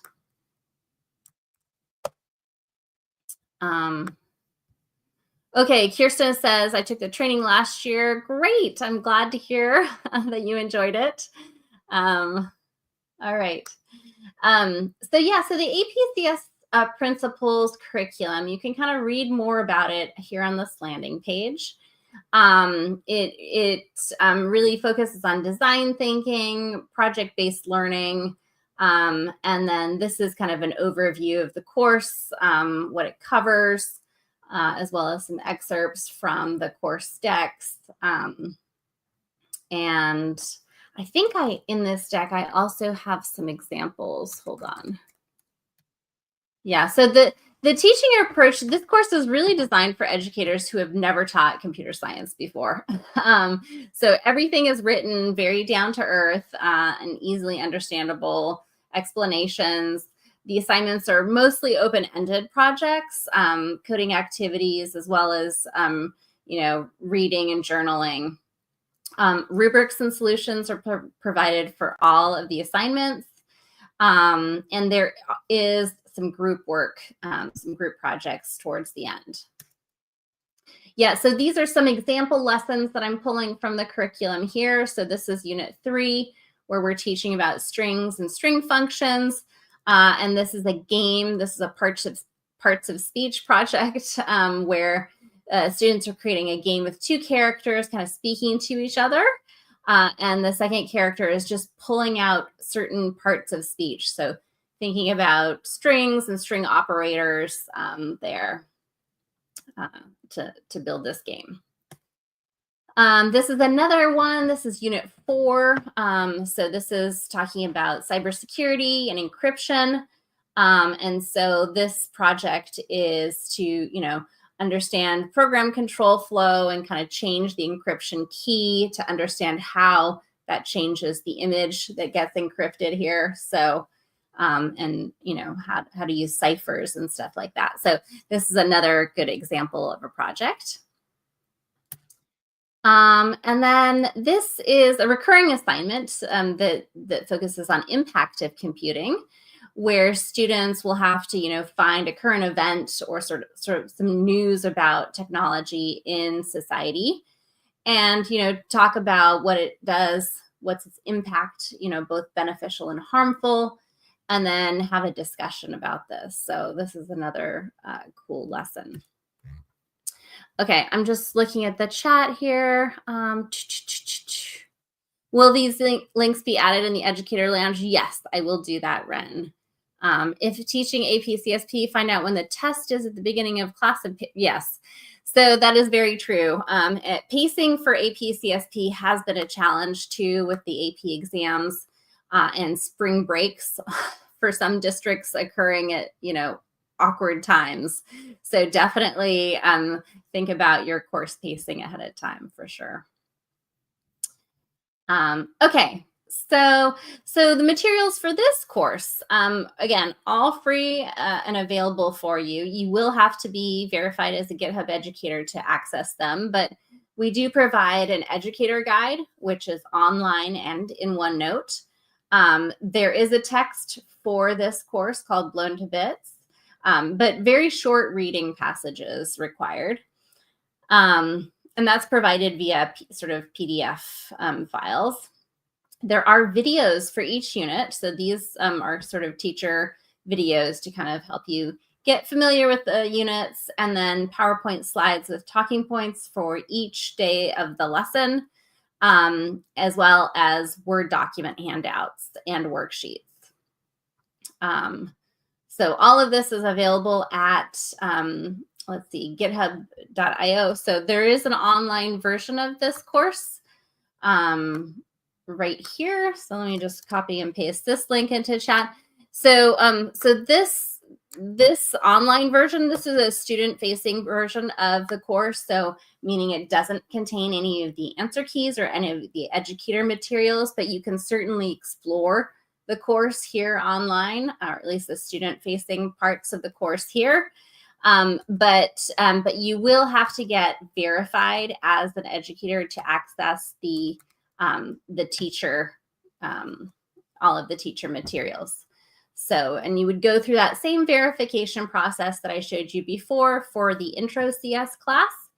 And then once you're verified, then you can download the course materials from from this link, aka.ms/MS MakeCode AP-CSP.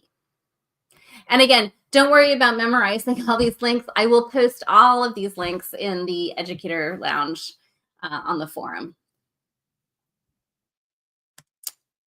All right, and training for this one. So we are hosting two free workshops this summer for APCS principals, one workshop on June 16th and one on July 14th. You can sign up for those at makecode.com/CSP. In the professional development workshop section, there's links to each of those workshops. And again, they're free, and it's going to be a mix of asynchronous, kind of on your own assignments, as well as live Teams meetings. Okay, so those were the two main courses or options that you have for dedicated CS courses. I do want to cover that we have some very good friends over at TinkerGen, these folks make this cool little GameGo arcade handheld, and they've created some courses. If you go down here to courses, they've created some courses here for the GameGo specifically, but they are quite good. If you click on them, and again, these are freely available courses. And you can see kind of what very much game-based learning in this, but very pretty and colorful. So feel free to explore those courses as well.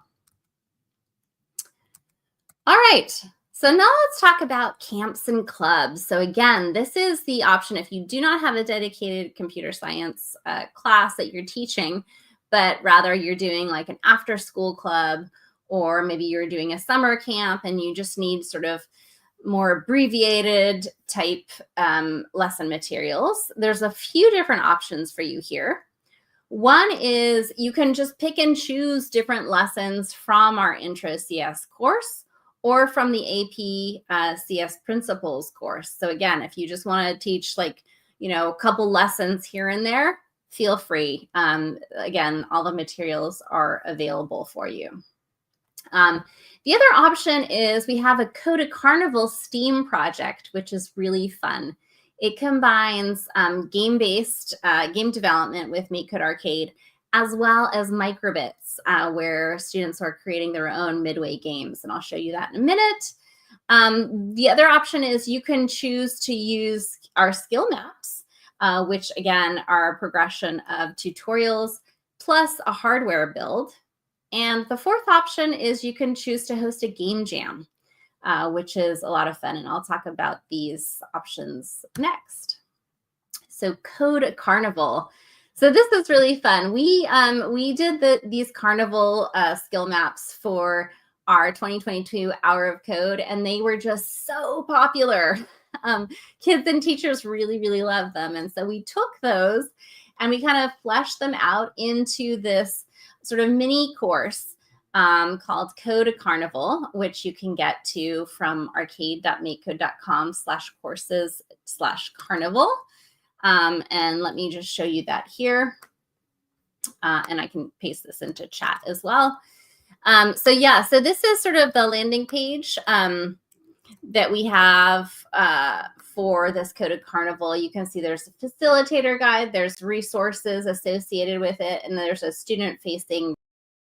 And so the facilitator guide here, you can go through it, but basically it will just walk through sort of how to create a sort of mini course. And you can do a 1-day Code a Carnival, you could do 5 days, you could do 8 days, right? With some example activities.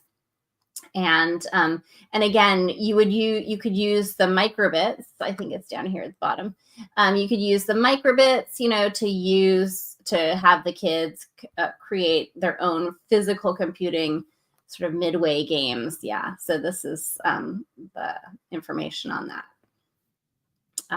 So that's a lot of fun. And yeah, so this is the lesson with the 3 different tutorials that we have available, as well as the little midway game instructions. So that's a fun one to do. All right, let's go back to PowerPoint.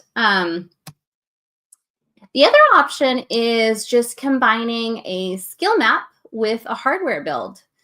So again, a skill map is a scaffolded set of tutorials that are available for you. So I'll show you just an example here.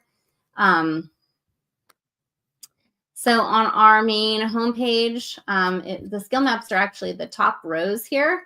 So we have a set of beginner skill maps, which are, tend to be the ones that you would start on first, as well as sort of a little bit more advanced skill maps that are a little bit more involved or a little bit longer. But again, these skill maps, if I was to open one, this is the Save the Dinos skill map. Each one of these squares represents a tutorial. And so in this skill map, there's 4 tutorials to help you build out this Save the Dinos project. And to open it, I would just click on it and select Start.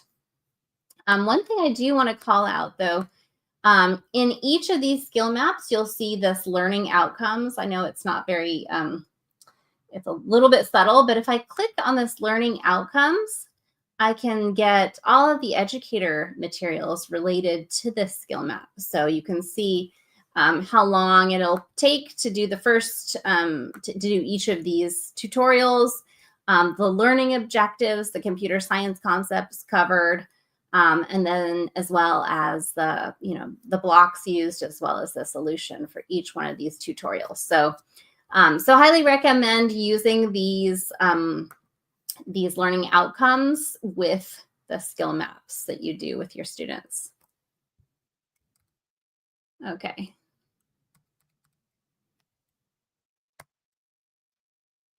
And then the hardware builds. Yeah, this is a lot of fun.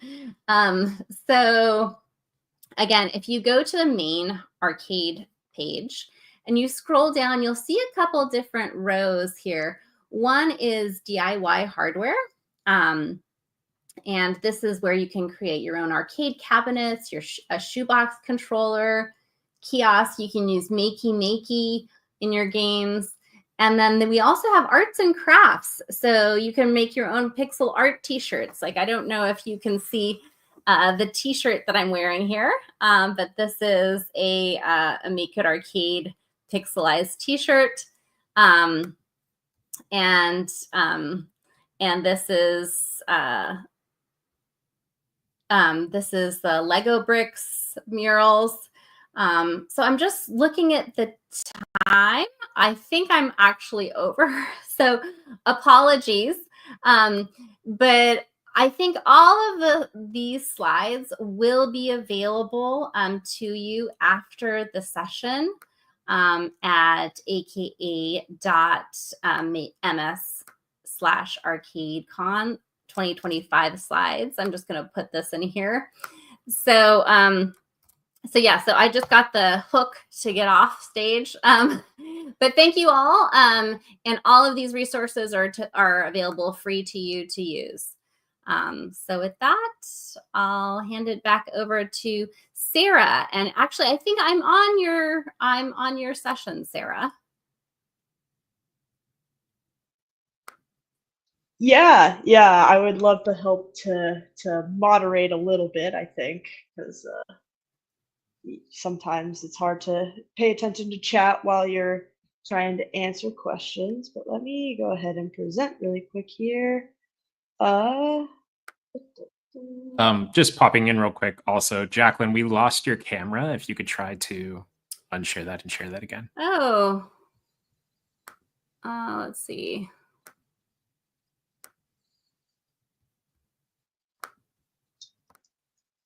All right. Yeah, well, Jacqueline's hopefully fixing some camera issues. I'll just go ahead and get started. Thank you everyone for being here. I hope you've been having a great day so far. I've been kind of lurking in the background watching these sessions, and it's so energizing to see so many passionate people present our awesome product. But this is an AMA for me. And again, thanks to Jacqueline for being kind of my moderator here and leading that awesome session. But yeah, this is me. I'm an Yeah. engineer. So, am I back? Can you hear or see me? Yes, lagging a little bit. Maybe that's on my end though. I've been having some Okay. weird internet problems. Okay, great. But you can hear me? Okay. Yes. Okay, great. So yeah, so this is an AMA. So ask me anything for Sarah.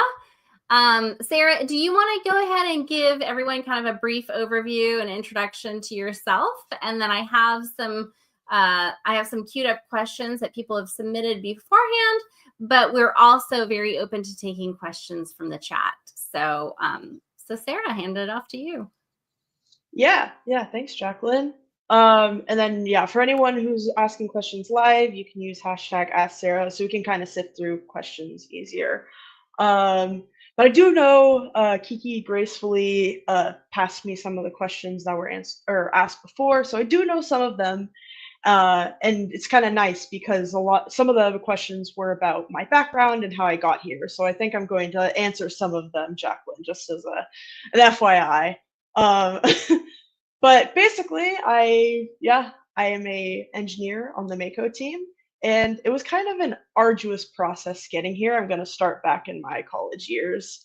I graduated in 2022, so I've been working as an engineer for about almost 3 years. It'll be 3 years in August, but I didn't start with computer science or software engineering. My college. My first major going to college was mechanical engineering because I really liked engineering. Like this course that we had, it was basically a makerspace, and like I just liked making things. And so I was like, okay, mechanical engineering is that, and you have this physical element to it. And so I went in that direction, but just didn't like it. I took the courses, and the time I spent studying was exhausting, and it was hard to like process the information that I was getting through or even do the assignments. And I'm like, and meanwhile, I had friends in computer science who were just diving in and creating things and finding out some like all about really cool algorithms. I'm like, that seems great. So I basically just kind of made the switch. I first started in computer engineering though, just because I was like, maybe I'll still like the physical stuff. Like maybe I'll get into robotics and go from there and get that makerspace part of it. But electrical engineering classes are really hard. If anyone's taken electrical engineering classes or know anything about that, it's tricky. So I was like, I don't see myself doing this either. And so I just made the full switch into computer science, and then also ended up getting a minor in computing for the interactive arts. So I was able to integrate some creativity in there. And then upon graduation, I got hired by Microsoft and was able to join the MakeCode team. So it's a little bit of a long story into software engineering, but it was a fun process getting here, for sure. And the MakeCode team was kind of a surprise for me. For Microsoft hiring out of university hires, you don't really get to choose what team you're going to be on. It's just kind of like you're in a pool of all these hirees, and you get placed into whatever teams have availability, essentially. And so when I was told that I was getting placed on the MakeCode team, I was like so excited. First of all, I actually didn't even know what MakeCode was. So that was I was like, oh, that might not be a good thing. But then I looked into it a little bit more, and I was like, this is exactly what I wanted. Because at the end of the school year, as you're applying for all these jobs, that you're trying to find a job in the software engineering industry, it's kind of like throwing spaghetti at the wall and trying to get into a company that you like. But it was exhausting for me because coding challenges are so hard. And like I was just like, I can't keep trying to apply to companies that don't really speak to my interests. So I eventually started applying to tech ed or ed tech jobs. And then I got the offer from Microsoft, and now I'm working at MakeCode. So it's kind of like, it felt like divine intervention almost, where I was like, I was looking for this kind of work, and now I'm at Microsoft with the exact same product. So that's a why I'm wonderful here. story. That's a great Long-winded, story I to tell. know. So we do have a few questions in chat. So Mine Art Book asks, as a student, could you provide like a roadmap for becoming a computer science engineer? I mean, my roadmap is going to look so much different from anyone else's. I think it really depends on the kind of interest that really pulls you to computer science. But I would say, like, to start is to just experiment with stuff. And that's what I really wish I did more when I was starting with CS and software engineering, is just playing with things. Like, how does this website work? And inspecting the element, and then like maybe trying to like hack with it a little bit, and then maybe go from there to making your own website. Or like, how does this app work, and try to get into app development, or like, what makes this hardware tick? Like, just kind of digging into it, because then you're going to find out what you really enjoy, and then you can kind of get more niche and get your independent interests from there. I think that's like the start point.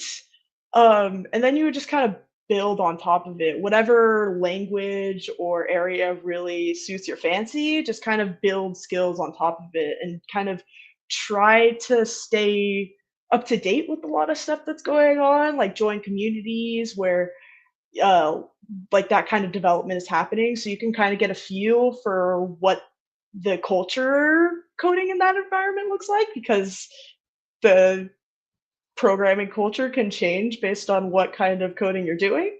So yeah, there are a lot of roads to take, and I think the best advice I could give is be curious. I love that. Great advice.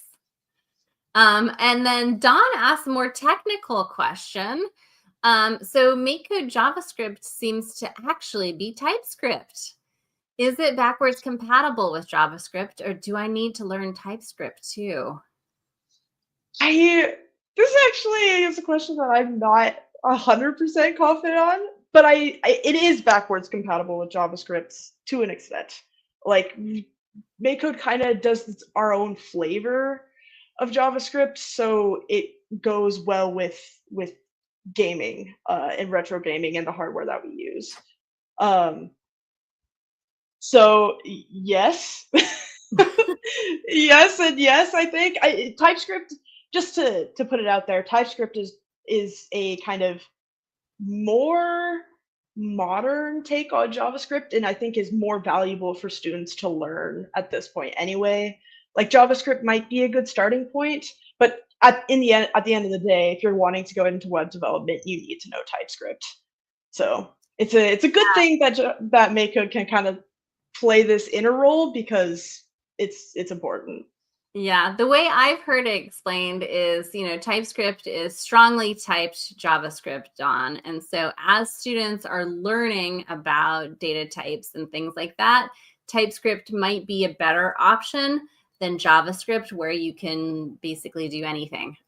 So a few more guardrails on it might be good.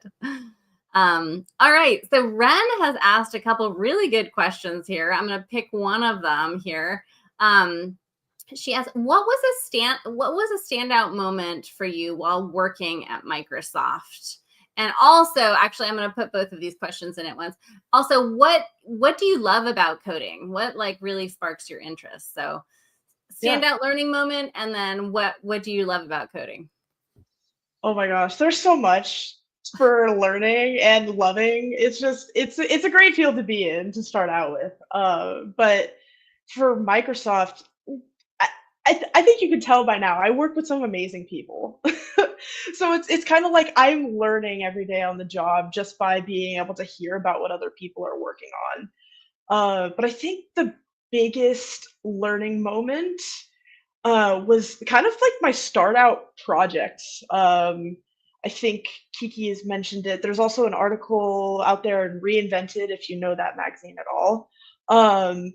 where I basically started my work on the MakeCode team with kiosk and kind of refactoring it a little bit and adding the ability to get that code since been kind of reworked even more by our amazing engineer Eric, and now we have the kiosk in the Xbox, so it's just kind of like taken off from there. But I got my hands dirty, so to speak, with like starting this refactoring work for kiosk and like knowing what it looks like to refactor code and make things a little bit better, and like digging more into React because I didn't have a lot of web dev experience before starting work. It was a huge learning experience, and I'm so grateful that I was able to work on something so independent, like fresh out of college, because not a lot of like teams will let you do that. A lot of the times you're just kind of sitting on bug work and you might not even get your first bug fix in until like a month after. But I basically started diving into kiosk the first month I was working here and took it from there. So I think the standout learning moment was just all of kiosk, because there's so much learning you have to do when you're starting something like that. But yeah, and then in terms of what I love about coding, I think it's the problem solving and the creativity and the like kind of different creativity and problem solving together. Like they're the separate parts, and then how you can be creative by solving a problem. Like I actually asked this question on the forum because I host weekly topics. So we're on the forum, as most of my colleagues have mentioned. At this point, we have a very vibrant community. But I host these weekly topics just to kind of spur a community, more sense of getting to know each other and all this stuff. And I asked this week, I'm like, what's your favorite part of coding? And a lot of people said just creating something, being able to say like, I started at this point and I got something here. And I think that's the same for me. It's just like kind of knowing that the world is your oyster almost is the best part, where it's like, you have a foundation of like, okay, I know for loops and I know if statements and I know all of these things, and now I can put them together to make something amazing. So I think creativity and then problem solving, like being able to be like, okay, how does this fit into something? Why does it work this way? It's so fun to learn about because computers are so complex. I think that's it. All right. That's a great answer. Yeah. So I'm going to take a question that was pre-submitted first. So the question is, can you give an example of a challenge that you really had a hard time with in your work that you faced? And like, how do you overcome these challenges? How do you like troubleshoot your way out of some of these, kind of issues or problems that you face? Yeah, that's a really good question. There are so many problems, so many different kinds of problems. I could give you an example of all the sorts. But the first thing that I think of, or the biggest one that I ran into when I first started working, was actually kiosk, and like the feature where you have the code that's generated for students to add games to a kiosk that runs on a timer. And once the timer runs out, it switches out the code, and et cetera, et cetera. And I was struggling with making that timer work well and make sure that the state wasn't overlapping and making sure that like the old code didn't still accept submissions for the kiosk. And it was just like, it was a mess. So the way I got out of it was asking for help. Eric helped me a lot with that. And I think that's the biggest thing for most of the problems I've had since, where it's like, you just need to kind of know when you run into a roadblock that's just completely impossible. Because of course you have to do your due diligence of try to like, kind of like the curiosity thing, right? Of digging into something. Why aren't I getting it? What piece of information am I missing here? So take that time a little bit to kind of sit with the problem. But after you've hit this wall for so long, it's like, okay, I can't do it by myself. I need these amazing people that I work with to help me out. So I think most of the time when I run into blockers, I ask, of course, experiment and research a little bit, but most of the time I get help from others. That was great. Okay, I see in the chat, Comet Vids has asked this question twice. I think this is a feature request rather than a question for you, Sarah. But question is it possible to have the proper height in the raycasting extension? You know, I don't use the raycasting extension very much, and I've seen some amazing projects being done with it.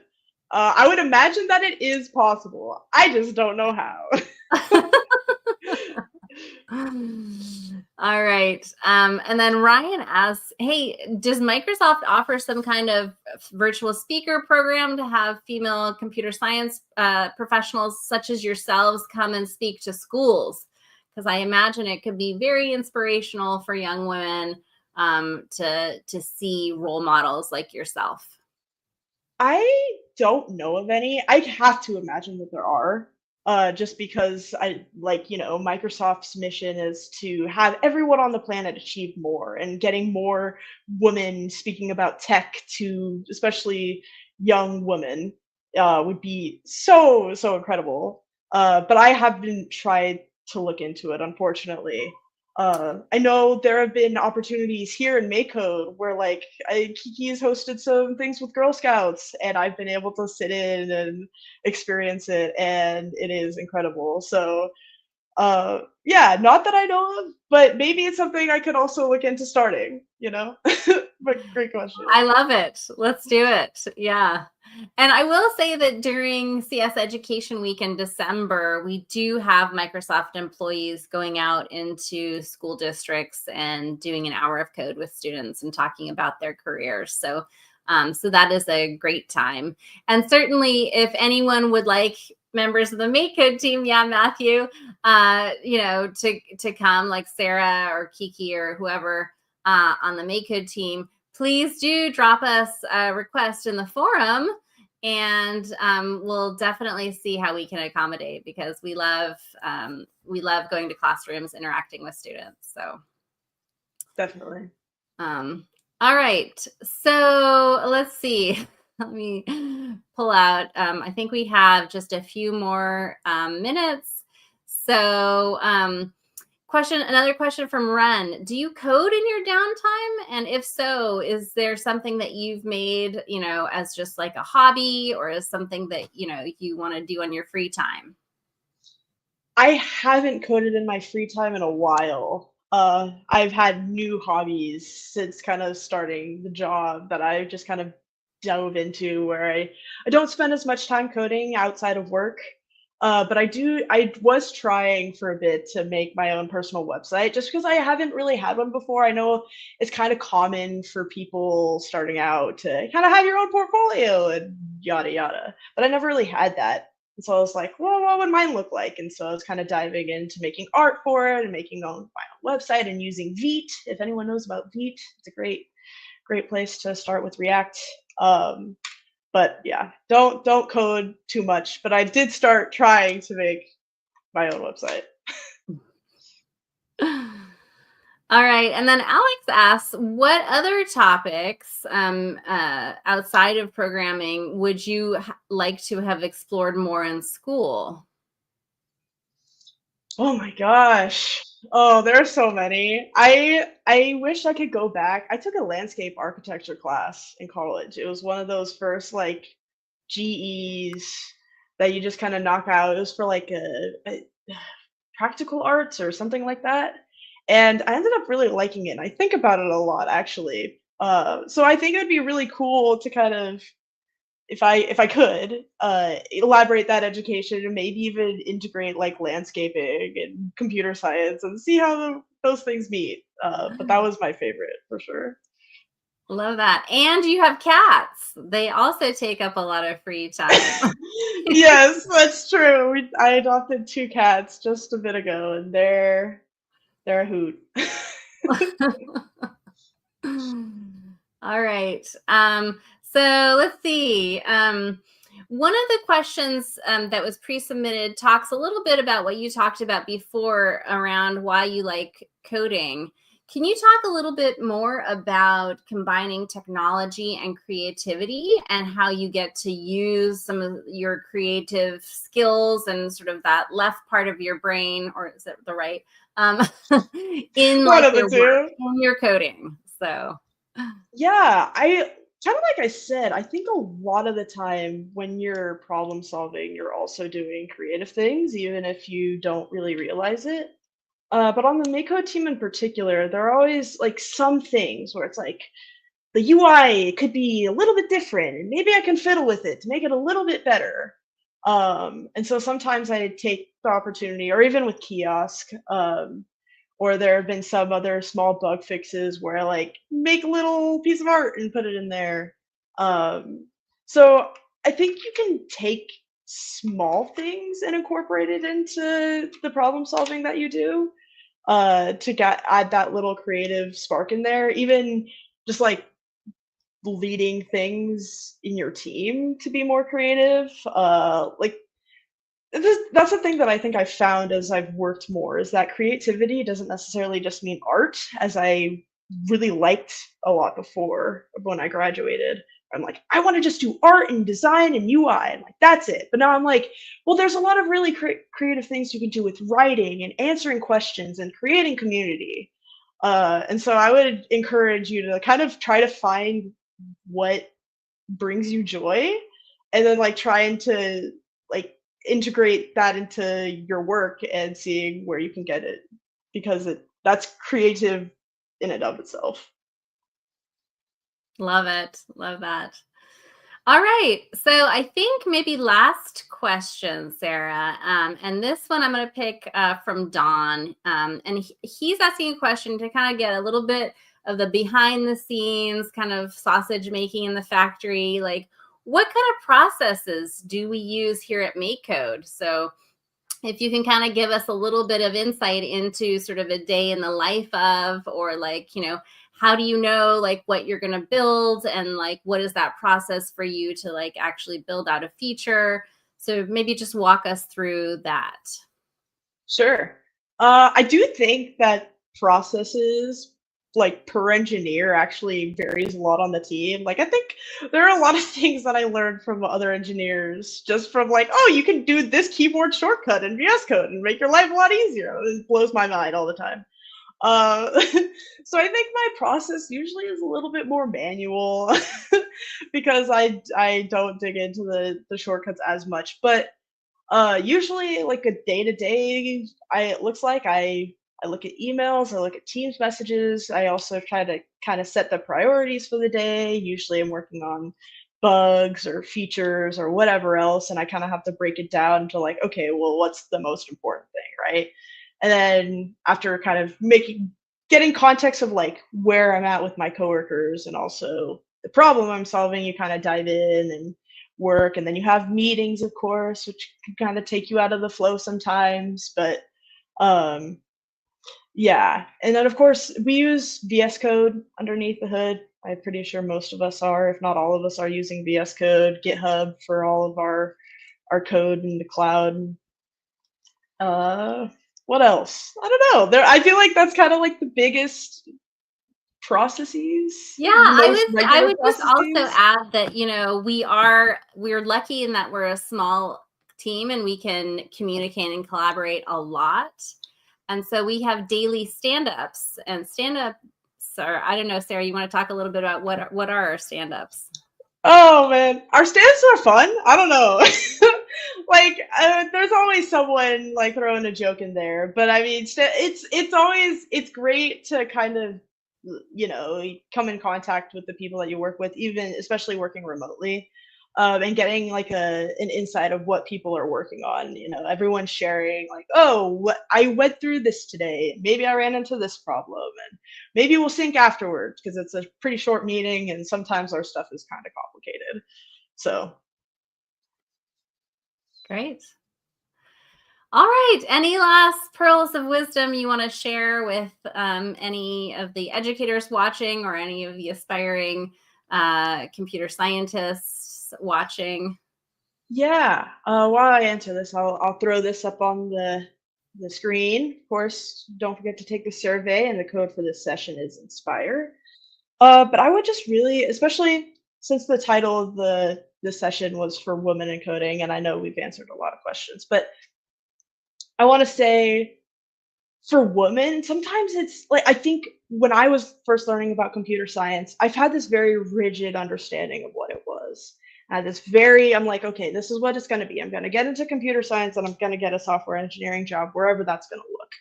But there's so many niches out there. And I think Arcade does a really good job, and MakeCode itself, actually, as a whole, with Microbit and Minecraft, does an amazing job of kind of painting this picture of how broad computer science can be.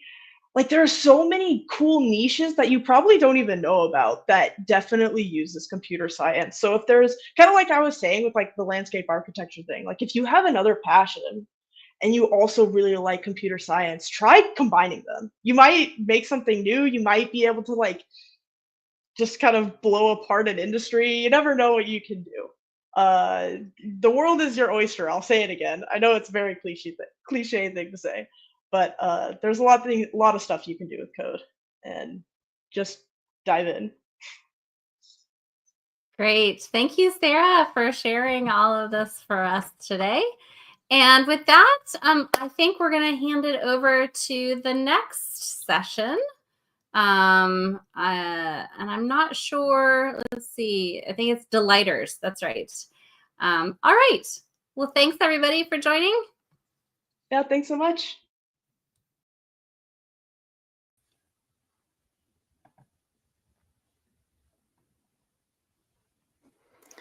Hello, I'm back. Did you miss me? Thank you, Sarah, and thank you, Jacqueline. That was wonderful. Sarah, it's always fun to hear about someone's progression into computer science, especially when they're sort of at the beginning of their career.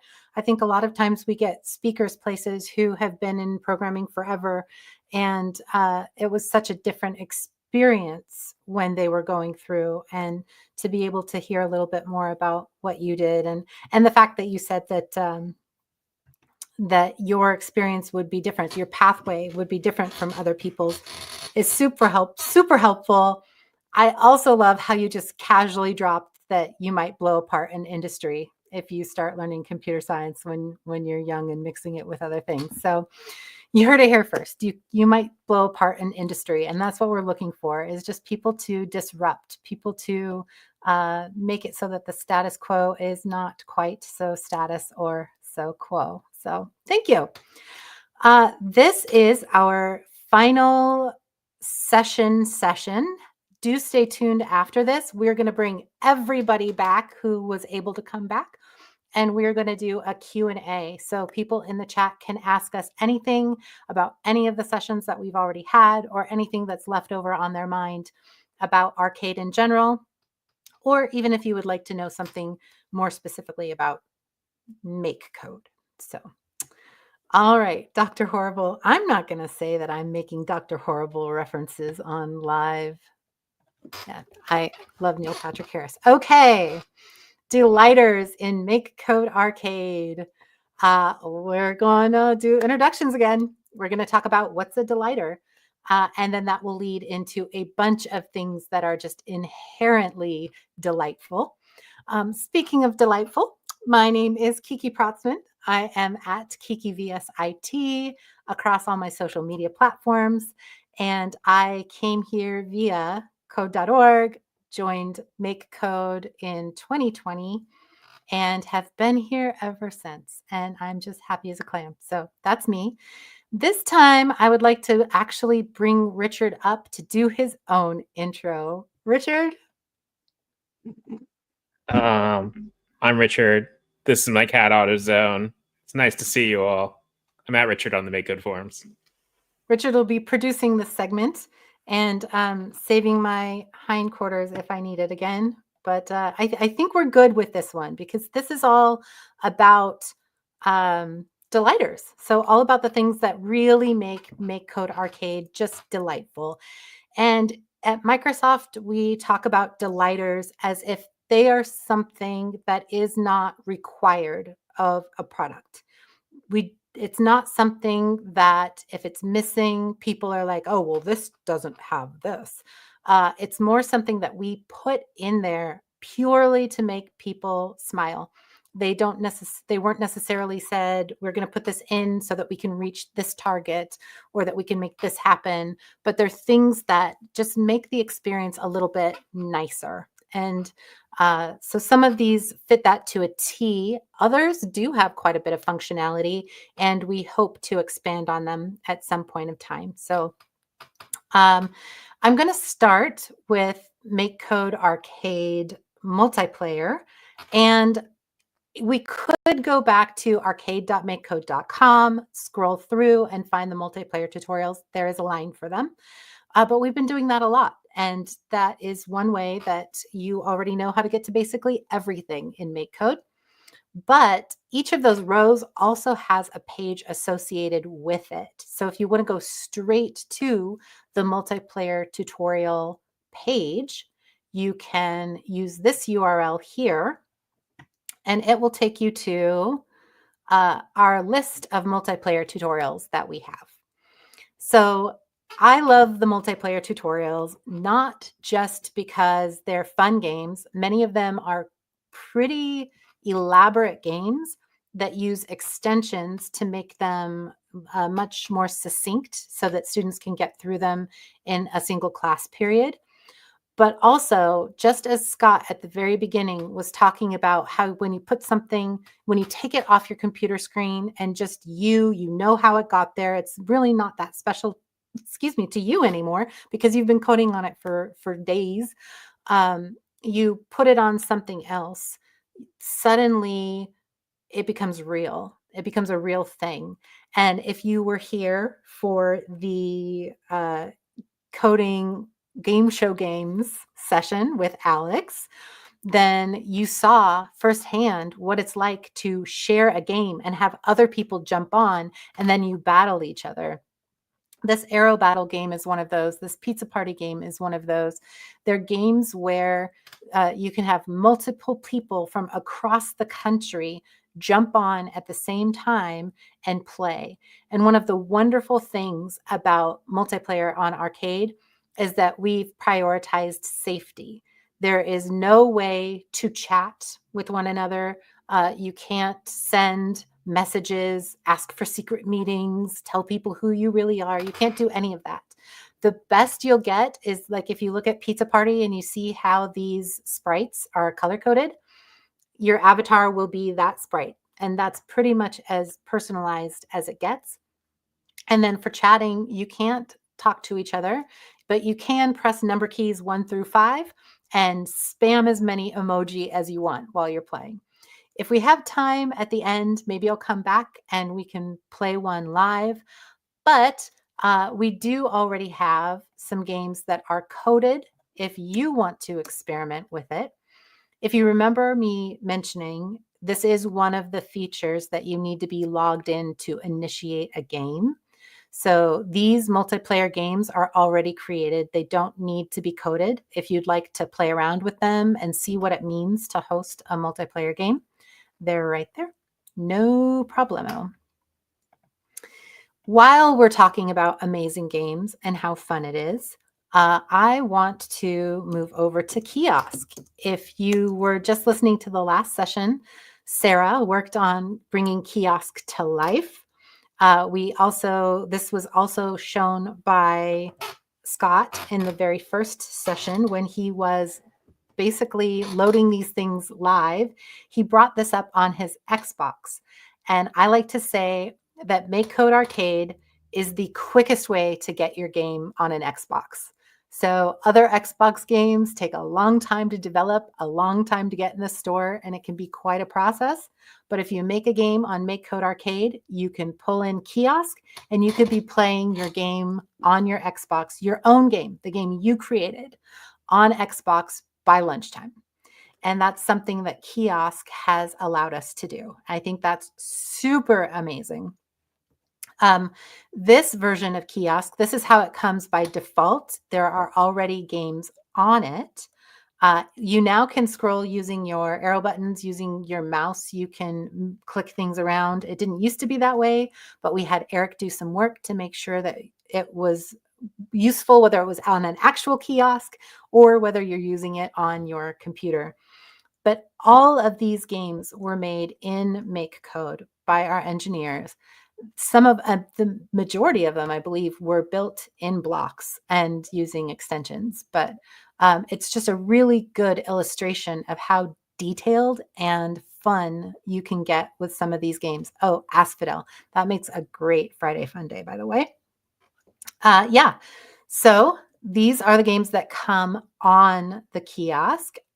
And if you want to use the kiosk in your classroom, maybe you're building a classroom kiosk, or maybe you just want to collect all the games at the end of class and have your students turn them in, and you can go through them and just kind of let people know, let them celebrate the work that they've been doing to class. Oh, we do have a question. Is there a limit to how many games you can put on kiosk? I'm going to imagine that the answer is yes. Richard, I'm going to let you hop in, or if Sarah is still around. But I don't know. I've never tried to max it out. Not that I'm aware of, but that's more a question for Sarah than it is for me. Okay. Well, I think Sarah went to take a break before the Q&A, so we will ask her then. That's a great one to bring back to the Q&A. If you want to use this with your own class, we do have a tag that or a flag, clean equals 1, and that will give you an empty kiosk. So you don't have any of those games mixed in with your classroom games. I'm going to take a leap of faith here, knowing that I have the ability to delete or switch tabs, and I am going to make my kiosk open. So we have a kiosk ID here, and this kiosk ID, you can go into your game and you can share your game to this address. Let me copy this real quick. And let me go into one of those games that's already coded. We will go into, let's do Falling Duck. Falling Duck has had its day a couple of different ways today. And I will go to share my project, and under this button here, this is the joystick for kiosk, and you put your kiosk code in there. When you click submit, you'll see that it was submitted successfully to the kiosk, and I heard the little ding that let me know. It also said Falling Duck added. So when I return to the menu, now you'll see Falling Duck over and over because that's the only game in there. As other people add their games, they will add, there we go, Dungeon Crawler. Thank you very much. At the moment, we don't have usernames to know who is contributing, but I'm just going to say thank you and leave it at that. But the really neat thing is when you do this, you can go through at the end of class and say, oh, look, this is Falling Duck. What a creative use of duck. And just make sure everybody gets a moment to acknowledge their game before you're done. And it makes it just a whole lot more fun for students. I also wanted to mention here, you'll notice that some games had, I'm going to click and go back in this. They had animated GIFs as they were showing up on the kiosk. You can do that by when you go to share, update project thumbnail. I'm so good at this game, as you can tell. I can't play and click buttons at the same time. I am not that great at these. But yeah, you can record your game. I'm going to hit record first. There we go. There we go. And then it records your animated GIF. It asks you if that's the recording you would like. And yes, I really wanted a recording over and over of my failures. Let's see. Oh, sometimes when you record, then hit reload, it just takes the screen before you hit reload. But you get the point. Maybe on a slightly less difficult game, you could get a slightly longer animated GIF, and then that becomes your thumbnail. Then when you apply it, that is what will pop up on social media, in the kiosk, et cetera, et cetera. when that link goes in. So that's another little kind of delighter. And if you're going to be looking at kiosk, then you should, okay, I'm really over that do sound. So I'm going to go back to the educators page so I can show you the hardware projects that go along with this. So if you've been using kiosk in your classroom, then you might want to consider making your own classroom kiosk. So we have a couple of versions here. This wood and laptop version was created by a local makerspace, and they designed this in CAD to be cut out on a CNC router. And we have all the files for it. Everything you need, including the list of hardware, everything is here. And you've got the drawing kind of exploded. It breaks down into a top cabinet and a bottom cabinet. Bottom cabinet. And then you can put them together. But you can also just leave it like this and set it on a desk. It depends, I guess, on how big your router is and how much wood you want to purchase. These buttons are the typical buttons we use for this, for the shoebox controller, for lots of different projects that we have, because they just work really well with USB. So this is a really fun project to make. And then in this one, they actually purchased a screen this size that was made for arcade cabinets and plugged it in through HDMI to their laptop. And then the buttons and joystick just work like your controllers. They send those same signals so that you can continue playing just like you would play on the regular computer. This is one that we're kind of continually working on. This is a cardboard arcade cabinet. And the fun thing about this is that that is a laptop in there. So if you have a Surface PC or if you have Chromebooks that your kids are coding on, then you can have them measure those Chromebooks and figure out, okay, here's your hands-on maker project. We're going to be making arcade cabinets for our games today. So you need to measure, you need to figure out what size screen you're going to cut out. You need to figure out how you're going to support the laptop inside the arcade cabinet. How are you going to make it so that you can put the buttons up there without it bumping on the keyboard if your laptop doesn't open to 180 degrees? And they can design their own stuff out of cardboard and tape. And it's a really fun project. And the neat thing about this is once it is set all up in there, it feels like you're playing on an arcade cabinet. And then students become even more excited to create their own games for the arcade cabinet. So my suggestions in classroom is you start with your tutorials, teaching them how to use arcade. And they do some things that everybody's kind of doing the same thing, but putting their own flair. And then you do this project and you have them make their own arcade, have them theme it, have them say, and usually it's in pairs or even small groups, and have them choose a theme for their arcade cabinet. Maybe it's monkeys. And then once they have that cabinet and they have it themed, then you set them off to create games for that cabinet. Suddenly, those games are for them. They're not for turning in. They're not for grades. They're for their cabinet. And they're so much more excited to create them. It's a really, really cool project. I highly recommend. And yes, embrace the cardboard. I love it. Along the same kind of feeling is these little doohickeys. So we saw a version of the standalone little handheld game thing when Scott was presenting this morning.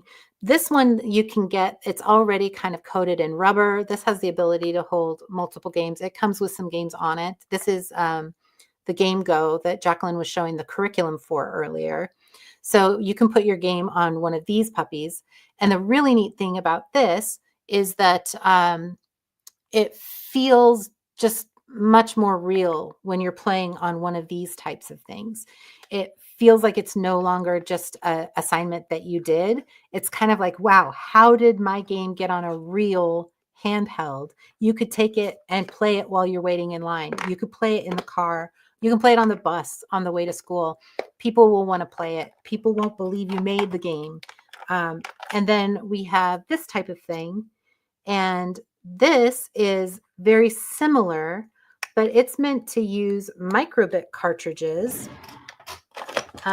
which I just happen to have like half a dozen of. But it uses microbit cartridges to store the games. And the really neat thing about this for people of a certain age is that you remember being able to put game cartridges in and then swap them out and play another game and not constantly have to overwrite what's on there. And so if you have multiple microbits, you can have multiple games that you just swap out and use as game cartridges. It's so much fun. And these types of things used to be really inexpensive. They have grown in price over the past 5 years or so. But you can still get them anywhere between $40 for something like a Meowbit, up to, I think these run into the like $60 range, up to $80, depending on how nice you get. And you don't have to get one for every student. That's kind of a cool thing also is I have talked to some teachers who get maybe 5 of them. And now we don't sell these. So I'm not like pitching them. I can't get you a volume discount or anything. We don't sell these. I have to order them the same way everybody else does. But if you order 5 of them or so, and then people who get done with their game, if they met and exceeded standards, or if they were done first, or however you like to prioritize kudos for your students, you can have their 5 games be on each of these handhelds, and then people can play with them, show them off, and their game is on there for a week or until however long you do the next project, and then it swaps and somebody else's game goes on them. So that's a really fun little delighter as well. Okay, so we talked about hardware. We talked about kiosk. We talked about Xbox. So let's go ahead and talk about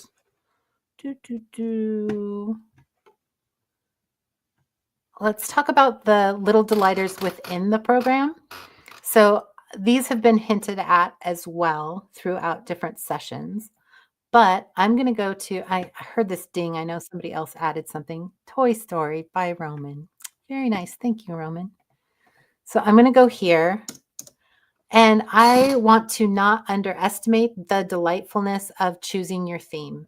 So we had so many people celebrate when we added dark theme, and the ability to change your theme from person to person really is a small step to make this feel like it belongs to you and like it's your interface. So I highly recommend showing your students how to use that.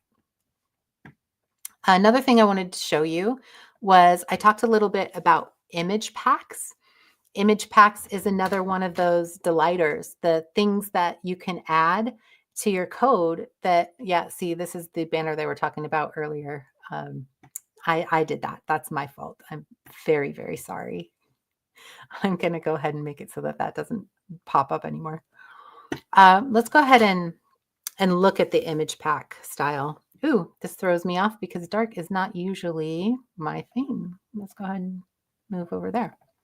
See, visceral reaction. Just you can tell when it's yours. Yes. So we have Richard is going to be working on the ability for us to make the process of creating image packs even easier. So we do have something in progress, and it should be done before long.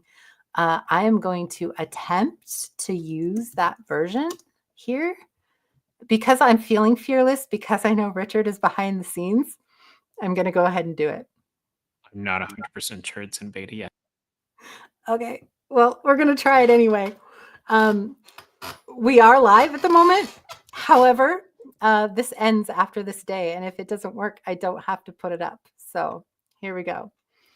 I need an image to put up there. So let me add an image, and I'm going to be pretty cliche and boring. Oops, I always forget.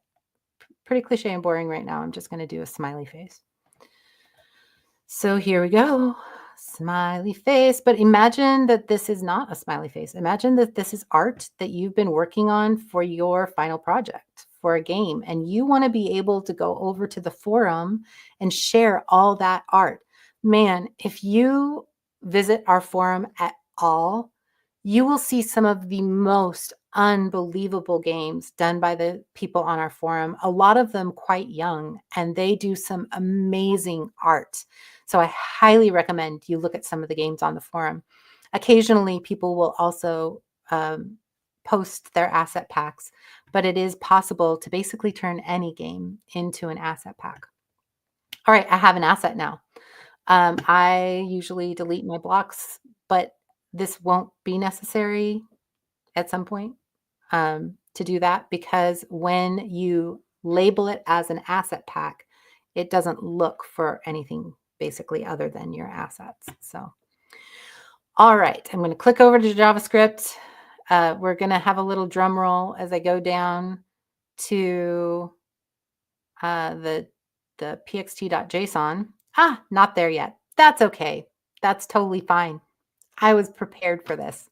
So we're going to go to asset.json. And the reason we're going to do that is because in order for it to be treated as an asset pack, we need a line down here that is asset pack camel case.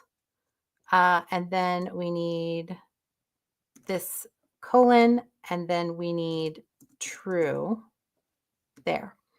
And then this little bit here is what tells the project you're importing it into that this is an asset pack and that you should treat it as such. All right, so now I'm going to click back into main TS to save that. And then just because as a coder, I'm paranoid about whether stuff saves, I'm going to just go back in and check. And it is there, so we are excellent. I'm going to go back to main TS. And now I have this to add into other projects. I can, like I showed you before with the extensions, I can kind of take the risk into my own hands, although we have the asset pack thing, so this shouldn't be an issue now because asset packs kind of get their own category that they go into, so it shouldn't collide with anything in a new project. But I'm going to go ahead and copy this link. And now when I go into a new project, I really feel a drum roll in my head, just so everybody out there knows. Hello. Oh, it wanted to reload because this one's not in beta. Just to make sure I don't cause any issues, I'm going to put this one in beta too. There we go.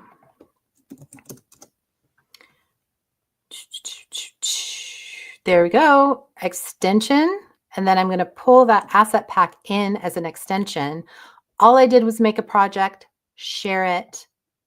Now it's an extension. Yes, I know it's already open elsewhere. But now you'll see that my assets are in this project as well. So, and it's going to fuss at me because I brought in a project that is already open somewhere else. But that is the process. You can also do the same thing that you did. Yeah. I know I did the conflict myself. I'm sorry about that. You can also do the same process as you do with extensions where you upload it to GitHub and then you pull the GitHub URL to import it in. But then it's sometimes easier for people to make a bunch of images and bring them in than it is for them to do a lot of code and bring them in. So just wanted to show that. Those are some of the main delighters in Microsoft MakeCode Arcade. Speaking of delighters, I think it's time for another giveaway, right? We did stickers, we did posters, and we did a word search. I'm now going to do backgrounds. So we have a folder full of desktop backgrounds based on MakeCode backgrounds. So these have been sized up. In some cases, they've had things added to the side so it'll fit a larger desktop. But we now have a bunch of images for you that you can use in graphics on your computer, on a website, when you're doing stuff with MakeCode Arcade. And the URL for this is aka.ms/arcadebg. Okay, I think with that, it wraps up our sessions here today for ArcadeCon. So we have one final Q&A left. I really want to hear what burning questions have been left on your mind. Hopefully we now have some people coming into the green room that can be added to the chat. We will wait until 4 o'clock to officially kick off the Q&A. So I am going to hide back behind the scenes, go rally the troops, and we'll be back in a minute.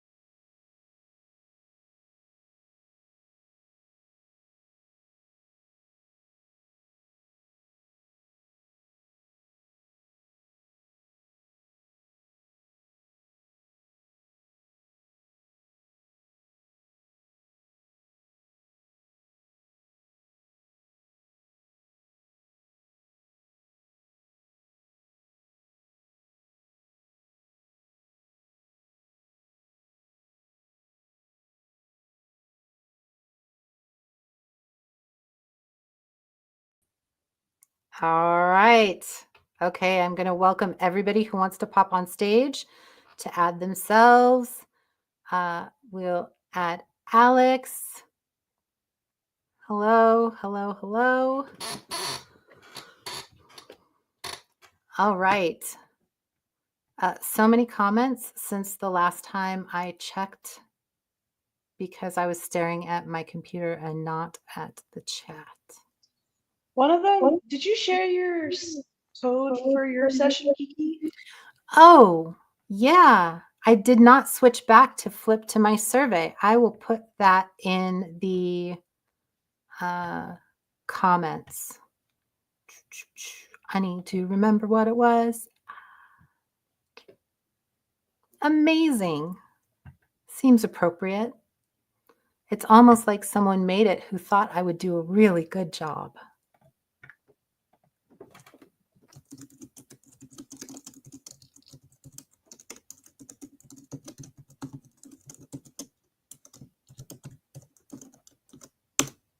There we go. Oh, I'm not sure if that actually went out to everybody.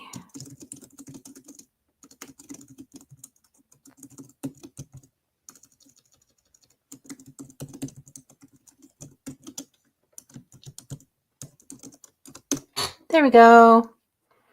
Okay, I have a question for the extension master, Rick Knoll. I love your extensions. Which one are you most proud of? I don't know. I think my favorite one is my arcade state transitions one, which I think nobody uses except for me, but it's very useful. So that one's probably my favorite.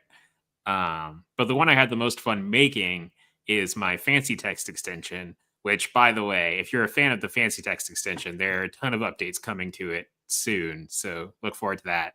Like, I'm adding a bunch of things like kerning support and multicolored fonts and all sorts of stuff. So, yeah. Can you tell us a little more what the states extension is? Yeah, the state transitions extension is for doing little state machines in your games, which is really useful because a lot of times in games you have like a title screen and then you have the actual game and then you have like a high score screen. And so it's a nice way to say like my game is currently in the title screen state. Now it's in the game state. Now it's in the high score state. And then you can go kind of back around. It's just a really neat way to organize your code. Yes, imagine having the option to say when the A key is pressed, but only when you're in the main game page, the player should jump, not when you're in the title screen or something like that. It's extremely useful. We're going to test out how much weight the screen can hold. We're just going to add as many people as possible. I believe the limit is 10 people. Okay. I think we're good. All right. Do we have any other questions for any of us? I wanted to answer the kiosk question because I did hear it, and I was like, oh god, I was listening, but I wasn't in the StreamYard, and I was panicking. But there. Can you repeat the question just for people who didn't see the last session? Yes. The question is there a limit to how many games you can add to kiosk? The answer is yes. Like most things in computer science, there are limitations and constrictions that you have. It's basically confined by your local storage in the browser. So I just looked it up. It's like 5 megabytes. And we also do some throttling on our end. But the games that are stored, your custom games, are all stored in your local storage, and they can only store 5 megabytes worth of content. I hope you're not pressing that limit because that's a lot. That's a lot of games. Realistically, you're not going to hit that limit with MakeCode games. So probably if you're doing it for like a classroom or a couple of classrooms, you probably shouldn't have an issue. Yeah. Also, I think 5 megabytes might be like the minimum. Like I think Chrome and stuff give you much more than that for local storage. Excellent. Mine Art Book asks, does the distance matter in multiplayer games? That's a good question. So our multiplayer is done with a serverless model. So when you are doing a multiplayer game, whoever is hosting the game is actually streaming that to everybody else who is connected. You're streaming directly to them using a protocol that I don't remember the name of right now. But that means that the distance and the internet quality of people who are streaming the game is very important. So if you have a bad internet and you are connected to the game, it's not as bad. But if you're the person who's hosting the game, it can be pretty bad for everybody else who's playing. You might not see lag, but they will.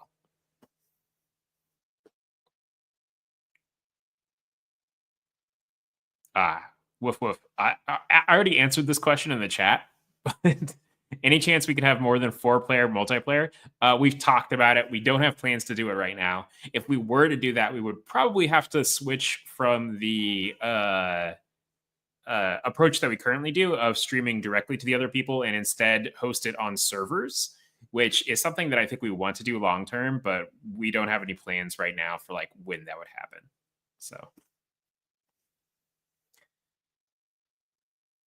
All right, I think we can round robin this one. So I'm going to go a solid JavaScript.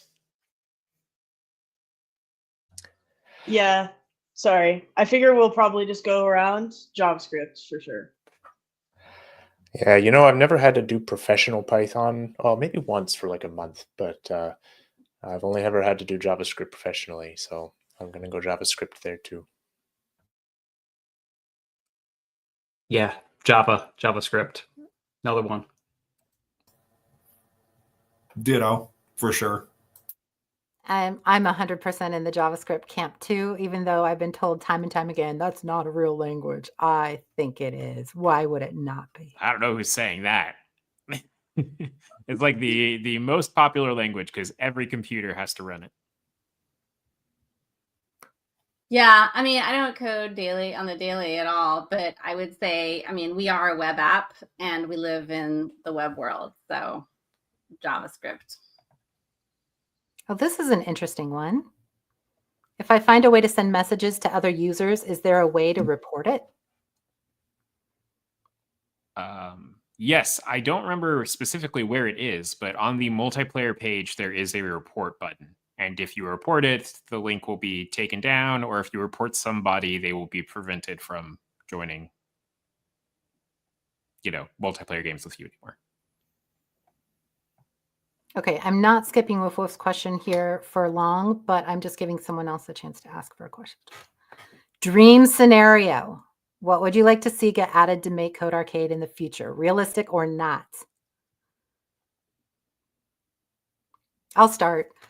I'm on the education side, so I have thousands of things that I'd love to see added to MakeCode. But the thing that is on my passion list right now, the thing that I'm going to be like a dog with a bone, is I really want kiosk to be attached to a portfolio, to somebody's profile, so that you can bring up the same kiosk on multiple computers or send your kiosk or portfolio to somebody else to look at. I think that would be amazing.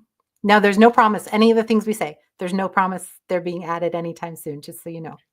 That one is planned, though. So, yeah. I personally would love to be able to play my MakeCode Arcade games on my phone. I would love something like a kiosk app or something like that, so I could play them there. I mean, you can go to the website on mobile, but it's a little bit iffy, so I want a proper app.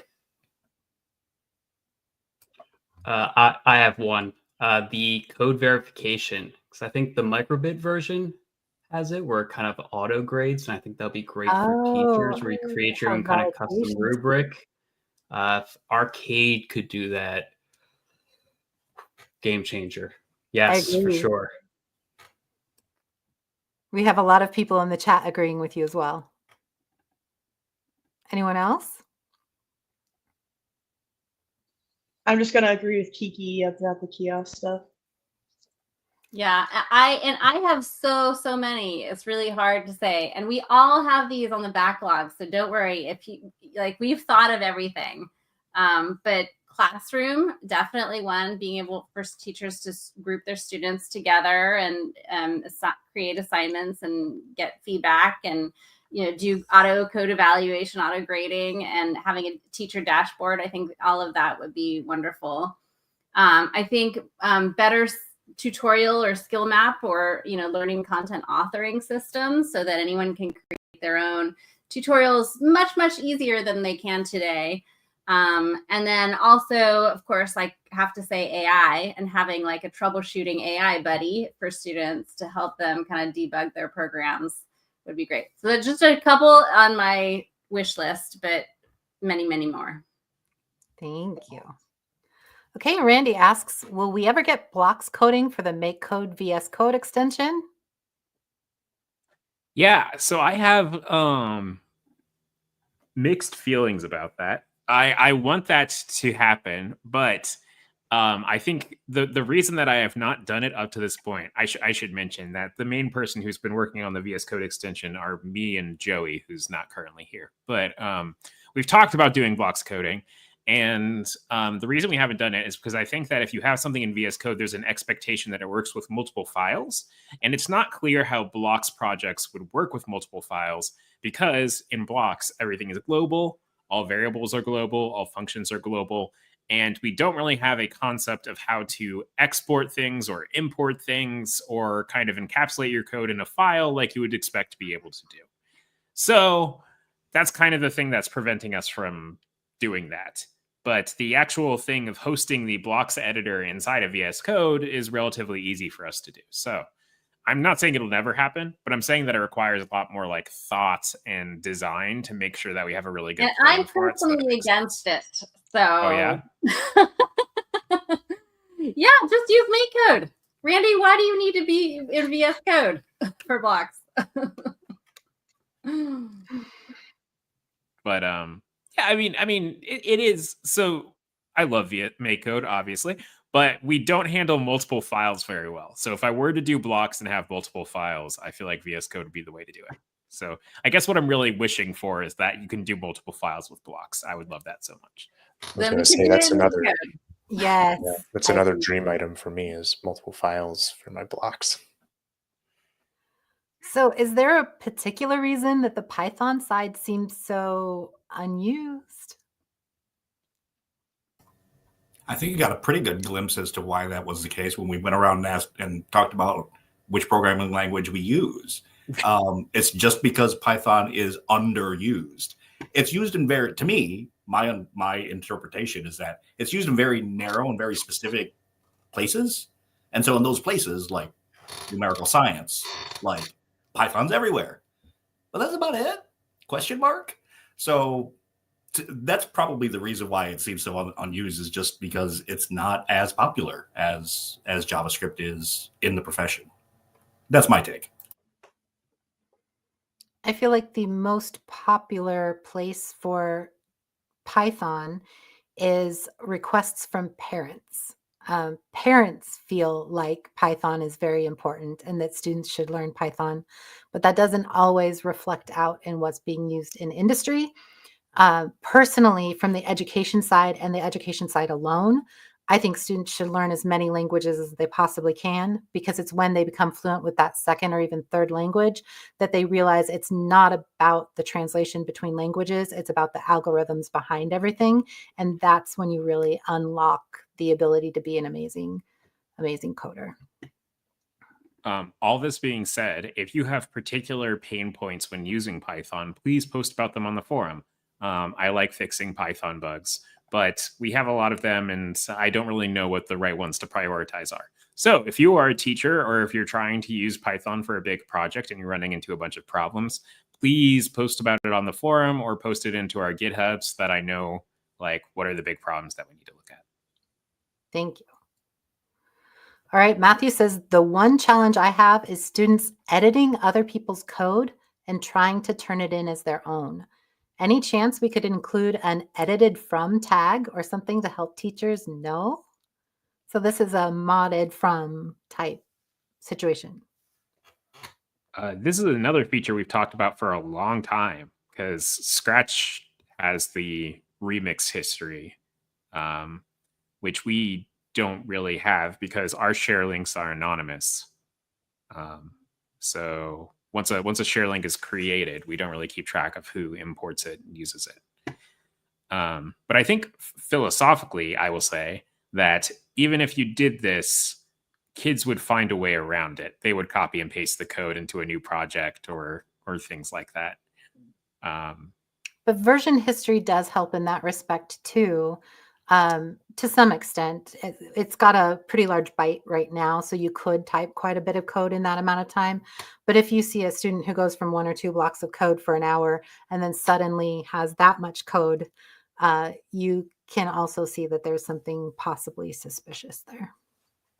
Possibly, yep. But there's always, yeah. Yeah, okay. And the way I tackle that is I kind of have my students defend their code and explain it. And you get a really good sense of if they understand what it is. And if they do, then they made it. If they don't, then they really don't. But just that's kind of another teacher tip. Excellent. And then we do have some responses in the chat to some of the stuff we've talked about earlier. Scott says that Python will be used much more since it's been picked up by IB and will ultimately make it to APCSA as well. Probably better than other languages that could be picked, I suppose.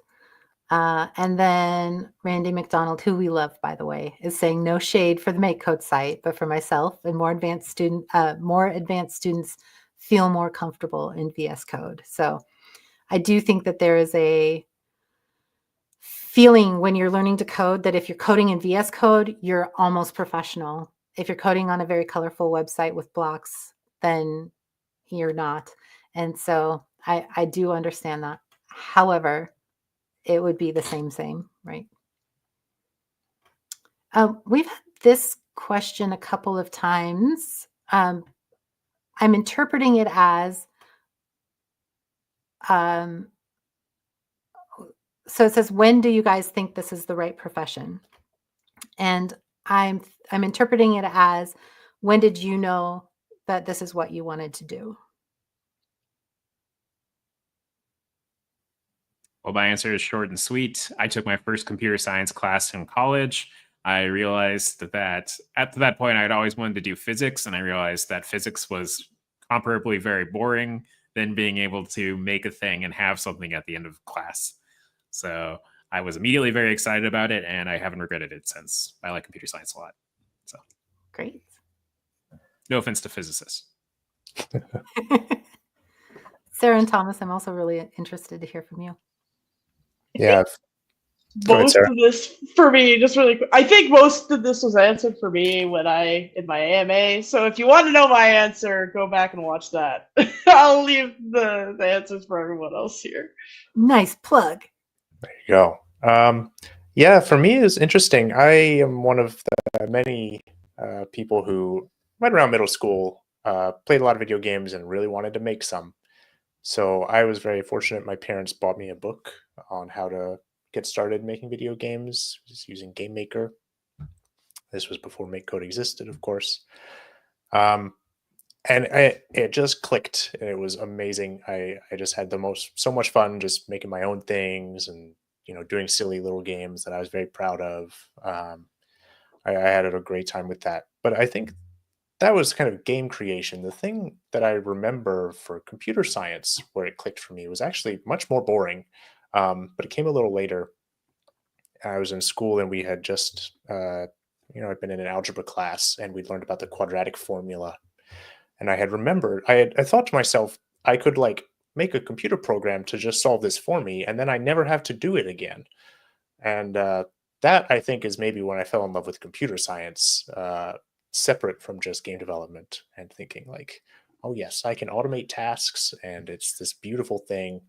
And it worked, and I was very proud, and I showed that program to my teachers, and I think they were maybe not as impressed as I was, but so it goes. Thomas, that's a great story, but I'm very sad that you weren't making games for your TI-83. Yeah, no, I was not a calculator programmer, unfortunately. Yeah.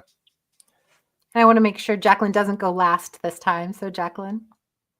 I'm sorry, I've totally forgot the question. Oh, yeah. When did you know this was the right profession for you? Oh, I don't know. I mean, I think things have changed throughout my life. I think all I could say is if you're having fun and you're learning a lot and you're working with really cool people, then you're in the right place. And as soon as those things start to change, then maybe you need to start thinking about changing as well. So yeah, I think it's a constantly evolving thing. Beautiful. Ryan and Alex.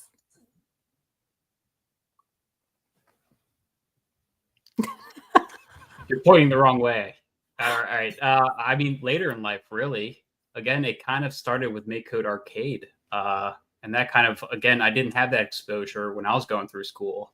Our typing class actually used a piece of paper. Then we had the manila folder over our hands, and that's how we practiced typing.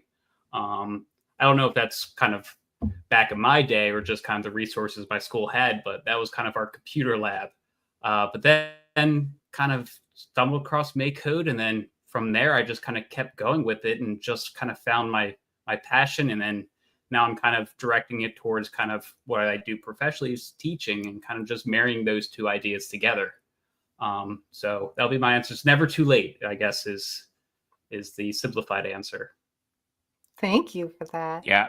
Also, I will say that kids today are very lucky. I think there's a lot more exposure to computer science in high school and middle school and younger than there was in the past. When I was in high school, I lived in a very poor school district, and I didn't have any, no programming experience at all until college. And it's kind of a shame because I liked it a lot. I probably would have liked it then too. Probably. That's Escalator Method. Bring it to kids as young as you can. All right, Alex, it's you or me. Mine's simple. It's the same story as Thomas's. My parents bought me a computer when I was 10, and in those days, the computer didn't do anything automatically. You had to tell it to do something because it turned on and you were in a programming language or a programming environment. You could buy games, but when you turn the computer on, it wanted you to program it. So that's what I did. And I haven't stopped since. That's awesome. Yeah, I guess mine isn't all that far off. My dad was always at the super forefront of technology. He had everything. So we had computers in our house before most people, and he actually had one for himself. And then he got one invested for the daughters. There's 3 girls in the family.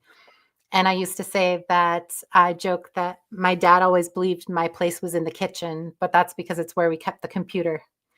And I learned very early on that if I needed him to help me with something, I wouldn't get the computer back for the rest of the day. So I had to figure out how to fix everything that went wrong. So I did a lot of problem solving, and I felt like it was like working on cars, but cleaner. And so I really enjoyed that. I still like working on computers and working on cars.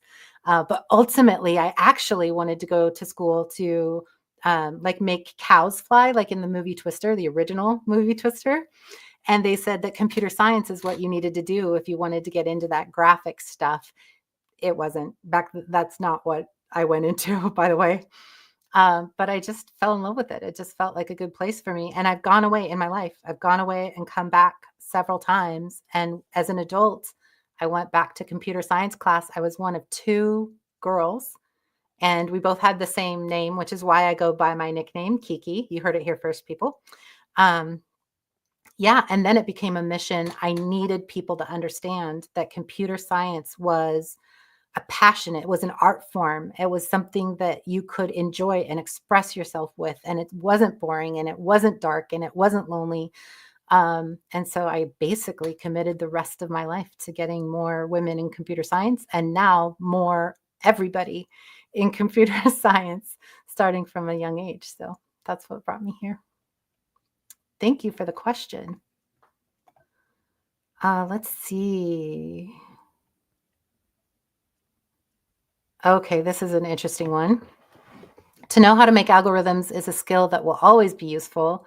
But when you see the advances in AI, do you think that the children that are using MakeCode and other smaller tools, well, what do you think the children that are using MakeCode and other similar tools will need?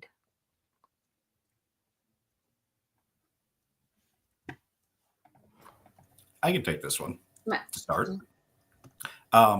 Because one of the stats that's been thrown around for probably the last decade and keeps getting thrown around is that there will be a year-on-year decrease in the demand for computer programmers. And statistically, that is absolutely true. That's not all of the people that you see on this screen right now. None of them are computer programmers. They're software engineers. And there is a very, very, very big difference. I can hire computer programmers who literally will take a list of steps and translate them into a computing language. That's what a programmer does. I don't need those. I need people who can think. And that's what will continue to grow, even with the advent of AI, because AIs are just complete the next word type. No, that's a simplification, but they don't think. I need thinkers. I don't need programmers. So if you want to get into software engineering and thinking, you're going to be fine.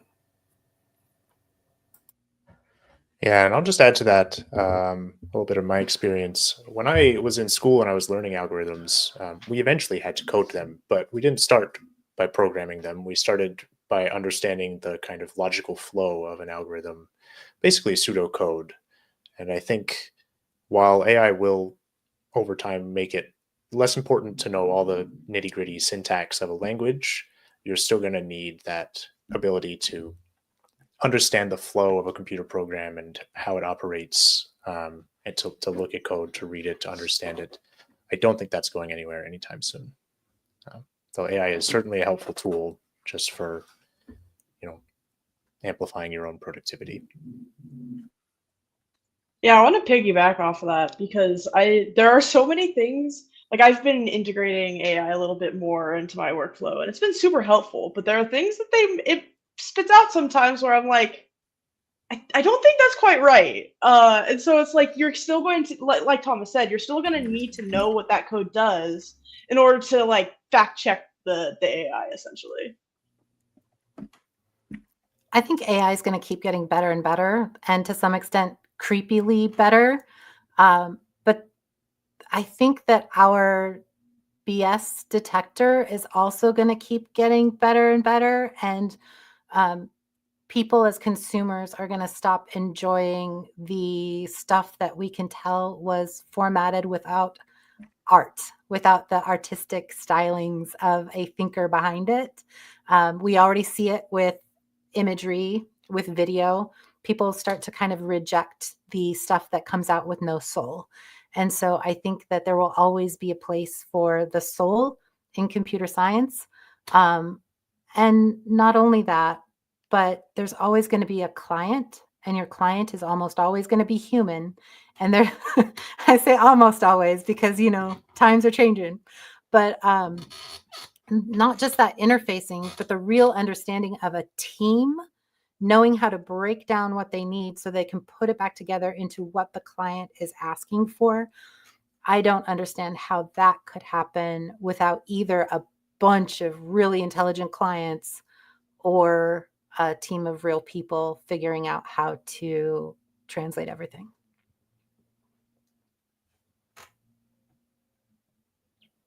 All right, we're asking for more cat, Richard.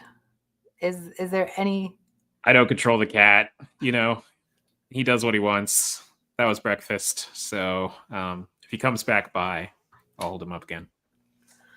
Well, that's it for us today. I can't believe it's over already. I do have one last comment. This was a thank you from somebody who's actually been watching most of the day. So thank you for this comment. And to the people I met today, the ones who gave their time to teach us, I'd like to thank you because for the first time in a long time, I was so into a session and interested. And that means a lot. Thank you so much. Thank you, everybody. Thank you all. Yay. Last sticker. If you are as sad as we are to be done with this and you want to keep learning more and you want to be able to watch these again, please go to the forum. Go to our forum. There is a thread for the ArcadeCon, all the links we had for today. And we will be doing more sessions throughout the year. We'll be doing webinars and hosting little half-hour and 1 hour webinars throughout the rest of the year. If you want to be able to catch those, make sure you subscribe to our educator YouTube channel. And the tag for our educator YouTube channel is @MS MakeCode. Thanks, And everybody. check out live streams Yes. 3 times a week on Monday, Wednesday, and Friday on Twitch, YouTube, and Facebook. But if you want an immediate answer for us on a technical question, if you ping us in the Twitch chat, we will have to respond to you. So.